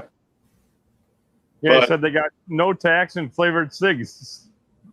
Yeah. Too. Because they don't have to adhere to California. You go buy gas up there, like when we go to the casino, but I'm calculating mileage, dude. Friggin' if I can roll in on vapors, I will. Because it's $1.25 cheaper a gallon. Oh, jeez. Yeah. Because they don't have to pay the California state tax. We used to do that with the RVs. We'd pick up RVs in Riverside, California, and drive to the closest reservation to go ahead and they'd have a quarter tank in them. So we just had to push them all the way to the first casino or whatever to fill them up the first time. Yeah. And trying to get through Arizona, California, Blythe, and all that, and trying to get to when the gas started getting lower. Dude, I feather when I go visit my brother in Arizona. Dude, I fill up and I will feather to that bad boy. Do whatever I got to do to squeeze every mile out because I got to get across that. I got to get across the border to Arizona, and then I got to make it to the first town that's not a border town. I think we had a Flying J that was in Blythe somewhere. We'd get there. Once we got there, that's the cheapest gas we could find in California. Yeah, it's like everybody cries about gas prices. They're like, oh, look what Trump's doing. And I'm like, we live in California, guy. Yeah. Do you not realize, like, everybody's paying $3 a gallon or whatever the hell you guys are paying? Under $4, and we were knocking on $6. Yeah, I think I went and filled up today, and I think I checked what the premium was. It was $4.19 a gallon for premium. Dude, regular unleaded's $5 something right now here. Oh, God. It's like I said, dude, I love living where I live because it's all farmland. And then in 2 hours, I'm in Yosemite National Park. You know? And what? An hour and a half of that sitting in the mountains. But I just can't. It just drives me crazy. My truck, the diesel truck, is registered in Arizona because they wanted me to take the cold box air intake off. And I'm like, dude, I'm trying to squeeze out every mile of the gallon I can because you guys charge $8 a gallon for diesel in this thing. And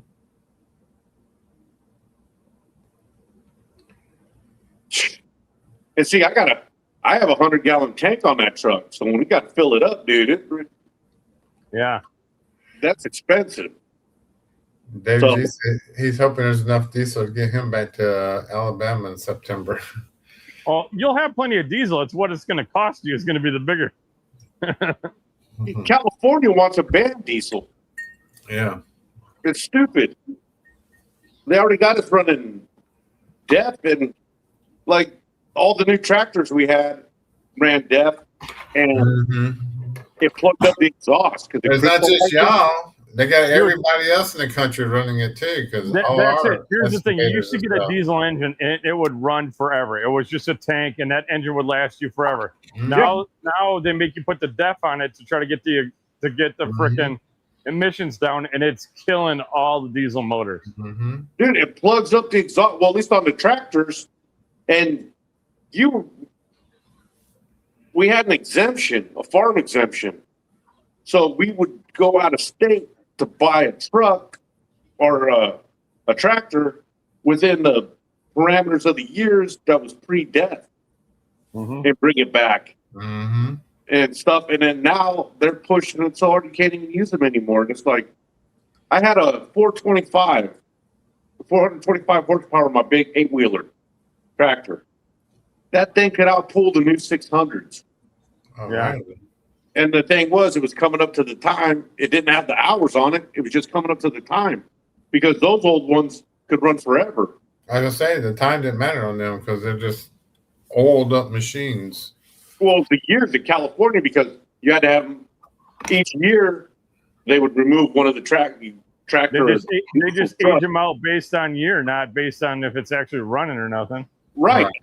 And those things would run great. Like I said, man, you could have a 425 horsepower motor outpulling a 600 horsepower and stuff. And a 600, you're paying, $800,000 more for that damn tractor. Cigar Boy said that's why he drives a hybrid. Yeah, my wife has a hybrid because she travels for work doing hospice. So she does hundreds of miles a day. Yeah. And we took that thing to New Mexico for the balloon festival. Dude, 2.5 tanks of gas, 1,200 miles. Wow. Yeah, because when we hit the freeway all through Arizona, New Mexico, we just had the cruise control and it was staying electric and stuff. And so, Yeah. I thought about like that. I was like, we should have. I could probably get away with a damn electric car here with all the running around, just locally. Even for my wife, like her job is like 10 miles away, like literally that's it, 10 miles. She does 20 miles there and back. That's it. Like I don't freaking a gas car is barely getting warmed up, especially in the wintertime. By the time she gets here, that's the motor is barely warmed up. I was like, I need an electric or a hybrid for her to be running around, and a hybrid would be great for the problem is I would like a big hybrid for like moving the family. That's the thing. They're usually smaller. Cigar Boy said they got a Ford Maverick. I don't believe that at all. Dude, Alec, I was looking at getting one of those Mavericks, dude. That's what I was like. I should buy that for the wife, a Maverick hybrid, and just run around town. Okay. But that's a different Maverick than I'm thinking of. Yeah, no, it's like a little pickup truck. It's a 4-door pickup truck. Yeah, they'll replace the Ranger, didn't it? But Alec, is that city driving or highway driving where you're getting 50 miles per gallon on 500 miles on $40? Because, man, I'd love to go 500 plus miles on $40. But that's what we were doing. That's why we bought the hybrid for my wife. But then gas prices, dude, now she's put in $70. All they're gonna do? Start charging more if that's what you have to charge up, or no? No. I like Alex. Like it's extremely roomy on the inside. Alec, how tall are you? I just want to know that. 5'4". Because if you're like Dakota and Hunter and you're one of them short little guys, it's not going to work. You need something. I need something Johnny and me size. Yeah, a Hummer. I need some room. Hummer. Because I see Alex on that riding mower. I'm saying Alex is about 5'10", 5'10". Yeah. Yeah. He's definitely like sub 6 foot, and he's probably like a $145 wet, sopping wet. Yeah. You don't look ridiculous on it like I do. Hey guys, I'm gonna go. The kids are back from vacation. My daughter just walked in, so I've not seen them in 2 weeks. All right, brother. My brother is 6'4". What are you, Alec? That's what we want to know. Your brother's 6'4". What are you, 5'4"? He fits in it, but is he driving it every day comfortably, Alec? Come on now. I told you he was 5'4". I think he's 190 sopping wet too. Yeah. I see you guys, man. I'm gonna go see the kids. We'll see you, brother. Later, guys. 5'10", 190. That's sopping wet, dude. That's with your full ruck pack on, 190.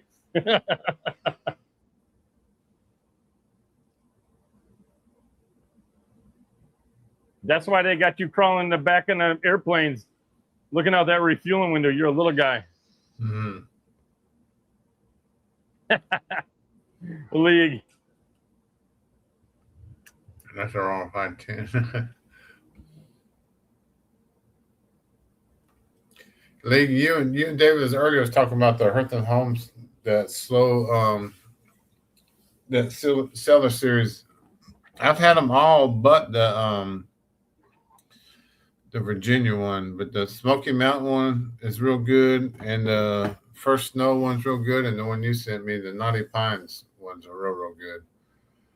You know, Alec, that is true. The Maverick does have more room in it for people than the Ranger does, which is funny because when you look at them, the Ranger looks so much bigger. But I've heard the same thing, and I've looked at the reviews, and yeah, the Ranger just doesn't have the interior space to it. I had the Rangers when they first came out, and I loved it. Oh, it's a nice truck. Extended cab with a seat back. I drove it fine with a stick shift, but they're nice. But I'm saying like the new Rangers, like they have like 4 doors for a family. That back that just doesn't have the same room. Mm-hmm. You do better off getting the Maverick. Yeah. And it's a smaller truck, but the cab space is bigger.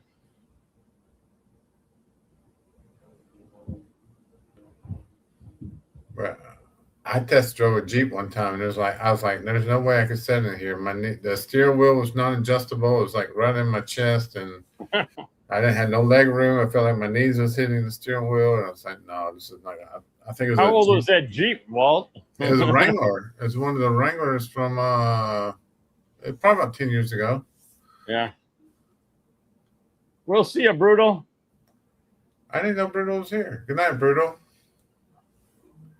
Yeah, a hybrid is definitely a plus. I mean, I was looking at like a hybrid or electric for like one of our 2 vehicles just to have for the amount of running around town, city driving, going to the grocery store for me is like 2 or 3 miles away. Yeah. All the running around I did with the kids and that kind of stuff, everything is so close. It's like, and I wouldn't even have to like go to any of the, if I got an electric one, I wouldn't even have to go to a charger. With the amount of driving I do, I could literally plug it into like a slow charger at home overnight and it would be full. Yeah. Yeah, that would be perfect.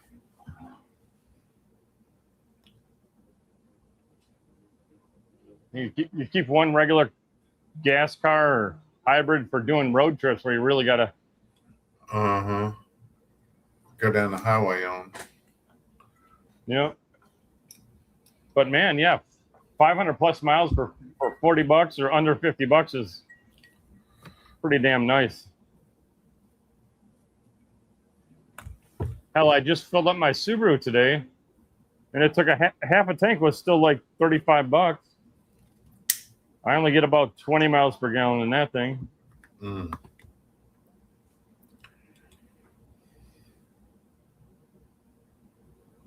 But I don't know. I think my Outback can take that Maverick when it comes to off-roading. Really? I got a Wilderness Outback, and the all-wheel drive system on these Outbacks is insane. It's really good. The Maverick's not 4-wheel drive or nothing? No, Maverick's 4-wheel drive. You can get Maverick in 4. I don't know if Alex is 4-wheel drive, but he said his is a 150. Yeah, that F-150 definitely cost freaking money to fill up. Oh yeah. Heck, in Alaska we had a Dodge Durango with the 6-cylinder motor. That was a rental, and that thing I have no clue what size tank it had because I didn't pay attention to it. But you fill it up and it would go, it would be like 600 miles till empty is what it would say. And it got like 20, I think at times I was getting 22, 23 miles per gallon. But man, to fill that thing up, it was like $85. Crazy. He said David G's really loving the Birdie plate. Yeah, that's a good blend. Everybody likes that one. Well, that's a winner. Did for you sure. like it too? Yeah, I like that Burley slice. I only smoked it that one time because then it got so hot, like last week Friday on the live. Yeah. I wanted to smoke it again, and I was like, and I wasn't gonna smoke it again because I was like, all right, I got to try some of this other stuff. But I'm looking forward to getting back to that one for sure. How would you describe it?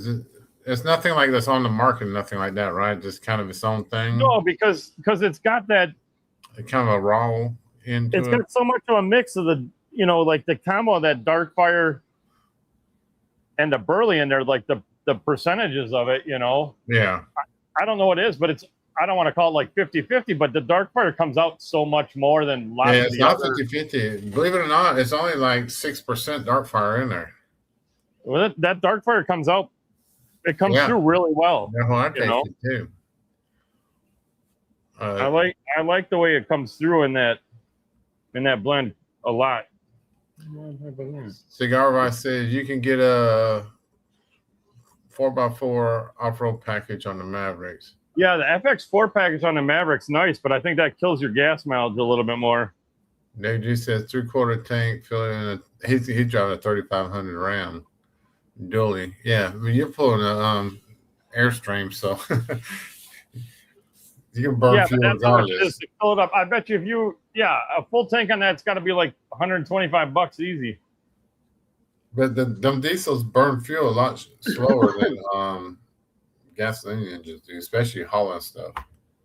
The thing is he's got that with that big Ram and the diesel motor, even pulling that trailer, I bet you he's still getting, Yeah. I bet you he gets like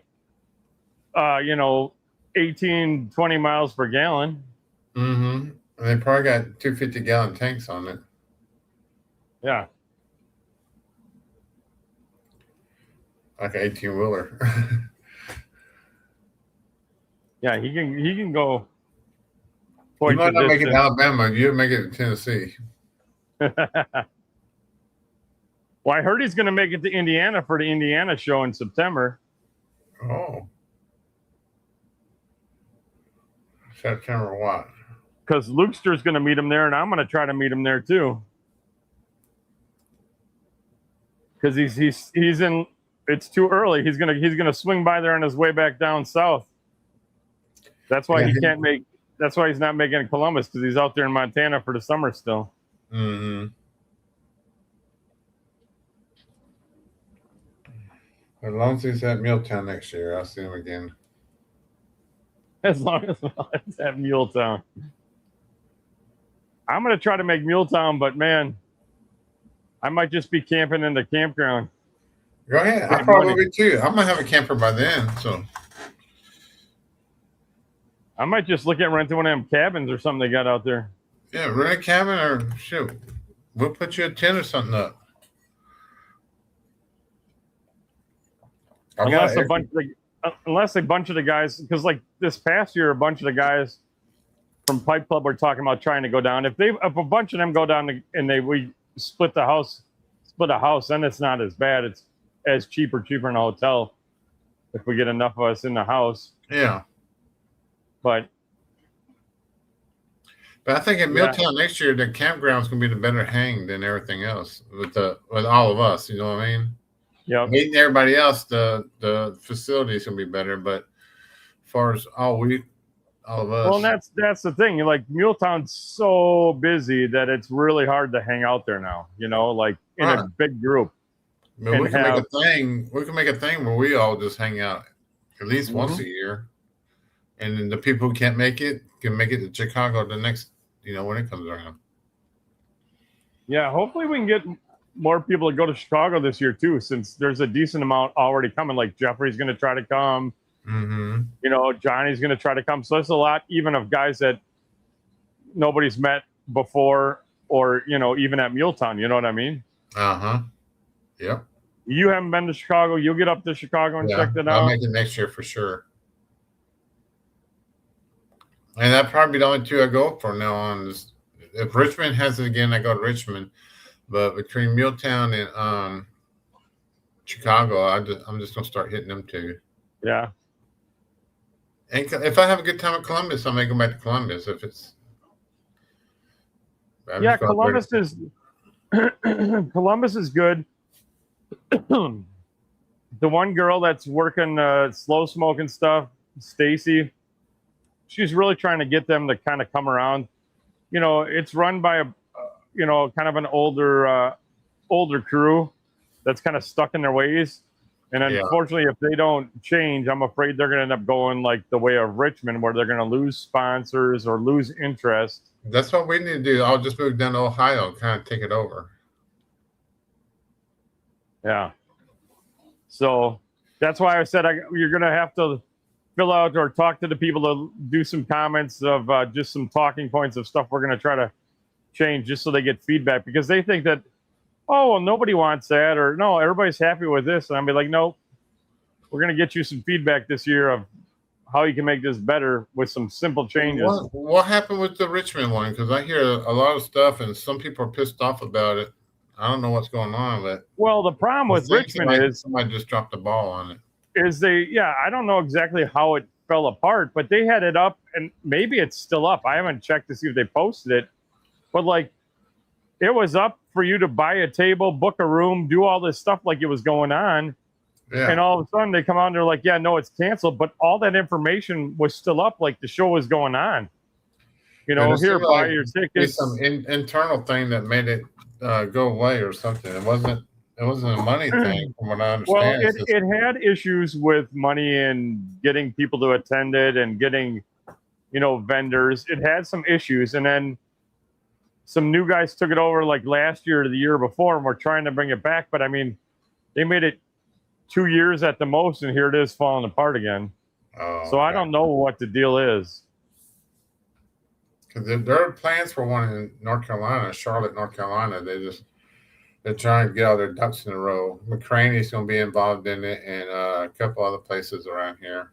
I think Ladici's going to have something to do with it. Because McCraney wouldn't carry the DC products for the longest time. I think this year they finally started carrying Cornell and Dill stuff. Yeah, and what these showrunners got to look into is their timing, right? You got to have your show at the right time, right? And I don't know if it was because Columbus was going on and then Richmond was like 2 weeks later or something like that, they're so close to each other, you run into issues that way too, Mm-hmm. Yeah, well, McCraney's would know all that because they got certain shows they go to, and years ago they went to several of them. But the smart thing would be to do is somebody in the South puts on a show, I'll call it like has like a winter show, like because everything. Well, Texas has one now that's in November. The Texas show's in November, but then you have everybody, it's the holidays, so it makes sense to shut down for a while, but it goes nothing until the St. Louis show in February, and then everything goes gangbuster from there, Yeah. The South can't do one in the winter, though. That's the same reason we can't really get Super Bowls here, because it's unpredictable, our roads. Yeah. That's the hard part, right? So either you got to do something kind of like early in like early spring, but then you're busy because literally it's like Valentine's Day is St. Louis, and then March you got, you'd have to try to put something between Muletown and Chicago, and then that gets tricky because right now would be a good time. No, because you got in 2 weeks you're gonna have Columbus. Yeah, in 2 weeks, but you can do something small to start off with, kind of like Smitty's doing this weekend. Well, you could do a lot of smaller. Not like now. That. Maybe it's July now, so maybe March.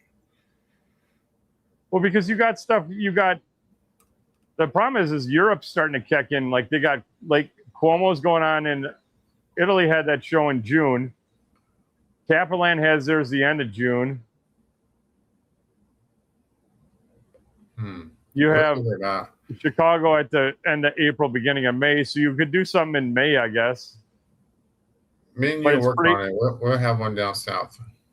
It's pretty tough to have cram something in so close after Chicago too, for all the big players at least, especially Yeah. because they got to build up a lot of inventory after Chicago. Yeah. You know, We can still do something. I think I'm gonna look into that. You can still do something. You don't have to have all the big players. I think if you get something and get the community involved, and like kind of like Smitty's doing, where they just get the certain pipe makers in there, certain blenders are in there. yeah, or find like just have regional guys do it. Like right, exactly. Like Capeland, like Nathan does up there at Capeland in Albany. It's Yeah. a small show. There's not a ton. I mean, Ben from Redeem Pipes goes up there. Heritage Pipes comes over from Ohio, but that's because it's regional for them, right? Mm-hmm. Spike is on the board of the Richmond show and wasn't aware that it had been canceled until I asked him about it. Yeah. That's kind of the problem with Richmond, right? Look at even the board doesn't know what's going on. Like I don't know what's going on down there with the club. There seems to be a lot of weirdness going on, so I'm not sure. Here you got somebody that's on the board that doesn't even know that the show's canceled and has no clue why. Yeah. And that's what's weird about it. Yeah. And I know, like, Smoke and Crow did that post where he was upset because he was like, all right, it got canceled. And I was just wondering when I was going to get refunded for the show. And then now nobody's even responding to his inquiries anymore. They're like, oh, yeah? Yeah, well, I didn't know he was going there. He had a table booked and he was like, all right, I'm just wondering when I'll get, the refund on my table. And they're like, oh, yeah, you should have it in, 2 weeks or whatever. Yeah. And then like 3 weeks go by and he emails him again going, hey, I haven't seen anything or heard anything. And now he's getting like ghost towned. Yeah. Yeah, David, that's the thing. We got the international shows that are now, Italy came in. China's going to have their show. So that, that eats up some big time stuff too. Yeah. It's hard to add another show in. You can start a small one, though. I think you can start a small one. You got to start a small one with people in the area is the easiest way to do it.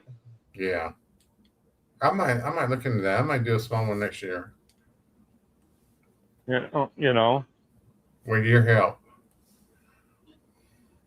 And just you figure out who's in the area, and that was something I think it'd be nice to be able to do some of these smaller shows. The problem is how do you get attendance to some of the smaller shows, right? Yeah. Oh, the first one may be a bus. Second one may be a bus.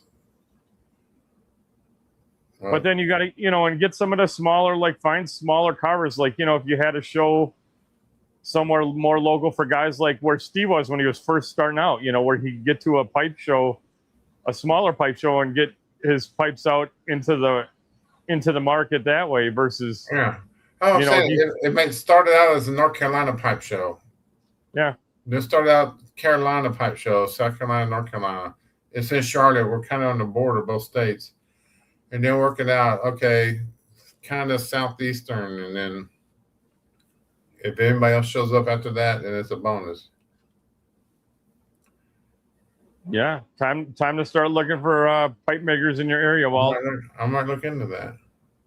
I know one, Blue Custom Cabinets in North Carolina.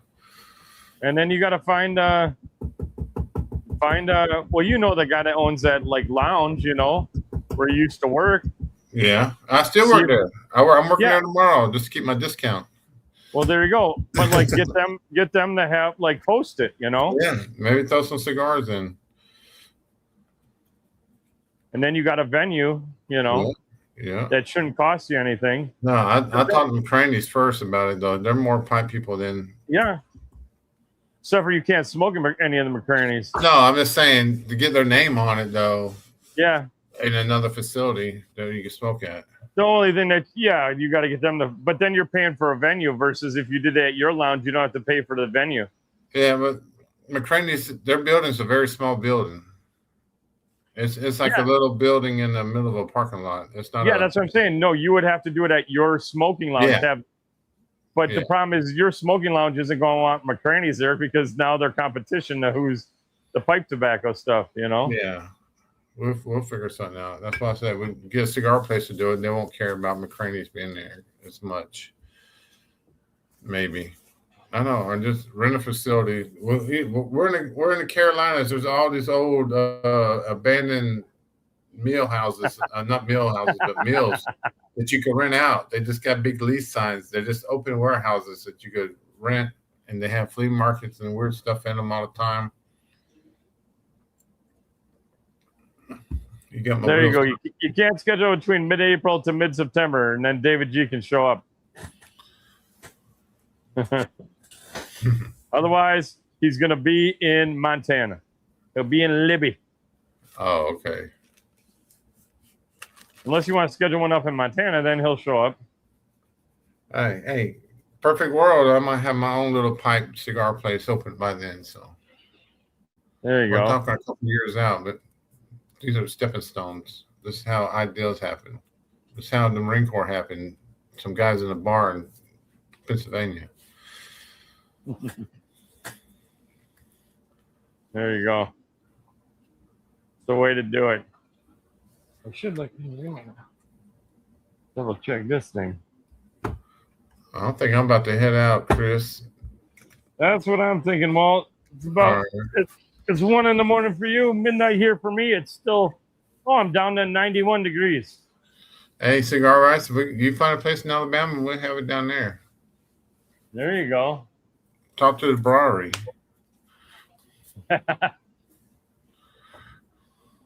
No, you can open one in Alabama, he said, Walt. You just got to move to Alabama. Oh, a cigar place. Hey, I used to live in Alabama. I lived in Florence for 4 years. That's where my mom's from. Yeah, I'll figure something out. I go to where I can go. I don't have to stay here. My kids are grown, so if I find out the easier place to do it, I'll do that. But nice. All right, Walt. Let's call it a night. All right, fellas. Thanks, Alex. Thanks, League. Thanks, David. League, David, Alex. Here. I know you guys are still in here. The rest of the crew that's in here just watching us. Thanks for hanging out with us tonight. We'll catch you next Friday. All right. Y'all have a good night. All right, guys. Have a good night. We'll catch you later.